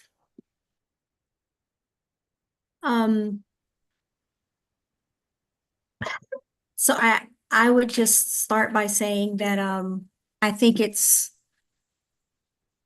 very courageous for the board to be even asking this question as a governing organization, to whether or not we would want to practice something like this. We've been talking in community and as a district about the importance of restorative practices in our schools. And so as a board, I think that it's really cool that we would model what that could look like. and be open to what that could feel like, how that would be established. Acknowledging that the way that people view restorative practices in this way and, communicating healthy relationships looks very different. Like the words that we use and, what we connote when we say those words is very, very different throughout the community. So part of those conversations and being able to build relationships in this way and using these kinds of practices for me is also a practice of us helping us codify and understand what that means for the district. Because if we find a way, especially in a governing organization, to be able to use tools and resources in that way for relationship building and for guiding conversations and building policy, impacting what we do in this work, then it sets the tone for what we're saying we want to see utilized in our buildings with our students and our staff, how we want people to treat our young people, our students in buildings, and helps us to define what we think restorative practice means. So I'm excited to move that conversation forward. I would love to be able to ask the staff to petition some, petition RFPs from people who have experience and knowledge in these areas and who also have some experience working with governing bodies in this way, because it's a very complex thing to try to navigate without support. And so I think I've answered everything that you asked, Melissa. And that's what I would add at this moment. You have. Thank you so much, Ms. Harold-Goff.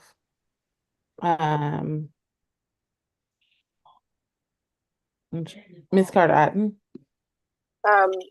Yes, I agree with so much of what Ms. Harold-Goff said. I'll just add that, or just build on that by saying that, whether we want to talk about it, frankly, or not, it is a governing bodies, like boards, are in a tricky position or it's a challenging dynamic where you're putting 5, 7, 9 people together who come from different experiences and backgrounds with different perspectives and communication styles and leadership styles. You're putting them in a room and asking them to make major decisions that impact thousands of people, all with in an environment where we're restricted by open meetings laws to about the extent to which we can engage with each other outside of the public eye.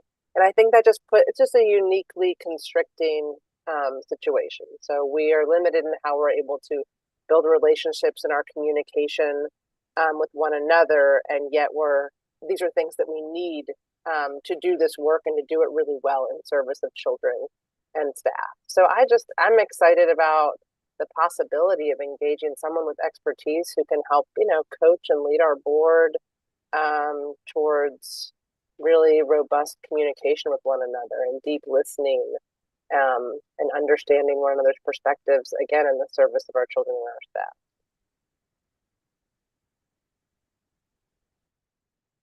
Thank you so much. Colleagues, anybody else have anything they want to share on this topic? Ms. Byer, you came off mute. Yeah, I'm struggling with this topic, and I've been clear with anybody that's asked me about it. I think we are a harmonious board. I think we are aligned on centering progressive values for students in Durham. And I think we need to model actually fiscal responsibility to the core right now. So I'm reflecting back on the conflict that we've had. And frankly, other than the leadership vote, I don't see any. And so I'm struggling with what I think we ought to do, which is just center in the student-focused work, get behind Dr. Lewis as he leads, and just go. Like, I've been here a long time. I've worked with people that I agree with well, people that I don't agree with well. It's about the students. And so, you know, will I say no if the majority of the board wants to invest in a trainer or a facilitator? Of course not. But do I think that it's a distraction rather than where I think our board should actually focus and lean in? That's where I'm struggling. And so I want to be just like really clear that I don't see us living in conflict where we need an outsider to come tell us how to get along or to facilitate us. But if that's the will of the majority of the board, I'm happy to participate and support that. I would say if we do put out RFPs, I want to make sure we look to the UNC School of Government. We look to North Carolina School Boards Association. We look to folks that work with elected officials doing school board work. And if we're going to be looking at consultants and things like that, we kind of keep a critical eye to where their funding comes from and that kind of thing. So that's kind of how I feel and where I am on this topic. Thank you.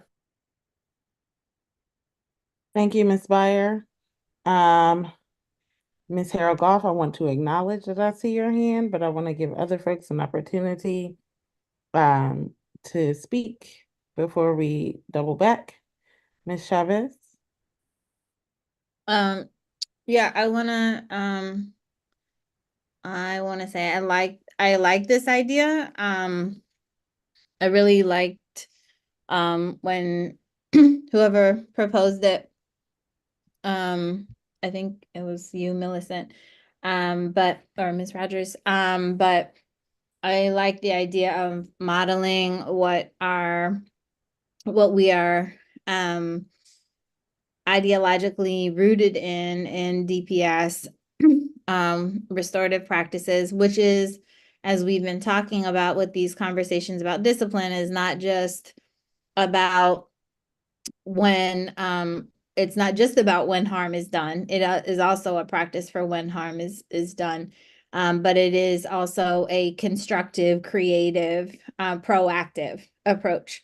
And so I would like to see us do an RFP for an individual or team who has knowledge and experience in restorative practices and who is rooted in community. I like the idea of us also modeling that we are learners, and this is something we insisted upon in our superintendent search. And we have that in our incoming superintendent, Dr. Lewis. And so I think this is a way of us just continuing to model that ourselves, that we are learning from one another, and that we are learning from someone who would be able to be a coach and a facilitator and a support for us. I do think, like many groups who work together, we have had conflicts and fractures that have come up, and I think this would be a healthy way to address them. And I want to just be clear also that this would come out of the board's established budget. This would not be taking money out of another pot of, from somewhere that's supposed to go to somewhere else in the district. The board has a professional development budget that we often don't use all of. And so I think with all those things in consideration, I would love to move forward with this idea.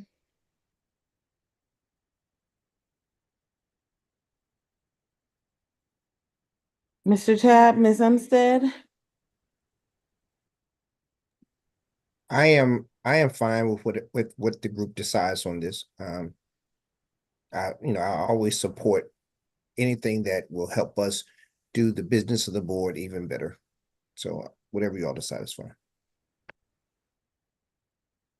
I'm happy to let Miss Harold Goff go, and then I can speak afterwards. Okay, Ms. Haragoff. I just wanted to say that in my response, the way that I view restorative practice is not restorative practice is kind of like it creates a certain culture of care and a certain culture of self-care and of communal care. It's not just something that I view as conflict resolution. And I'm really excited about having the opportunity at this platform to model what that looks like to the rest of the community. And so in whoever is, we do need to take some care if this is how if we do move forward to do this, in who we would contract to lead it. If they're only going to come from the perspective of conflict resolution, we would be doing ourselves a disservice. We really need, I would like to look at this as an opportunity of the kind of culture of governance that we're creating and modeling for our students and our schools. And also because there's an expectation that we mentioned that, there's an expectation in the district for restorative practice. And so it would be wonderful to be able to model that from a governance level and also to be able to interact with community when they're engaging in these kinds of restorative practices. So that is what I'm most excited about. I think it would also help us with community engagement. And it absolutely would be beneficial for healthy relationship building and also for building a healthy culture of governance.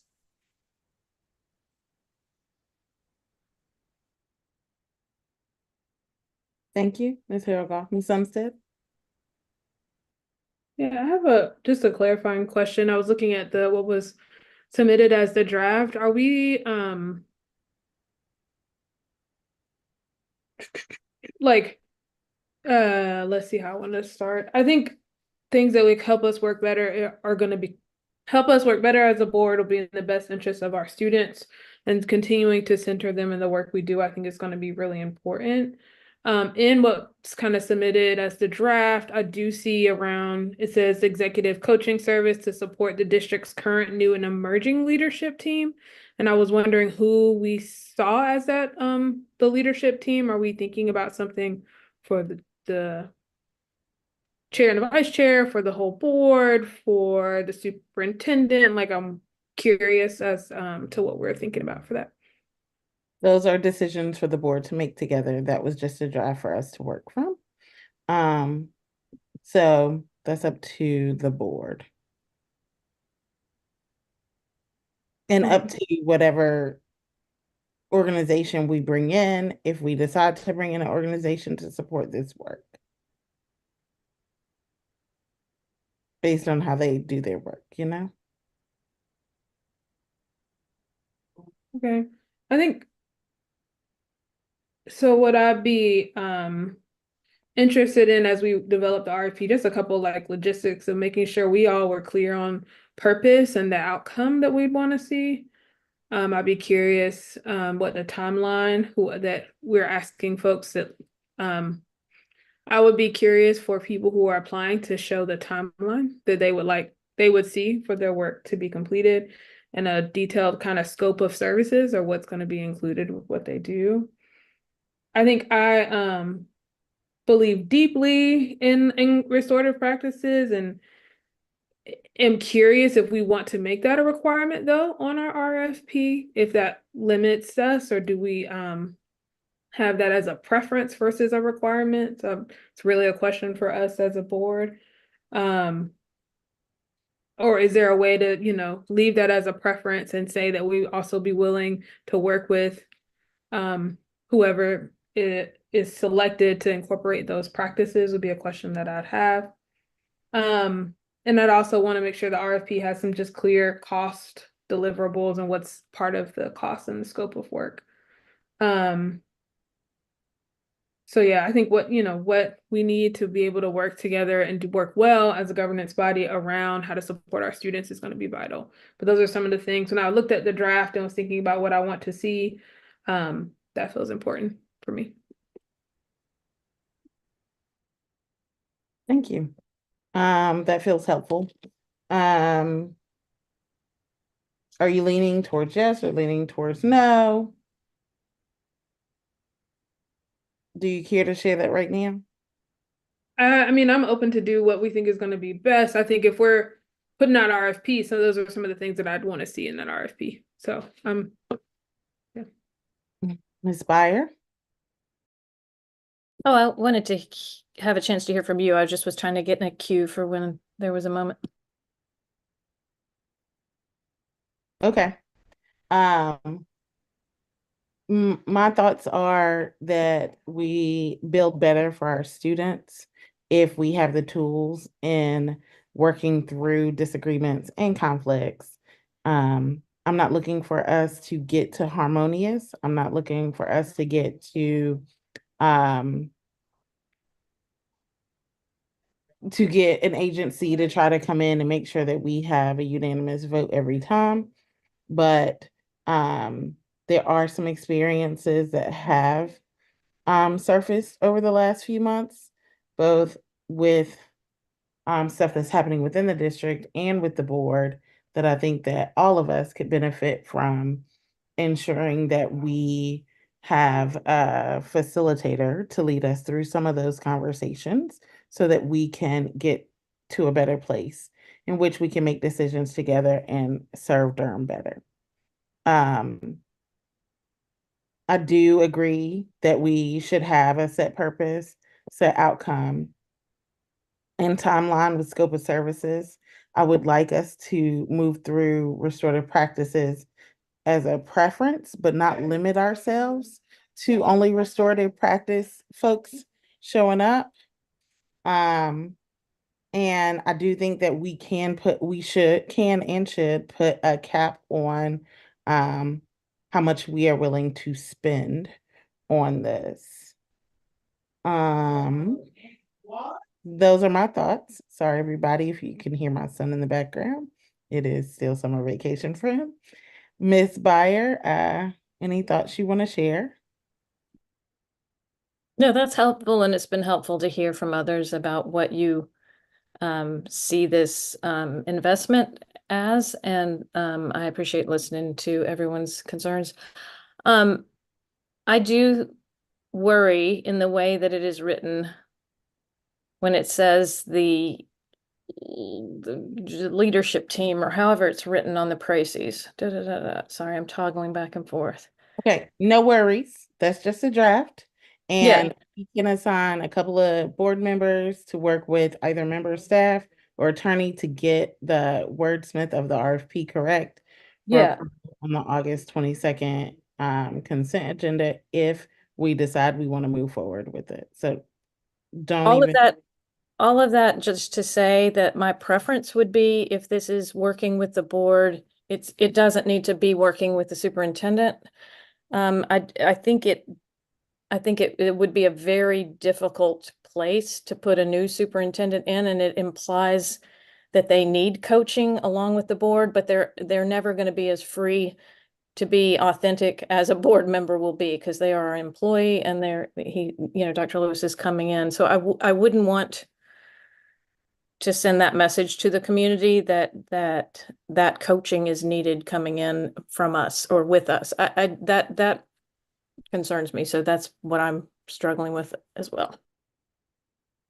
Thank you for sharing. I think that we're in the business of education, and so I hope that our community, and given that this is a college town, that we understand that we are continuous learners. And I would not encourage any of it to be taken as something negative. And if there are tools and resources that we are learning, if they were beneficial to the way the board and the superintendent interact and govern together, that we be open to that as continuous learners, if that is a process that comes out of a proposal that comes from a vendor. But Sorry, I'd like to hear his perspective as well. I mean, we can have our own, but I'm not tied to that. I'd like us to consider hearing from vendors that are doing that. And I think we welcome his perspective. He will be here when this comes back for discussion. On the 22nd, Ms. Carter Otten. I just wanted to add, I think all these perspectives have been really useful to hear, and I think that the draft RFP mentioned, like, I can't remember what the wording is, something about leadership team, but from my perspective, that was intended to mean like we as leaders, as board members. So, but I hear that that's confusing. We could definitely, I think we can workshop that to make it more clear. And personally, I think Ms. Fire said this, but I would love, I know there are folks out there who've worked with boards specifically and governing bodies specifically, and I think that would be really awesome. I mean, it doesn't have to be a requirement necessarily, but it's my preference that whoever we find has some experience with this unique challenge of working on in a governing body. Also, I love the idea of finding somebody who, you know, is flexible with our needs and can maybe work with the whole group sometimes, maybe with like on one sometimes, 2x2s, like just kind of is doesn't necessarily have a fixed, like you have to do it this way, but rather assesses the needs of the group and can help us just, again, learn ways to you know, work together as collaboratively as possible. And similar to what Ms. Farrell Goff said, I don't see this at all as like primarily about conflict resolution. I think it would be great to have somebody with expertise in that, but for me, this is about building for the future and helping us to just communicate well with each other and work well together and do the work we need to do to then serve the kids of the district. Thank you so much, Ms. Carter Otten. Board members, is there a motion, and are there any willing parties that want to work on smithing this request, and with whom would you like to do that? Can I ask a clarifying question? So on the 22nd, we'd be looking to actually bring back the draft RFP for the board to provide feedback on. Is that correct? That's correct. Okay. And then I would just suggest that we probably have someone from staff or Mr. Malone, our board attorney, review it, because I know there are some particular aspects of an RFP that we want to make sure are included there. We've probably got some things to make sure we want to make sure that are a part of that process that we bring to the board. Yes, and so I spoke to that when I said we could work with our attorney or a member of staff that could clean those things up. Any board members interested? Ms. Umstead, are you interested in that? No? Okay. I'd be happy to work on it with whoever else might be interested. I'd be happy to work on it as well. Yeah. Okay, thank you. Oh, go ahead. Yeah, I didn't respond. It's like, I'm happy to help. I didn't take notes as we were talking today. So I don't I don't say that I have a clear sense of what everyone said and capture to be able to work on something, but I'm happy to help and support in whichever way possible. Thank you for that. And would you like a member of staff to help with this? Either someone from professional development learning or someone from the cabinet or Mr. Malone? or someone he delegates at Darrington. And I think my preference, Bettina, just speaking though, is this board business that we want to work with Mr. Malone to do this since it's our board work. We know our staff have plenty of things that they're working on. I think I would have a copy of a RFP would be helpful as we're working on this process, just to make sure that we have the necessary items listed there. That's helpful. Okay. Anybody opposed to working with Mr. Malone on this? Speak now. Otherwise, we will call it consensus. And I'll entertain a motion.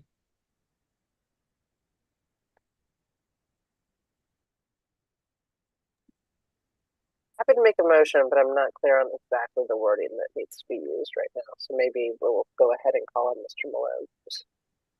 Absolutely. So that we would be looking for Mr. Malone to work with Ms. Carter Otten, Ms. Harold Goff, and Ms. Umstead to bring back an RFP for board services with a clear purpose, outcome, timeline, and scope of services.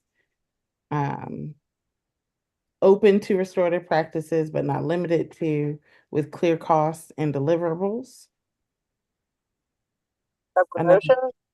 No, that's what we're looking for you all to accomplish together. And bring back to the board for the August 22nd formal board meeting. In an RFP.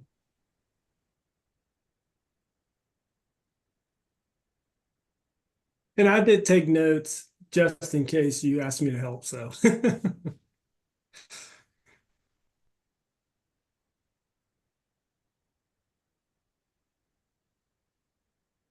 So the motion would be to create an RFP for board support services. All right. I move that we create an RFP for board support services to bring to the August 22nd board meeting. I second. Been moved by Ms. Carter Otten, seconded by Ms. Harold Goff. For Ms. Carter Otten, Ms. Harold Goff, Ms. Umstead to work with Mr. Malone to create an RFP for board services to bring back to the August 22nd board meeting. We will have a voice vote if there is no other discussion. Ms. Bynum? Oh, go ahead, Ms. Umstead. Is that who was umming? That was me. Okay, Ms. Harold Goff. I have a capacity concern for having the RFP prepared by the 22nd. Is it possible that we could make the motion, could we amend the motion to have the RFP prepared for our next board meeting in the month of September? Colleagues. Ms. Carter Otten. Well, I'm notoriously over ambitious about timeline, so maybe that's reasonable, but I also wonder if Mr. Malone has some like templates that we might be able to build from to make this, and other boards, like governing bodies, might have kind of some frameworks that we could work from to make it so that we're not starting from scratch on this and make it move more quickly. So I don't necessarily have, I've been pondering this in terms of our clients and when they may have done such an RFP, but I'm sure that we can find a draft of something that will be a good starting point. I feel pretty comfortable about that one way or the other. So, I mean, I guess we could say no later than the first meeting in September. And then if we can get it pulled off by the next meeting, great. If not, but with the deadline for board materials, et cetera, I mean, it may be a little tight to get something on the board agenda at the board agenda, in effectively 10 days probably from now to have Would- it pulled together with a weekend in the middle. Would you all be comfortable with no later than September 12th? I would. That's the next work session. My apologies.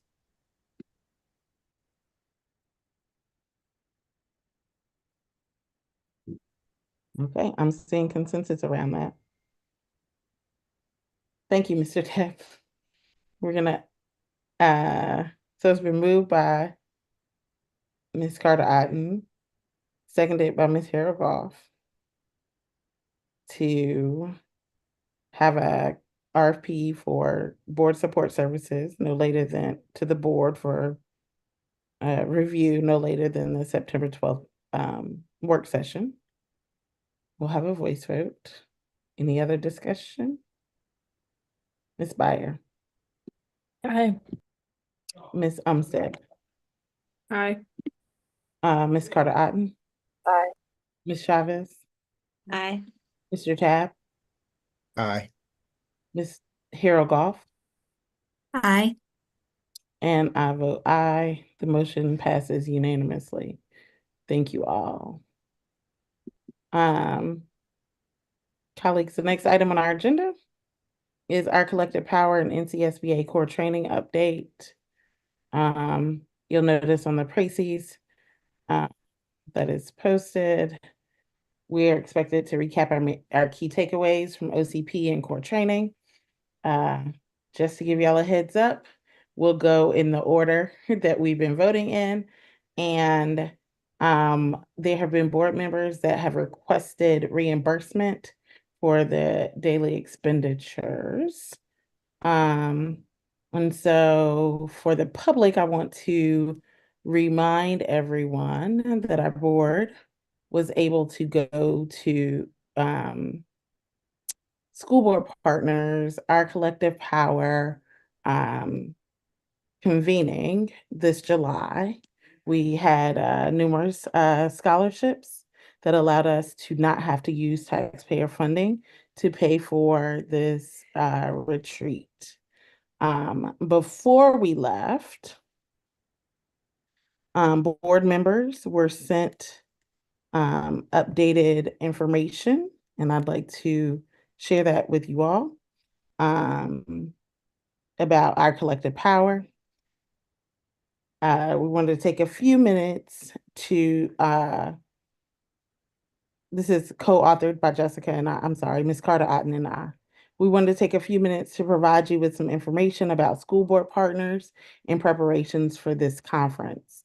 School board partner works to build capacity of school board members from across the country with the goal of advancing more equitable anti-racist school systems that address gaps in student outcomes, experiences, environments, and access. Over 80% of individuals that school board partners support are leaders of color, many of whom are first generation elected officials. School board partners provides training, tools, and resources through their annual conference, Our Collective Power, and their fellowship program. Ms. Chavez, Ms. Carter Otten, and myself have participated in part of the OCP's, the School Board Partners Fellowship.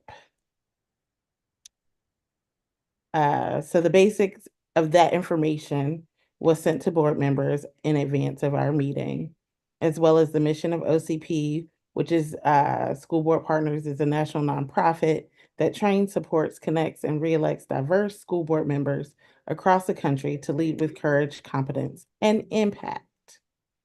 And so per our policy 2123, board members, 2123 is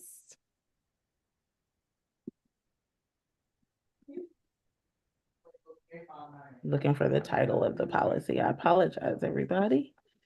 2123 is board member opportunities for development. Board members are encouraged to participate in school board development activities designed for them. And Unless approved by the board, such training must be provided by the following entities: the school system, North Carolina School Boards Association, National School Boards Association, School of Government, or the Department of Public Instruction. If a board member wishes to receive training credit or be reimbursed for attending training offered by another entity, he or she must obtain approval for the board.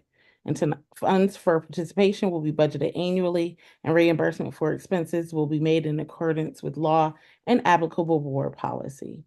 So tonight, we're seeking approval of per diem expenses because of the scholarships we were afforded for the registration costs and for our accommodations. And so then policy 2130 is filing for reimbursement, request for reimbursement of out-of-county travel, including including sufficient documentation. Approved travel authorization form shall be submitted to the finance officer no later than 45 days after the expense has incurred. The travel expense reimbursement request shall be processed promptly and delivered to the board member as soon as possible. Questions about the validity of a request for reimbursement should be referred to the chair, except that questions about the chair's expenses should be referred to the vice chair. So colleagues, I'm here to ask for approval of school board partners, our collective power convening, so that school board members can seek reimbursement for their per diems and parking and fees that are associated with this travel, if they so desire.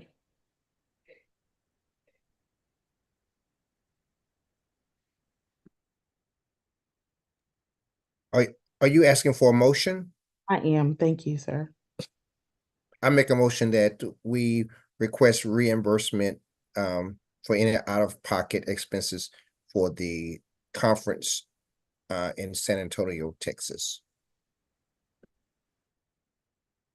Second.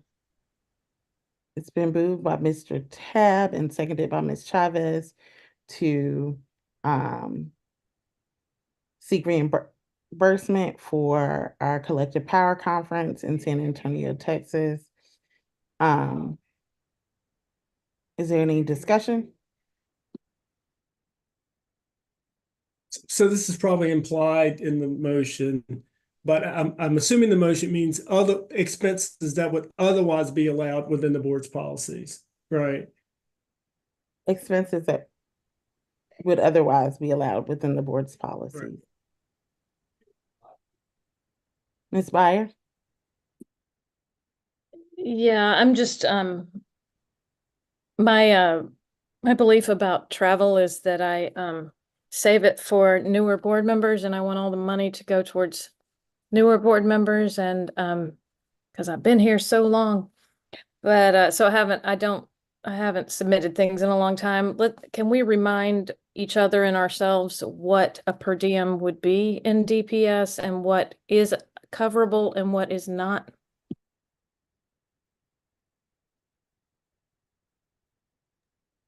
For instance, alcohol is not, right? Like that kind of stuff. Does anyone have that handy?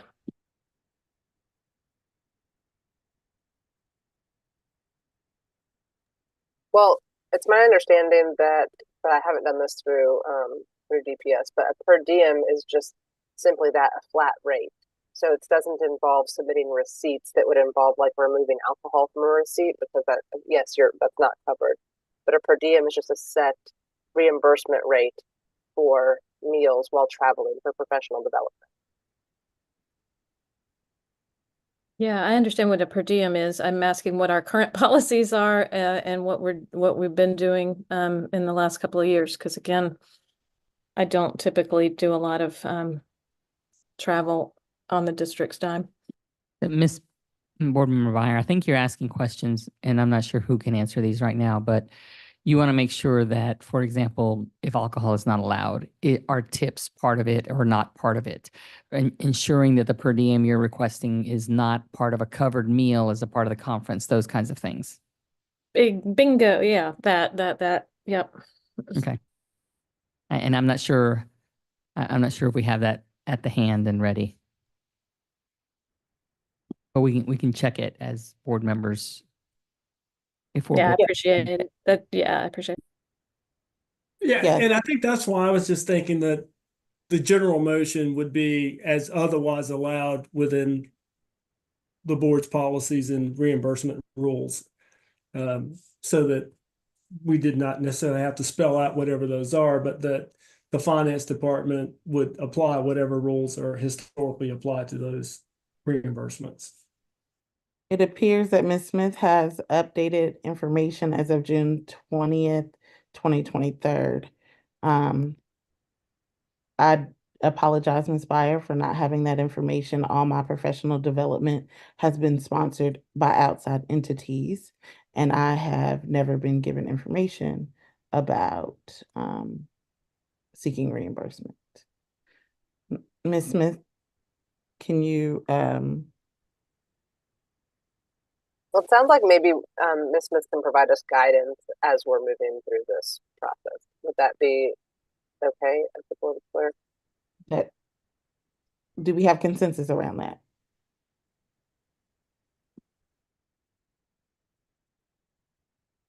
Okay, Ms. Byer, Ms. Umstead, you didn't thumbs up and you look hesitant. So I want to give you some opportunity. Apologize. I nodded, and so yes, that is fine with me. It's late. Sorry. I'm just hanging in here. Okay, so right now the current motion is providing reimbursement for the conference based on the policies and procedures that are in place for Durham Public Schools. And we can vote on that. Is it going to be per diem or is it going to be based on the receipts submitted? Is what we need clarity around. So my guess is that your procedures kind of allow people to choose one or the other. I could be wrong. And so I just think that if the motion is to, in accordance with the rules that exist, then each person can work with finance to figure out which rules apply to them. I mean, Rod, you are that was correct. my thought, that we didn't have to try to tell me. I'm sorry, Dr. Giovanni. You may No, have no problem. I would say you are correct. Under Durham's practices, oftentimes if you're traveling within North Carolina, it is a standard per diem, but when people travel out of state, like to California or Florida, where the meals sometimes can be more excessive, it is a determination that has to be approved on whether it's going to be on the receipts for those meals that may exceed the North Carolina per diem. Even though the per diem does, like the North Carolina state per diem is the same for breakfast and lunch in North Carolina or out of state. Dinner does have a different amount, but the board would have to decide which one it is going to do, if it's going to approve the receipts based on what was actually incurred outside of alcohol, et cetera. So you are correct, Rod. Mr. Malone. Sorry.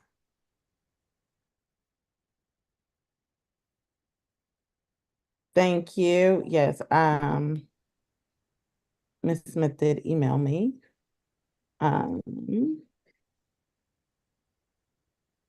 So for the per diem out of state,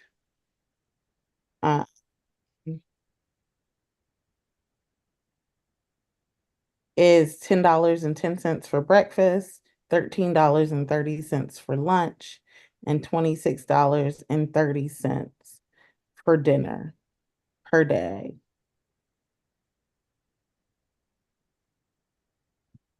Does that Just want to work? clear.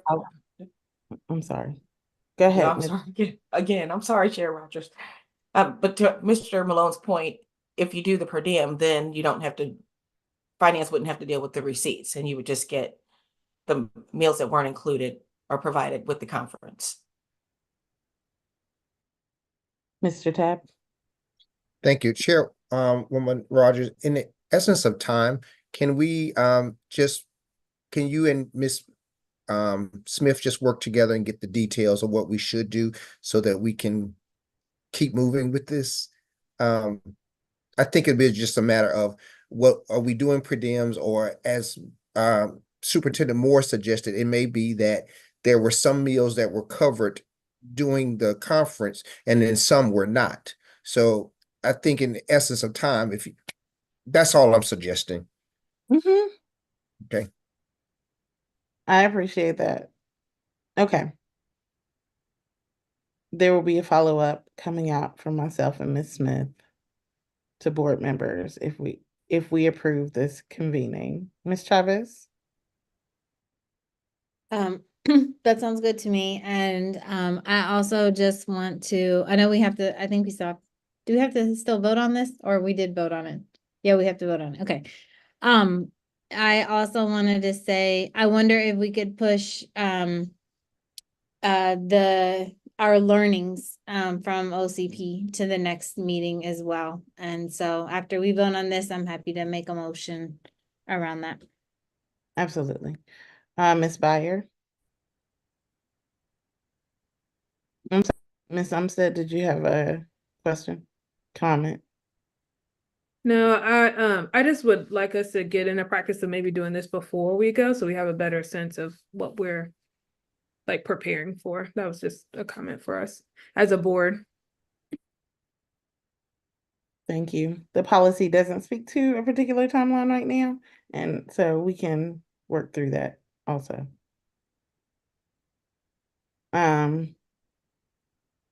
Ms. Byer?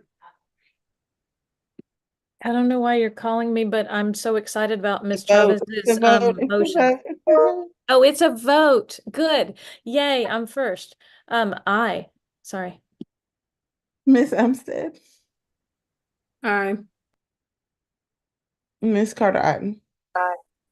Ms. Chavez? Aye. Mr. Tabb? Aye. Mr. Harold, Ms. Harold-Goff? Aye. And I vote aye. It passes unanimously. Thank you. Ms. Umstead, I'm sorry, Ms. Chavez? I'd like to make a motion that we move item 6B, our collective power report back to the August 22nd board meeting. Second. It's been moved by Ms. Chavez, seconded by Ms. Byer to move the report out of our trainings to the August 22nd board meeting. Ms. Byer, any more discussion? Ms. Byer? Aye. Ms. Umstead? Aye. Ms. Carter-Otten? Ms. Chavez? Aye. Mr. Tabb? Aye. Ms. Harold-Goff? Aye. I vote aye and it passes unanimously. Thanks all. And the next item on our agenda is closed session. I make a motion that we go into closed session for the reasons stated on the agenda. Second. It's been moved and by Ms. Umstead, seconded by Ms. Byer, that we go into closed session. Any other discussion? Ms. Byer? Aye. Ms. Umstead? Aye. Ms. Carter-Otten? Aye. Ms. Chavez? Aye. Mr. Tabb? Aye. Ms. Harold-Goff? Aye. And I vote aye. We are now in closed session. Thanks all.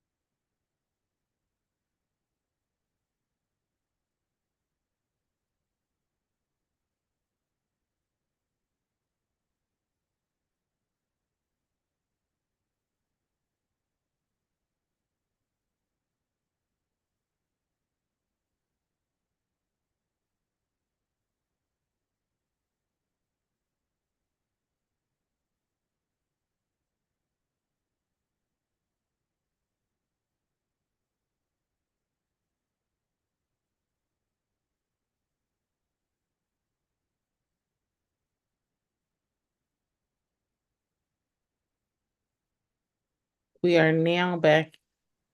We're not in open session. Ms. Moore?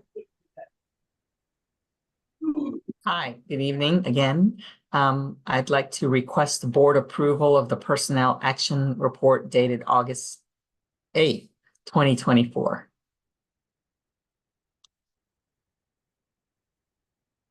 Thank you. Is there a motion? The approval of the personnel report. Make it dated August 8th, 2024.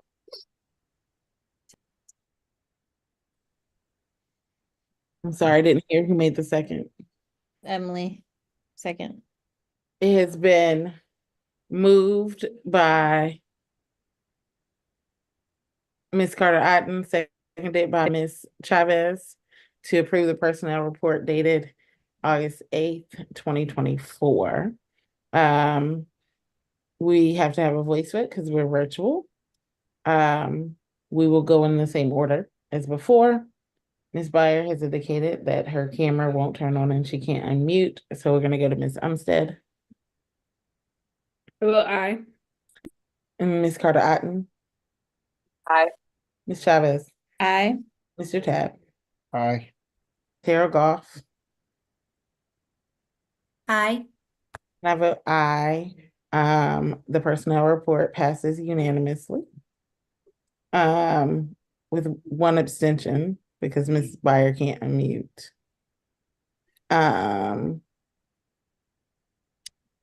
Colleagues, I will accept a recommendation to for the amendment for Ms. Moore's contract. I move that we approve interim employment contract for interim superintendent Kathy Moore. Second. It's technically an addendum to her consulting contract. An addendum.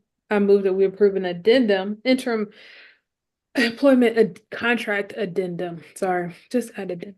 Not a problem. It's been moved by Ms. Umstead, seconded by Ms. Harold Goff to amend the contract of Ms. Kathy Moore as interim superintendent. All those in, oh, I'm sorry. Ms. Umstead. Is there any other discussion? Ms. Umstead. Aye.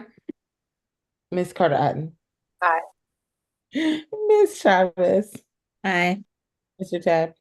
Aye. Ms. Harold Goff. Aye. I vote aye. It passes unanimously, 6 with 1 abstention. Ms. Byer, who can't turn on her camera. Is there any other action, colleagues? With that, we are adjourned. Good night.